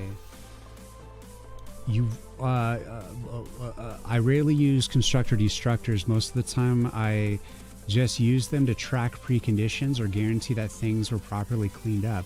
For debugging reasons, I usually have explicit init, de-init functions, which makes it obvious that runs in what order. Constructor destructors just obfuscate things, in my opinion. I didn't even really consider that. You didn't. Well, I know you didn't necessarily need them, but if you want to remove them from memory, you have to have a destructor, right? Like, if you have something you're trying to remove, isn't the code gonna try to call for a destructor? Because, like, okay, so if you don't make Coden, if you don't make the destructors, the compiler's just gonna make it for you. They just like inject one for you. So even if you're using these de-init things, you still have destructors in your code, from what I understand. Okay. Oh, I don't think I loaded it yet.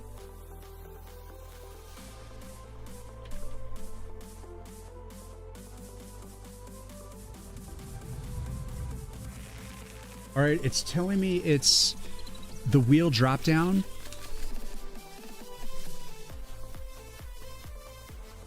It's telling me that it is wheel / drop down. And let's start it again. But this time we will start it with opening the deck forge, and it might give us a different 43. So it could potentially be different images. Deck forge. Yeah. Deck forge 43 is the forge / banner .png. And one more test. Let's load the level. Before, I think I loaded the level. Okay.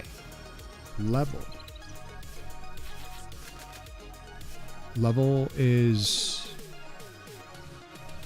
node, staff, upper, trunk,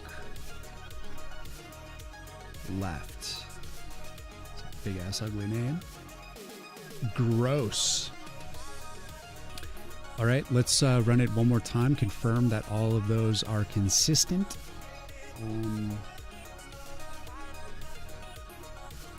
Wheel drop down, consistent.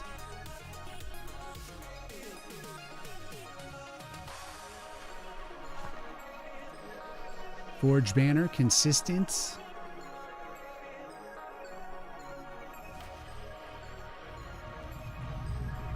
level, node staff upper trunk left. What a great name. So there's 3 images that could be the problem. Could be a deeper problem. I think I already resolved it, but we don't know for sure. So we're going to look at these items and see if there's any reason, any particular reason that those individual ones would be destroyed prematurely. And I think it is basically a fool's errand, but since this is a intermittent, vaguely caused bug, I want to suss out all the possibilities that I can think of on the off chance that I could possibly resolve this and never have to deal with it ever again. That would be great. All right, so we have the forge. Oh, wait, let's start with the wheel. We've got the wheel. Then we've got the forge. Then we've got the level. And so essentially, I just want to look at where that image is being loaded. Let's open that up. And then where it's, we're on 14. Let's remember that we're on 14. And then we'll let this animation run in the background so that you guys can see spooky eyes while I,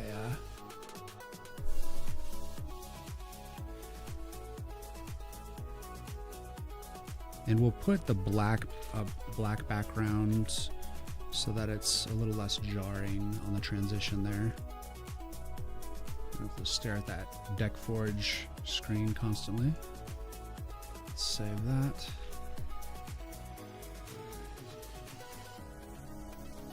Ooh.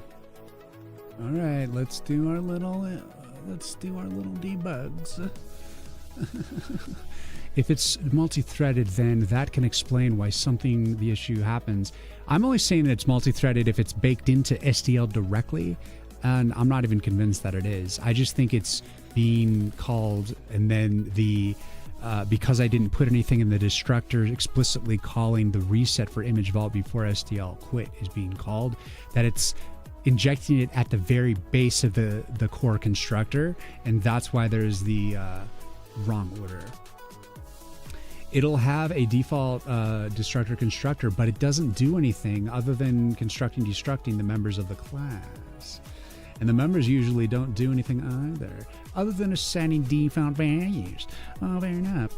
I'm going to tune out for the day, boss. I hope to see you after tomorrow. I'll be back on Friday, Mosta. Have a good week. Thank you for hanging out. But the issue with doing things in a destructor is that if you have 2 instances of a class in the same scope, it is not clear what gets destructed first. I think the C++ standard even says that it's not a guarantee. So then you have to build things in such a way, Coden, that it can be destructed in either sense. So, for instance, if you're using a perhaps something that's shared, you can do something like destroying that asset outside of that destructor somewhere else. Or you could be using like a shared pointer. So then only the last owner of the shared pointer would actually destroy the memory. Or clear the memory when it comes to the last owner. There's like ways to kind of like work with that inconsistency, but I feel like you'd have to worry about that no matter what. But there's nothing wrong with the way that you approach it too. Wanting to sort of go a different route and only trigger the destructors, like the custom deinit functions when you want to do it. I'm like so on board with like that concept because I like to take control and do things when I expect them to happen. Because even compilers, you say you're like compiling on your your Windows 10 machine, which I am here, and then on my laptop is Windows 11. It's like, I don't know, like between those two, or like then say I start working on like a Mac version, which I don't know if I'm going to do that ever, but I might at some point, like way down the road. But like the compiler might treat things differently, and being explicit about how things are constructed and destructed by taking control of it myself might guarantee more stability through different compilers. So I'm like, that's why I'd be a fan of that. But I'm trying to be like vanilla C++, like really learn about the constructor destructor way. And I'm actually like, I'm into it. And I've even like done the research of like, what's the order in which the destructors are called on extended classes. Like you have your base class, like, you know, like all your derived classes and stuff like that. And when you destroy the most derived class and seeing how it like goes through the order of destroying each subsequent, like running the destructor through the whole extensions. Like I was putting like, at one point putting logs in all the destructors to like see the order, and it was consistent. I believe it goes like top to bottom. Like, so like it'll destroy the outside one first all the way down to the base class. But like you say, like if something's being shared, like I have textures that are being shared between like, if there's like two orcs, both orcs are using the same orc texture. So I basically, in their destructor, I say if it's a texture that I mark as reusable, it doesn't destroy the texture. It just leaves it alone. And then I make sure and handle the destruction of the texture elsewhere. And here it's being done in the image vault. But let's track these down. This should be pretty easy. So we're looking for wheel / drop down. We want to see where this is loaded.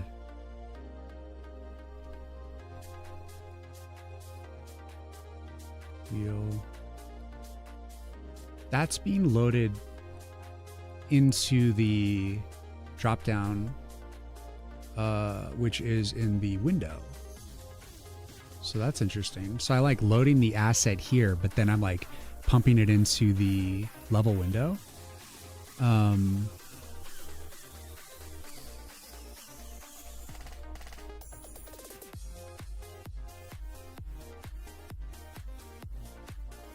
It's weird that I can't find that. Here, where are you? Where the hell are you? Oh, it's in the drop down. So I'm loading it again here. So that can't be the issue. The fact that I'm loading it here, this is a pointless, I'm not using this. I'm not using this preloaded image. So that can't be the culprit, because it's just not being used. It's not being destroyed by anything except for the vault. Unless, does this have access to the image vault? No. I mean, I could pass it in, but the drop down image is so small. I think I'm okay. It's like the only asset that comes into this.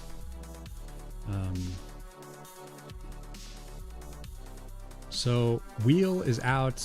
We also cleared up something that we're not even using. Forge banner.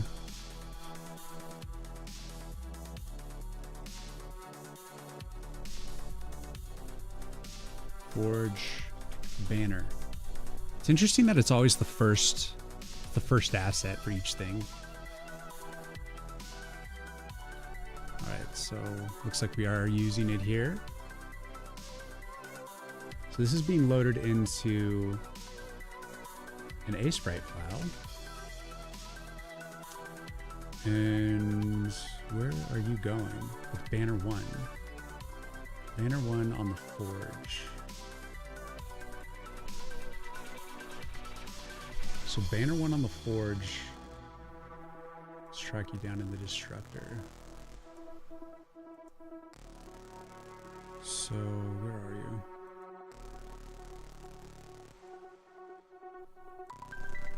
Banner 1 tilde. Banner 1.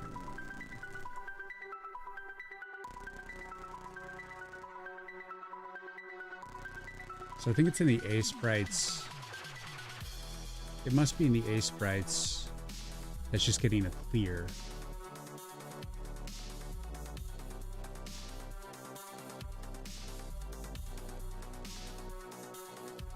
And I'm not explicitly running any sort of destroy texture on it. So let's go back to banner 1. Is that getting pushed?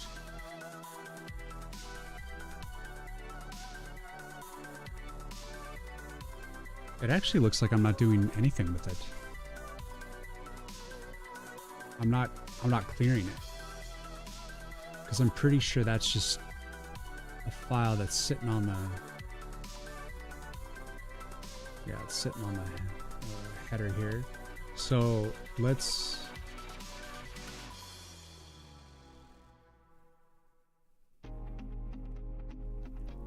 I'm doing that with like a lot of these. Is there any other function? Or was the upgrade button?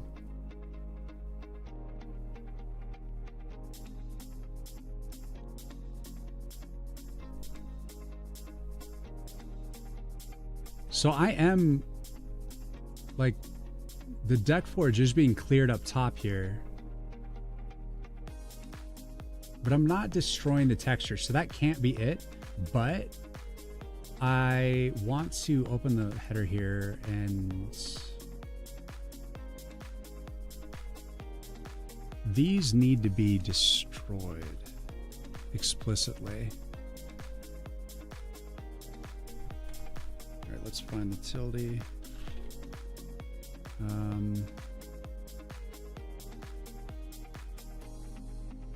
These are all like the text. You're even getting the card texture. Oh, here we got the upgrade buttons and the alert. So let's check. We're not doing the banner one. I see that one's not in there. So let's add that in. And we're not clearing any texture. We just want to reset the pointer just to be explicit. And again, these are smart pointers, so it's kind of pointless to do this. But I just don't want this bug to ever happen. So I want to be sure that it's being done in the right order. Nature button. Are you being destructed here? I don't think any of these are. Okay. So we got...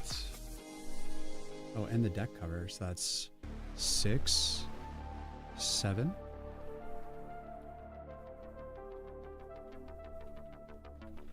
Something like that.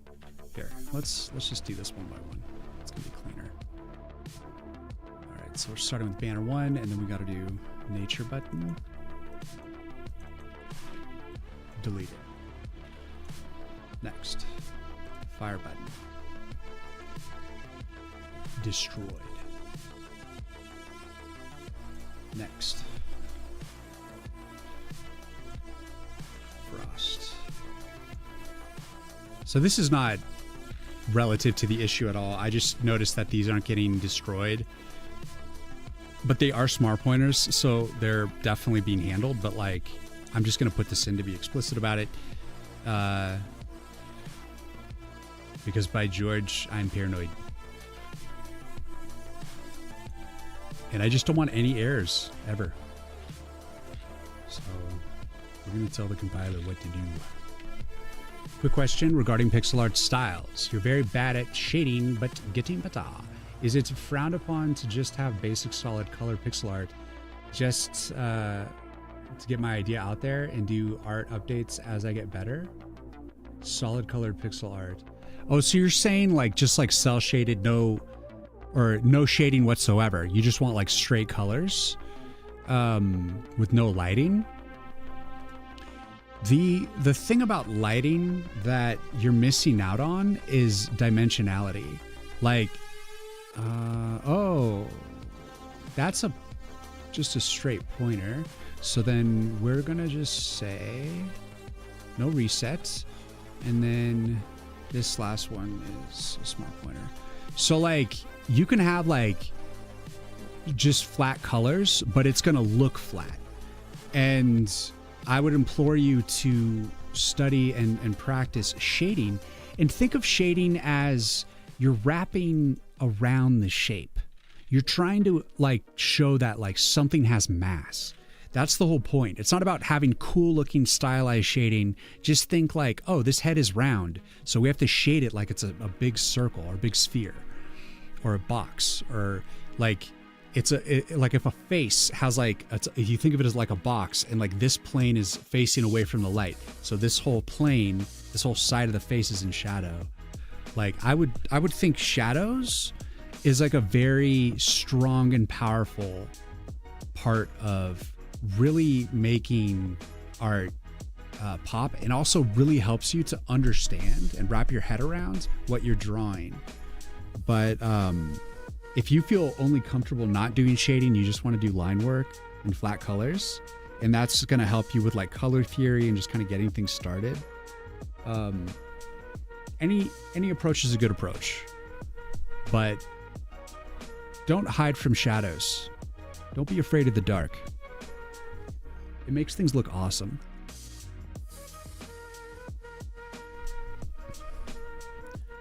Nothing wrong with gray blocking if that's what you mean, building the basic blocks for your art or game. Yeah, like the point Taylor's making is that if you want to just make kind of temporary art, stuff that isn't final and just rough and just kind of like generally has the size and shape that you want to go for to get like the dimension, the resolution down, that stuff's really important to start with. And you should be doing that no matter what. You should definitely be doing that before you do anything else. Because like, if you try to like make the art before you try to put it into the game and see how it feels scale-wise, you're going to end up making something that you just have to remake later. So step one, do what Taylor says, gray box it, just be like ugly with it. Step two, do the colors, line work like you want. Step three, start practicing with shadows. Doesn't have to go into your game initially if you feel like it's really bad and really ugly. And stop thinking that. Stop worrying that it looks bad. To succeed, you have to fail a copious amount of failure before you get to success. That's just how it works. So don't be afraid to be bad. Go be bad and set aside pride and your dignity. Just accept that you're a naked old man in a barrel sleeping with worms, and just do it. You got nothing to lose. You're already a nasty old man in a barrel. Just own it. Otherwise, you're not going to get good. I think the first step every artist has to figure out is how to get out of their own way. I know I had imposter syndrome super hard, and right after art school, I quit art and I just went into programming because I just thought like I was surrounded by really what I thought was like naturally talented artists, but no, they worked their asses off. And I just didn't work that hard at that time and shouldn't have given up. Because had I spent the last 20 years doing art while I was coding, like I was still doing art off and on, but I wasn't like hyper disciplined about it like I've been for the past 3 years, getting deeper, just needing it for the game and like really maxing my skills as much as I can. But I was like drawing all up through high school, through junior high, through high school, through college. And then after that, I would just draw every now and then, like take on a project here and there, you know, do like a book or just occasional stuff for people. But I never like was super disciplined about it. And I should have been, because I would have been farther evolved. And it was just because I was in my own way, my own head about it. Worried that I wasn't like the best of the best or as good as my heroes. And it's like, yeah, of course you aren't. You got to like actually sit down and do the work. It's not just going to be handed to you. You have to earn it. Some people can just do it. They have the vision. They just are able to observe and just do stuff. those people are really rare. 90% of the people that are good artists work their ass off to earn that. This one was the node staff one. So let's load that up. Node staff is in the node sprites, right? Node staff. Okay, it's this one. We've got 3 copies. So here it is. That is being loaded into the nodes. And that's being handled via the node sprites being cleared. Let's take a look. Find tilde node sprites. Node. No.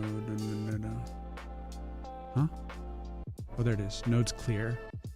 So that's the node's clear, running the destructor on the nodes. The nodes are... there's a node class, right? Right? I haven't touched the nodes in a long time. I forgot.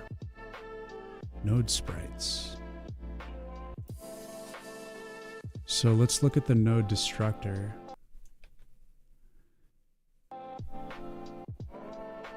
The node is extending. Is it? Yeah, it's extending a sprite. And when I'm instantiating this, am I specifying load texture?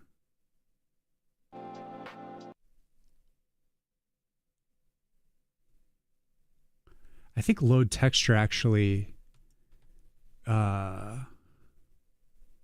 reusable texture copy false. So if copy is set to false, it'll be reusable texture. Why did the music just stop? Are we dropping frames again?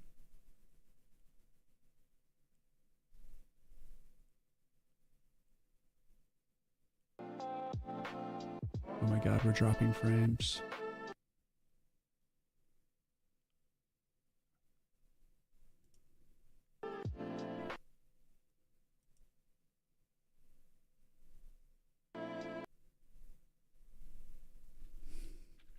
I'm getting a massive lag spike.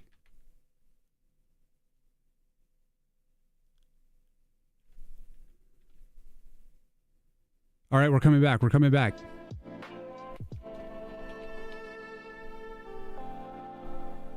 We're coming back. We're coming back. I'm sorry.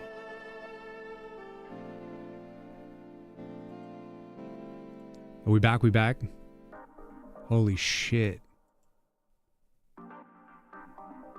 That lag spike was weird. Like everything just like went, like stopped. What's going on with my computer? The drop, there's no drop frame, so it was my computer that time. Oh my gourd. Today was like really weird for tech issues. Hold on to your butts. Hell yeah. Oh, it looks like I'm getting another lag spike. Oh, it stopped. It stopped. The fuck? Something is running in the background that I don't... I need to like look into that again. Son of a bitch. Sorry about that, guys. Okay. So let's see. Futile. Nothing, or, oh, another spike. Sorry. Whatever. I think the gray boxing is where I'm in development. I know people say pixel art is the best beginner style, but I disagree. No, yeah, like I think the lack of flexibility in pixel art it makes it so that it's not conducive towards there's no flexibility, so you have to like redo everything hardcore like from scratch each time basically. And so that it's hard to, you have to be more very specific about how you plan. And sorry about the music cutting in and out there. It's just, I'm having some lag issue. I don't know what the hell is going on.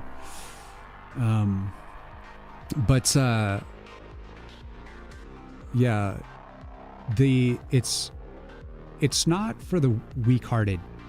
People want to believe that pixel art is like easy to do, but it's actually like, because of that lack of flexibility, it's a lot of work, a lot of sweat, blood and sweat. Dude, it's Oculus with the booty.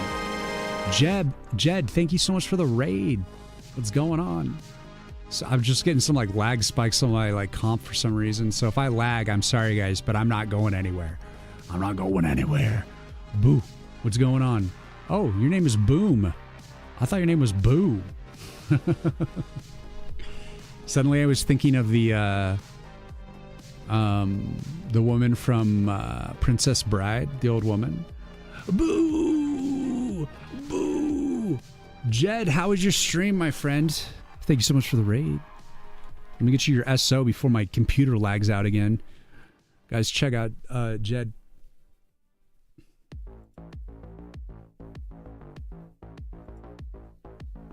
For my shitty computer shits the bed. We had someone set the local AT&T and T-Mobile switch building on fire last week. Shit sucks. Lost the entire fiber hub. Oh shit, fast. These are dark times. New crew. Meister Honk, what's going on? Welcome in, guys. I'm doing a little bit of debugging, and I'm crushing this bug that I was having because of my malformed destructor on the core. And then I'm going to get back to this animation that I'm like working on, and we're talking about all kinds of stuff. Guys, I'm building a tower defense deck builder called Woods of War. You can check it out on Steam if you like. I guess I mentioned it, so I gotta put the link for it. New trailer coming soon, demo coming soon. Jed, what's going on? You're all good. Just some blending today. How's the progress going, good sir? It's going pretty good. I spent the last day ironing out the code to help with the initial deal. So like when you're playing this game, you can open the deck forge and decide like what cards you want in your hands. I made it so that you can't like actually leave without having at least one card in your deck. But like I made it so that you can have like a bunch of the same card or like a few, but like limited options. So you can actually run out of cards.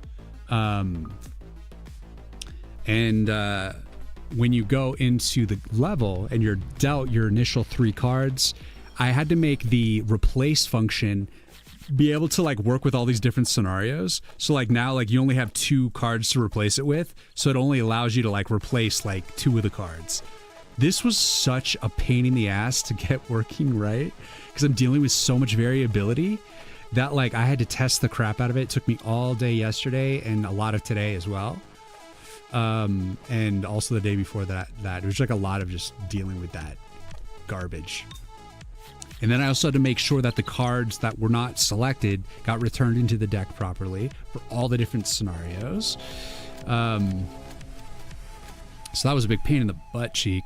I'm doing this from scratch with C++ and SDL2, so it's a lot of like groundwork for the things that I'm doing.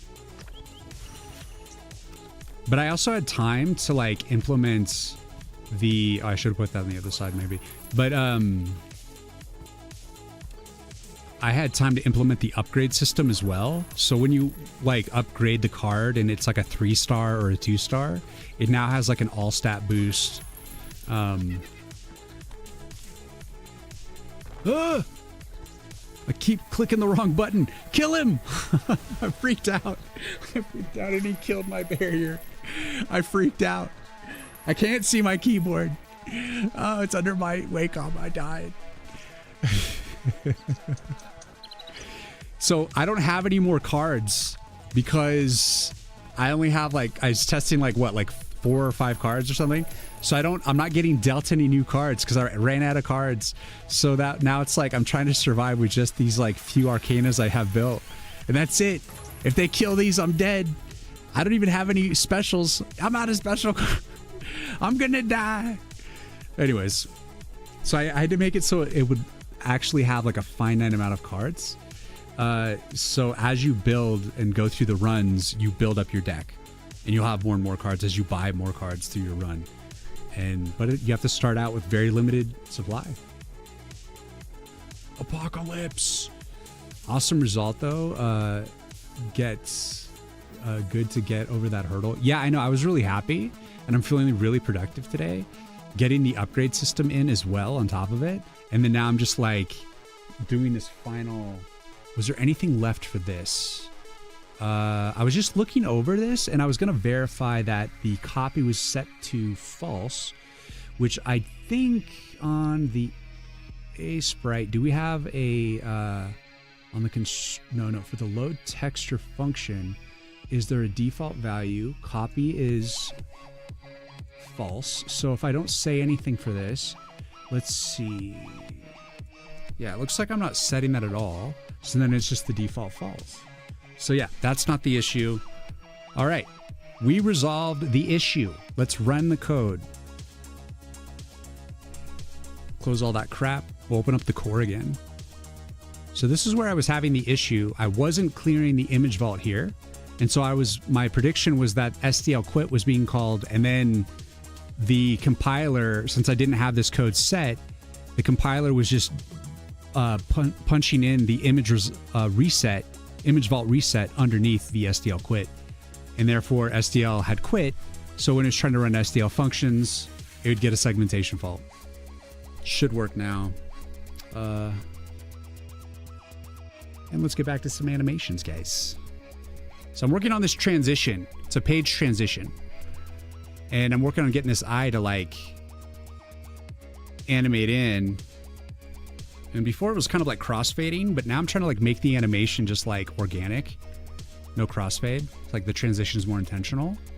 And I was on 14, so we got to add a little bit more detail to this one. And then this one, oh, we got to start softening that color too. Or why is it so harsh? Okay, yeah, we need to start lightening the colors actually. So like from here, we'll start lightening to this color, easing it into that. So that goes to there. We're all over the place here on this stream. The stress, nice touch, a lot more roguelite. I like this a lot. Yeah. It's you're gonna have like 5 to 10 stage runs. So you do like the initial stage can be like 5 waves of enemies, like just orcs, like simple like baseline orc with your like first like 5 or like limited cards that you have. I don't know what the first stage is going to be. Like I'm going to maybe give you at least like 6 cards to start with. And then you beat the level and you earn gold. And then you take that gold into the deck forge and you're able to buy more cards, and then you go on to stage 2. And so basically that's how it goes. You either rest between levels and build up your protection score back up. You have to like rest to like, if you don't rest, your protection score goes down, and that's like an all stat reduction. And so it's either you got to be like building your deck or worry about your rest. At some point you got to rest, but like for the most part in the beginning of the run, you're going to want to build your deck. And then I'm thinking it's going to be like maybe around 8 stage run. And so it gets progressively hard. Each one has more enemies, more difficult enemies, more waves. So, and as it goes from like stage 1 to stage 8, you build up your deck. So you have stronger deck, but also stronger enemies. And you have to survive. And if you beat it, I think on 8 too, we're going to have a boss, you know, normal waves, and then a boss that comes in at the end. And then after that, if you beat it, you earn another card to add to your deck. And you also like unlock other levels, because there's other schools of magic. Like that was like the nature level. There's also the fire level, frost level, shadow level. And you have to first you beat the nature level. The first time you beat it, you unlock the room to go into the fire level. So you can start doing fire if you want. And that's how you kind of do things. Yeah. It turned into a roguelite sort of thing. Roguelike, whatever. I guess it's roguelite. It's pretty chill. Like it's like if you die in the stage 5, you're dead. You know, you die once, you're done. And then the this game over screen runs and you go back to home base and you have to start over. And I got to play with like the difficulty setting, you know, to like make it feel like a good progression. But anyways, it's coming along, guys. Let's do a little push. It built. I think I'm never going to see that error again. I think we fucking did it. I think we fixed the shit out of that bug. Fixed old friend. Image texture bug. I fixed an old friend. So I never have to see his ugly mug again. Damn, those animations are great. Thanks, Jed. If you need to go and take care of yourself, go do your like post-stream stuff, please do. I want to set you free. Guys, check out Jed. Thank you so much for the raid, man. And we're going to get back into the animation here. So I do have to progressively lighten the colors. But I wanted to add a little bit more decay on these other colors first. So there's not enough resolve for this stuff. So let's do like a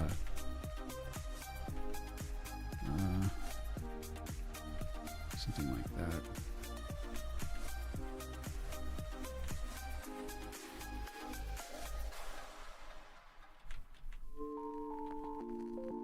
We kind of jump from coding to pixel art here a lot, depending on what we're doing. Some days I'm just doing pixel art for hours because it takes a while to animate these things sometimes.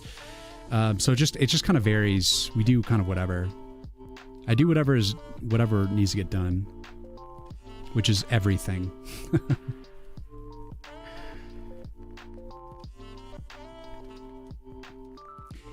You go for it. Lurk away. Thanks for the lurks, man. Get the dailies done. Hell yeah. Appreciate the luck. I need it. Luck favors the prepared, as they say. And I'm not prepared. But I'm working hard. Maybe someday I will be. You know what? No. I'm going to just start reducing this a little bit more.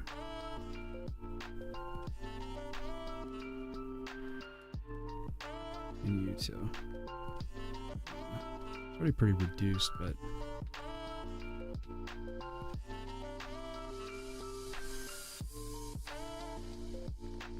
and it's on the outside for that.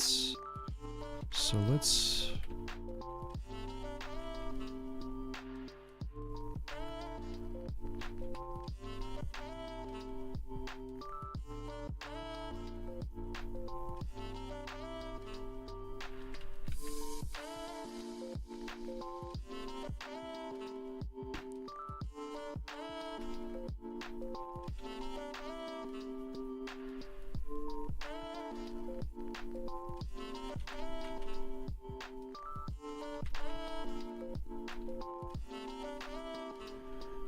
I'm going to start creating the transition for this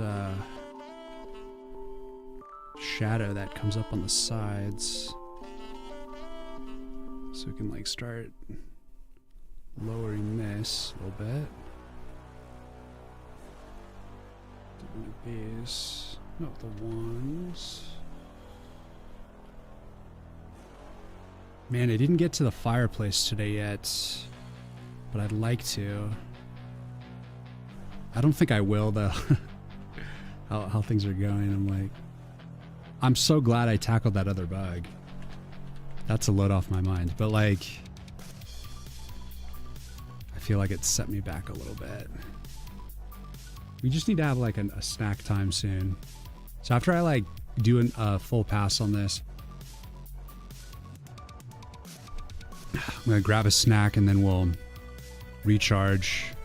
And then work on the fireplace. But I got to do this transition, and then we got to do the page opening transition as well.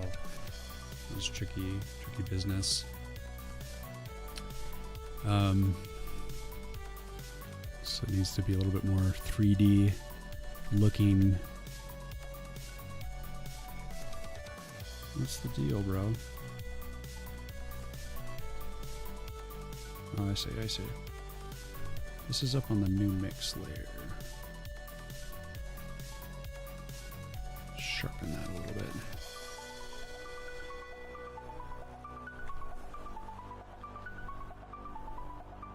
I'm gonna delete bass a little bit.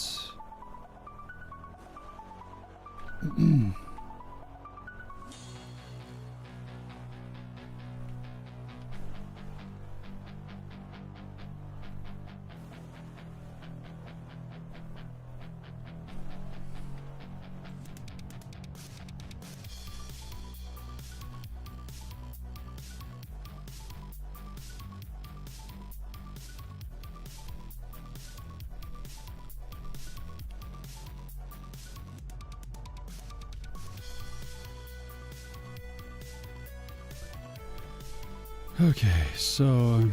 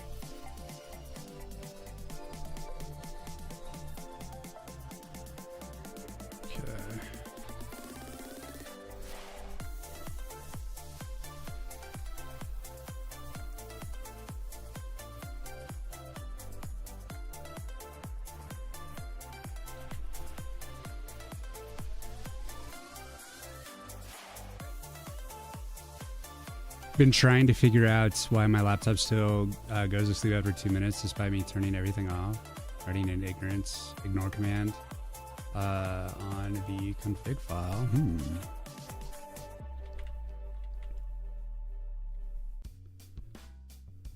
Annoying.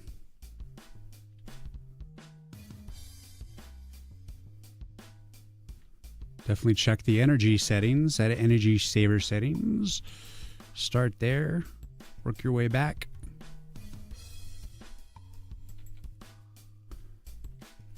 And you're like, that's where I started. Of course I looked at that. What do you think, I'm a fucking idiot? Yes, of course I do. What? Everyone's an idiot. No one is intelligent. There's literally no smart people anywhere. It's just the way it is.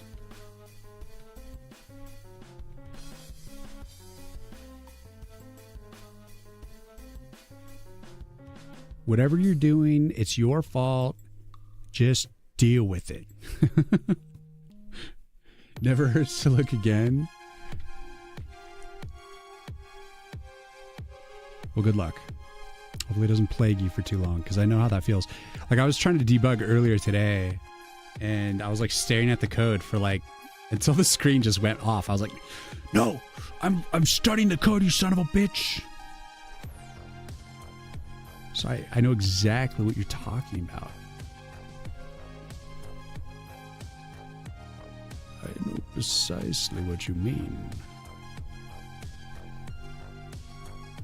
How bloody dare you save power on my watch?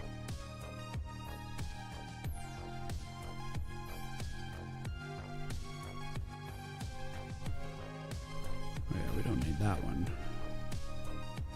Let's see.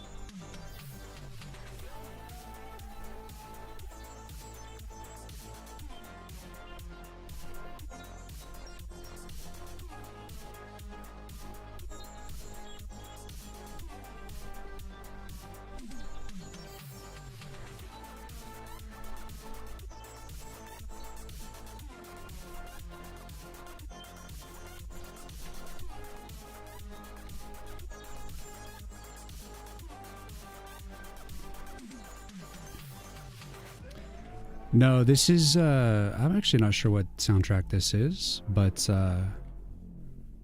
I do have some music from my game, but I'm like getting more into like kind of a drum bass, like orienting around a drum kit sort of sound. But this is all kind of like World of Warcraft music. It's all medieval and definitely vibes. I'm working on like a symphonic song, but I'm like wanting to go back to a little bit more my lo-fi like beat style music. And after this song, I can play you guys one of my latest songs that I'm working on for the game if you want to hear it. You can kind of get the vibe that I'm after. But it's a raw mix. It's not mixed very well at this point. So just keep that in mind, that it will be like sounding different. And there's like a really nice kind of bass part that I don't know that cuts through enough yet, but it really kind of ties it all together. But it's more about like simple and just addictive beats kind of thing. But yeah, I'll show you guys in a second. So the mix might be like a little bit like loud or a little bit weird. So keep that in mind. But here, I'll show you. Here we go. This song, the working title for this song is called Big Toe. Has nothing to do with anything. Sometimes when I'm coming up with names, I don't know what to do. So I just called it Big Toe. Eventually it will have a real name. One day, it will know an identity. But as of today, Big Toe is this. And you can only hear this on Twitch Live. Unfortunately, you can't hear this on YouTube VOD or YouTube yet. Eventually, I will add this to the YouTube mix, though. On YouTube, you can definitely hear some of my original music mixed in with the lo-fi. Andres, what's going on? How you doing, man? But this is Big Toe.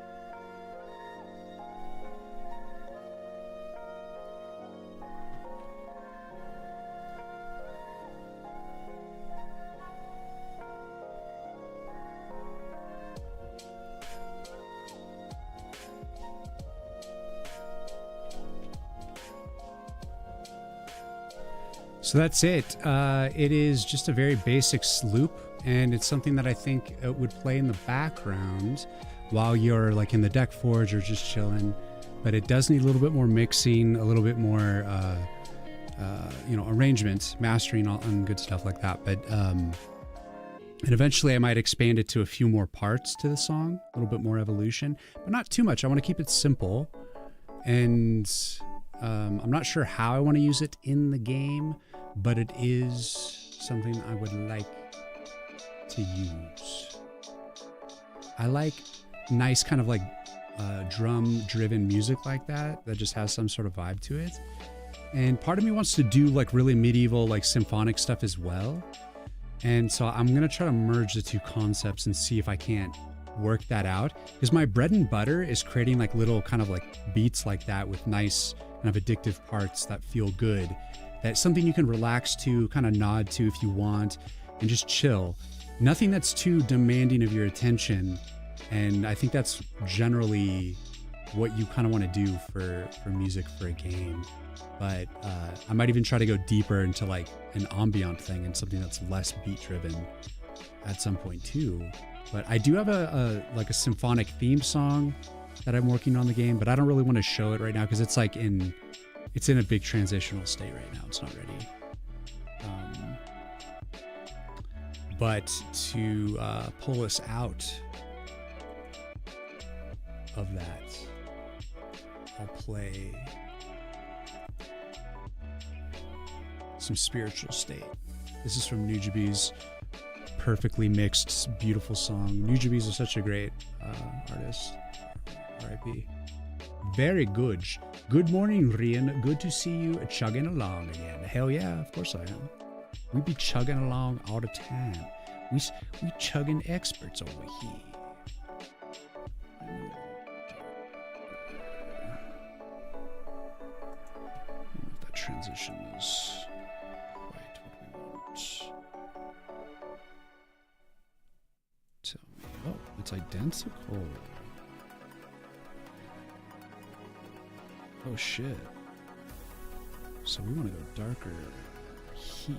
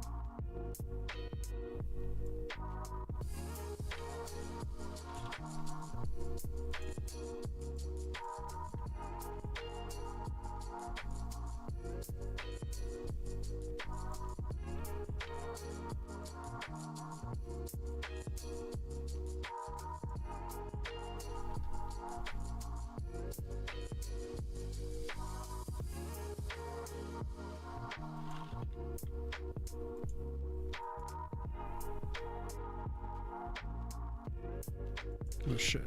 I think I did that wrong.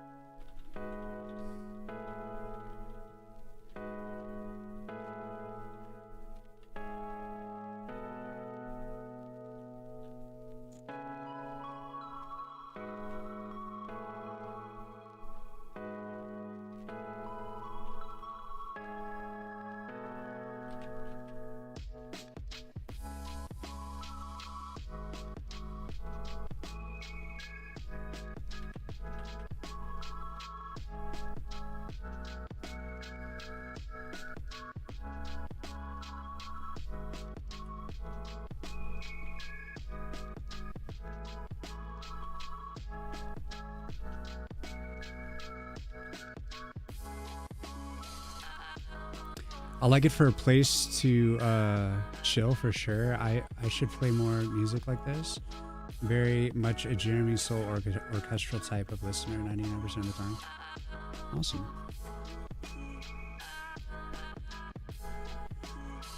I'm definitely trying to find like that, my gamer music style.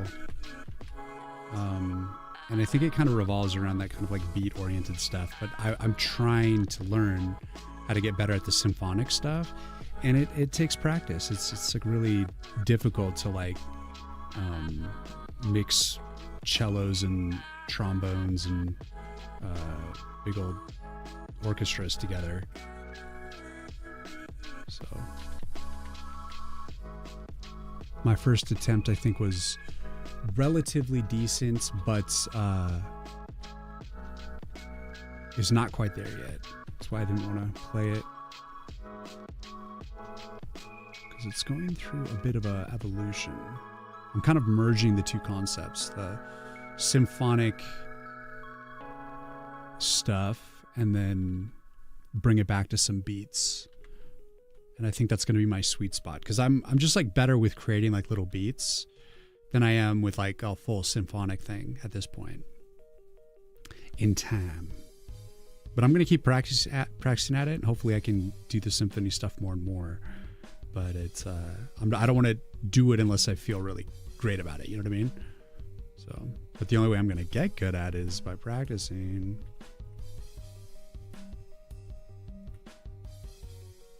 So I'm like trying to do something I'm comfortable with, and then merging it with something that I'm still learning at, and hoping that I can kind of bridge the gap.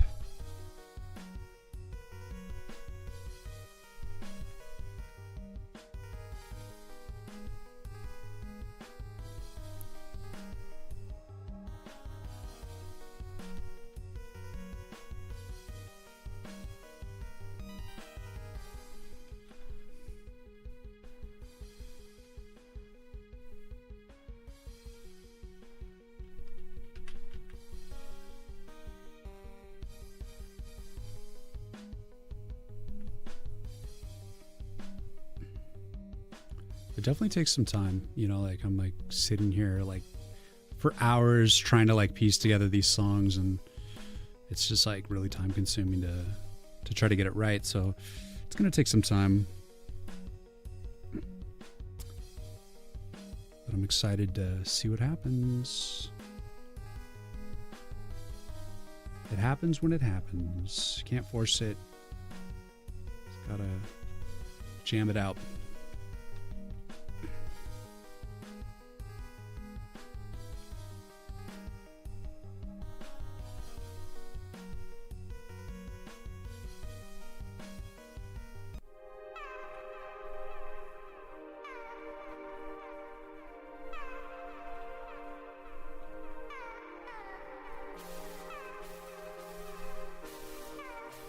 As a game dev, you only need to have early skill imaginable. You have every skill imaginable. It'll take some time. Yeah. Well, it's not my first time producing music, but it's finding the right music for the project, for the thing that you're doing. That's like, when you're trying to make subjective creative decisions for things, it's like no telling how long it'll take for you to figure it out, especially if you're trying to use different kind of style techniques.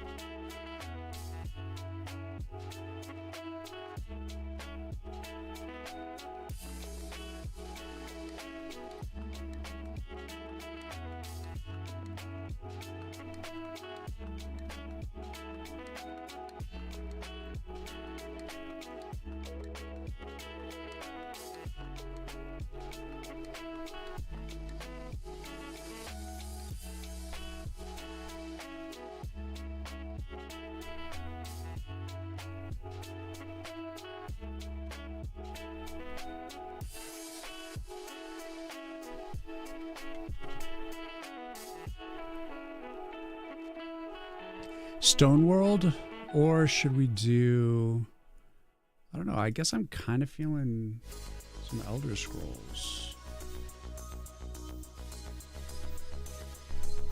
Is there a demo available for Woods of War? There will be in a couple of weeks-ish. I'm trying to put it together right now, but it is in the works. It's on the way. So best thing you can do is give it a wish list on Steam, and hopefully when I release the demo, you'll be able to, it'll let you know. You can get some playtesting going.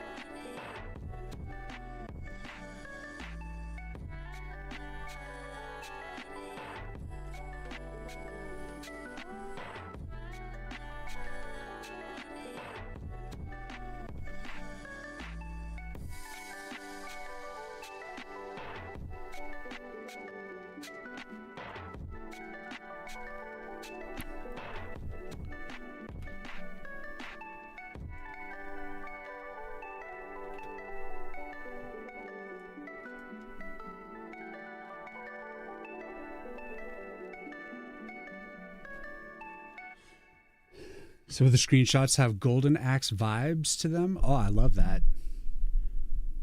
That makes me happy.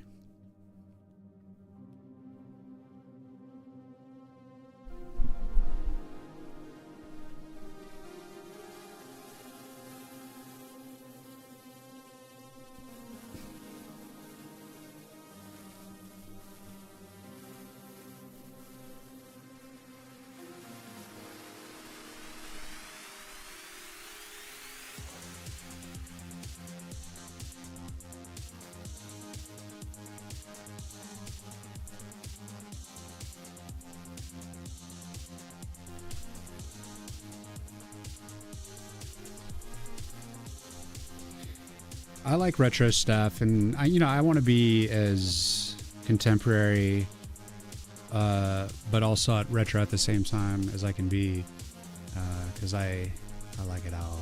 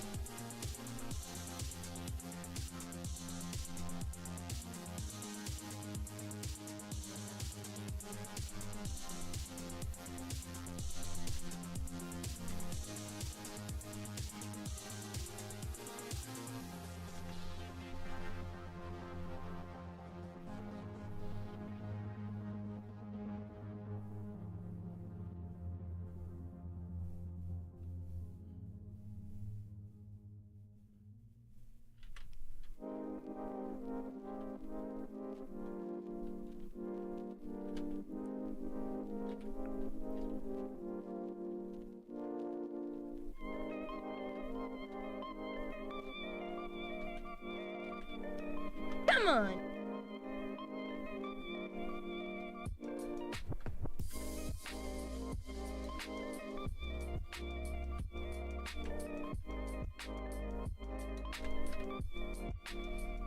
Dore, thank you for the follow. Welcome. What are your main inspirations for this game? Art plus design. I would have to say things like Metal Slug,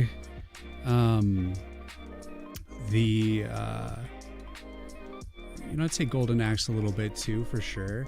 Wizard of Legends is a more contemporary one. That's definitely a big influence. And just basically any quality pixel artist out there.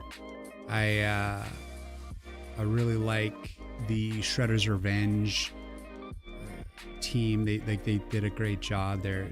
It's perfect. It's beautiful pixel art for that beat 'em up. And it's like for each individual item and character that I draw, I sort of draw inspiration based on like what I'm going for. But a lot of it is also just how I draw. It's like my style, but converted into like my traditional art style converted into like pixel art. But yeah, like definitely Legends of the Craft. Always inspiring me for sure.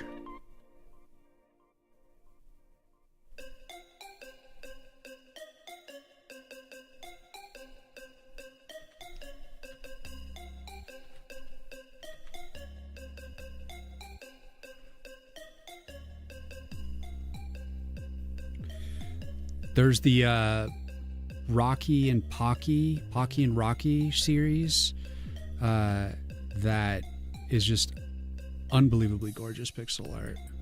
That's a big inspiration for me. Stuff I aspire to.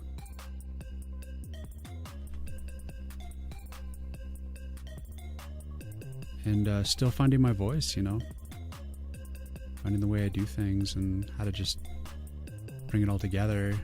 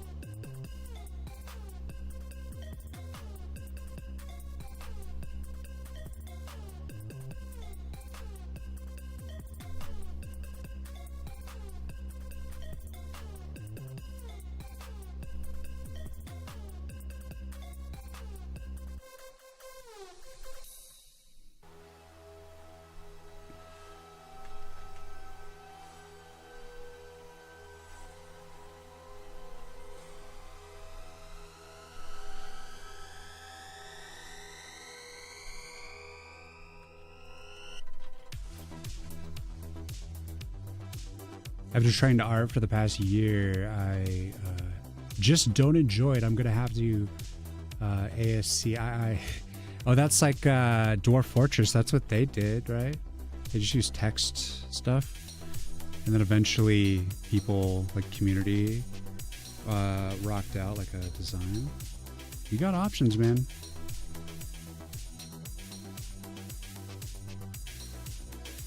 No doubt. If Dwarf Fortress can rock it like that, you do what the fuck you want. You do whatever you want, boy.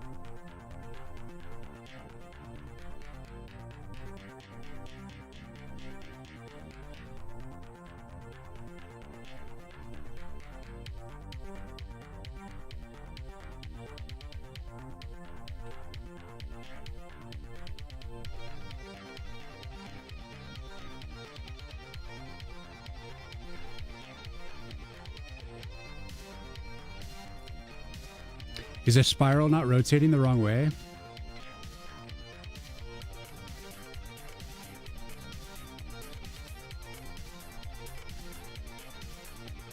What I'm trying to do is create like kind of a stretch feel. Like it's leather stretching. So I'm just trying to like have it like be a little bit of a stretch look, I guess. So it's kind of like a counter direction slightly, but it's like also like static. Like it's the max that the skin can stretch on the book. And so it's, what's up, Karani? So you know what I mean? It like stretches, but then it kind of like slows down. Just to give it kind of like a slight movement to that outer edge. Like at this point, I'm going to start doing less movement to it. Just trying to add like a little bit of tension.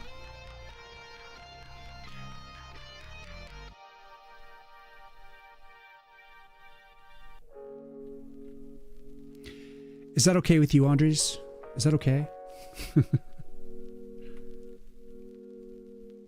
Is that acceptable? Whether or not I'm pulling it off, who knows? But we'll see. See how it feels. It's all like doing its thing.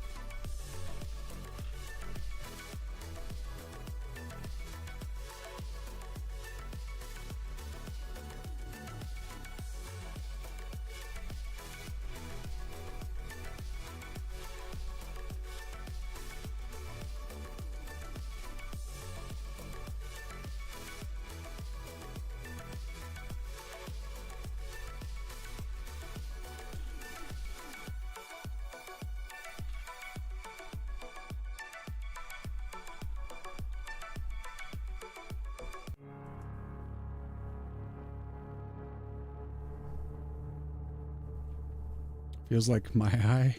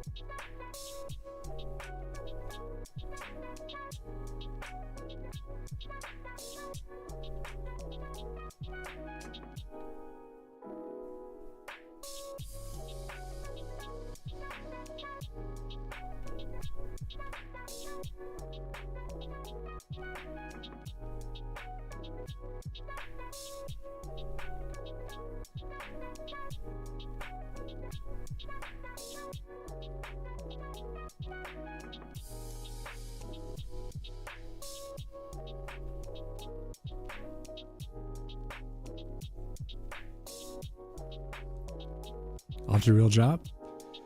Have a great day, you too, man. Can I post some art and animation in Discord to so you can throw some pointers? Sure. Yeah, they're if you join the Discord, I can give you a tree roll if you're not already in. And yeah, absolutely.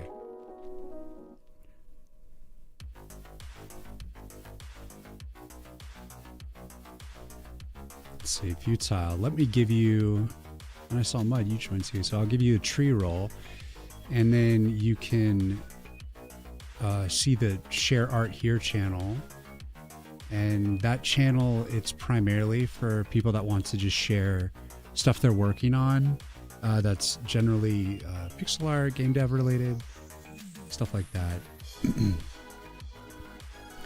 you're looking for inspiration for such things as the goal of that little channel. Very simple Discord. We'll have to add some more complexity when I'm for playtesting feedback. Put in another channel for that eventually.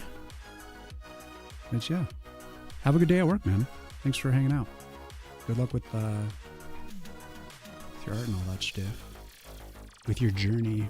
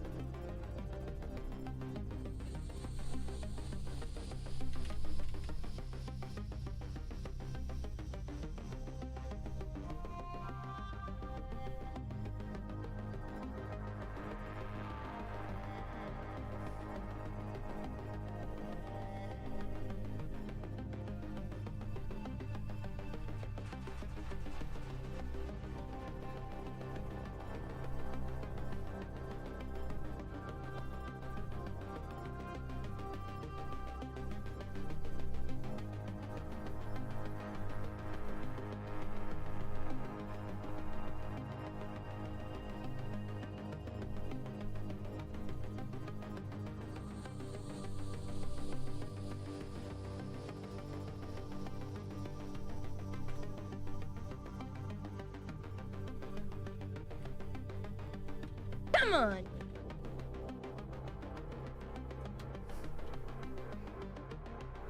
Beer Retro, thank you for the follow.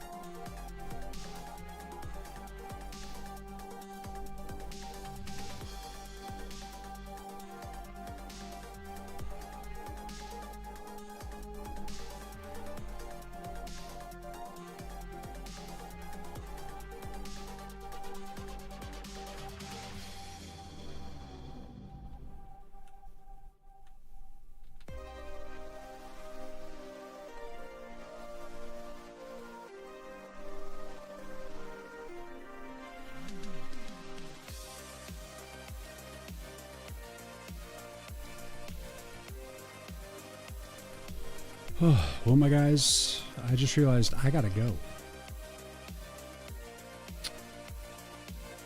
I'm definitely gonna come back off stream and finish off this book opening up. You can see all I'm doing is just like trying to make it so that it kind of turns a little bit more to help like with the illusion that it's opening up. But normally I would go a little bit longer, but I got some chores I got to deal with. But yeah, it's gonna look all messed up right now, but it's coming along. Code, and it's always good to hang, man. I'll be back on Friday. We'll be rocking some fireplace portal transitions and hopefully getting this implemented as well. Into game. You've been seen by the eye.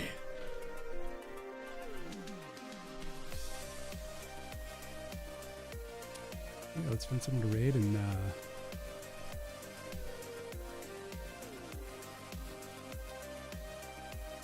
rock and roll, you know what that means?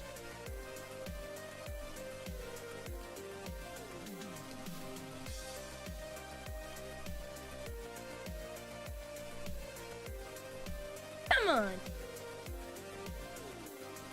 Back to lobby, thanks for the follow.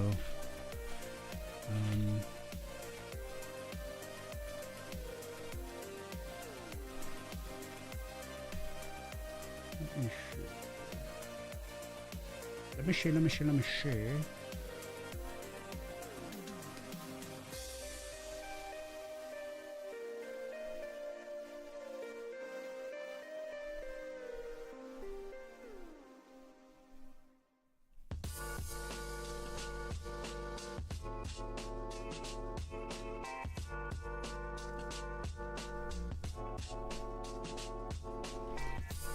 Let's do a random raid today.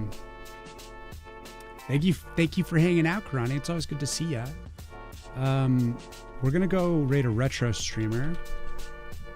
This guy was reviewing like Wizard of Legend 2. I think he was actually like sponsored or something, making some fat dough off of it. But right now he's playing some sort of RPG, Soul Blazer, I think it's called. And it's old school pixel art style. And he looks like he's just vegging and having a good old time. He's got that deep, sultry voice. And he's always playing cool retro stuff. Good inspiration for pixel art. And well, sometimes I like to raid the random peoples. And he's kind of a bigger streamer, so I don't know if he'll even notice us, guys. I don't even know if we're special enough. But normally we would raid other software devs. In the future we will. But today we are getting crazy. We're doing something different. It's just like it says in my Discord. Now for something completely different. So let's get the raid going. Guys. Stealthy Golem. We're going to go check him out. And we got to play our outro music. As per tradition. Yes. We crushed a bug today. And we made good progress on this animation. And what else did we do? I got the replace card code dealt with. And it was good. It was excellent. I'm feeling like great progress is being made. And the game is getting more structured and coming together. And I can't wait to actually structure a full dungeon run. That's going to be awesome. But yeah, it has been a glorious time with you guys. I will see you again on Friday. And I'll definitely be on multi-streaming on YouTube and Twitch. I don't always multi-stream on YouTube. Sometimes I just do Twitch because I'm weird.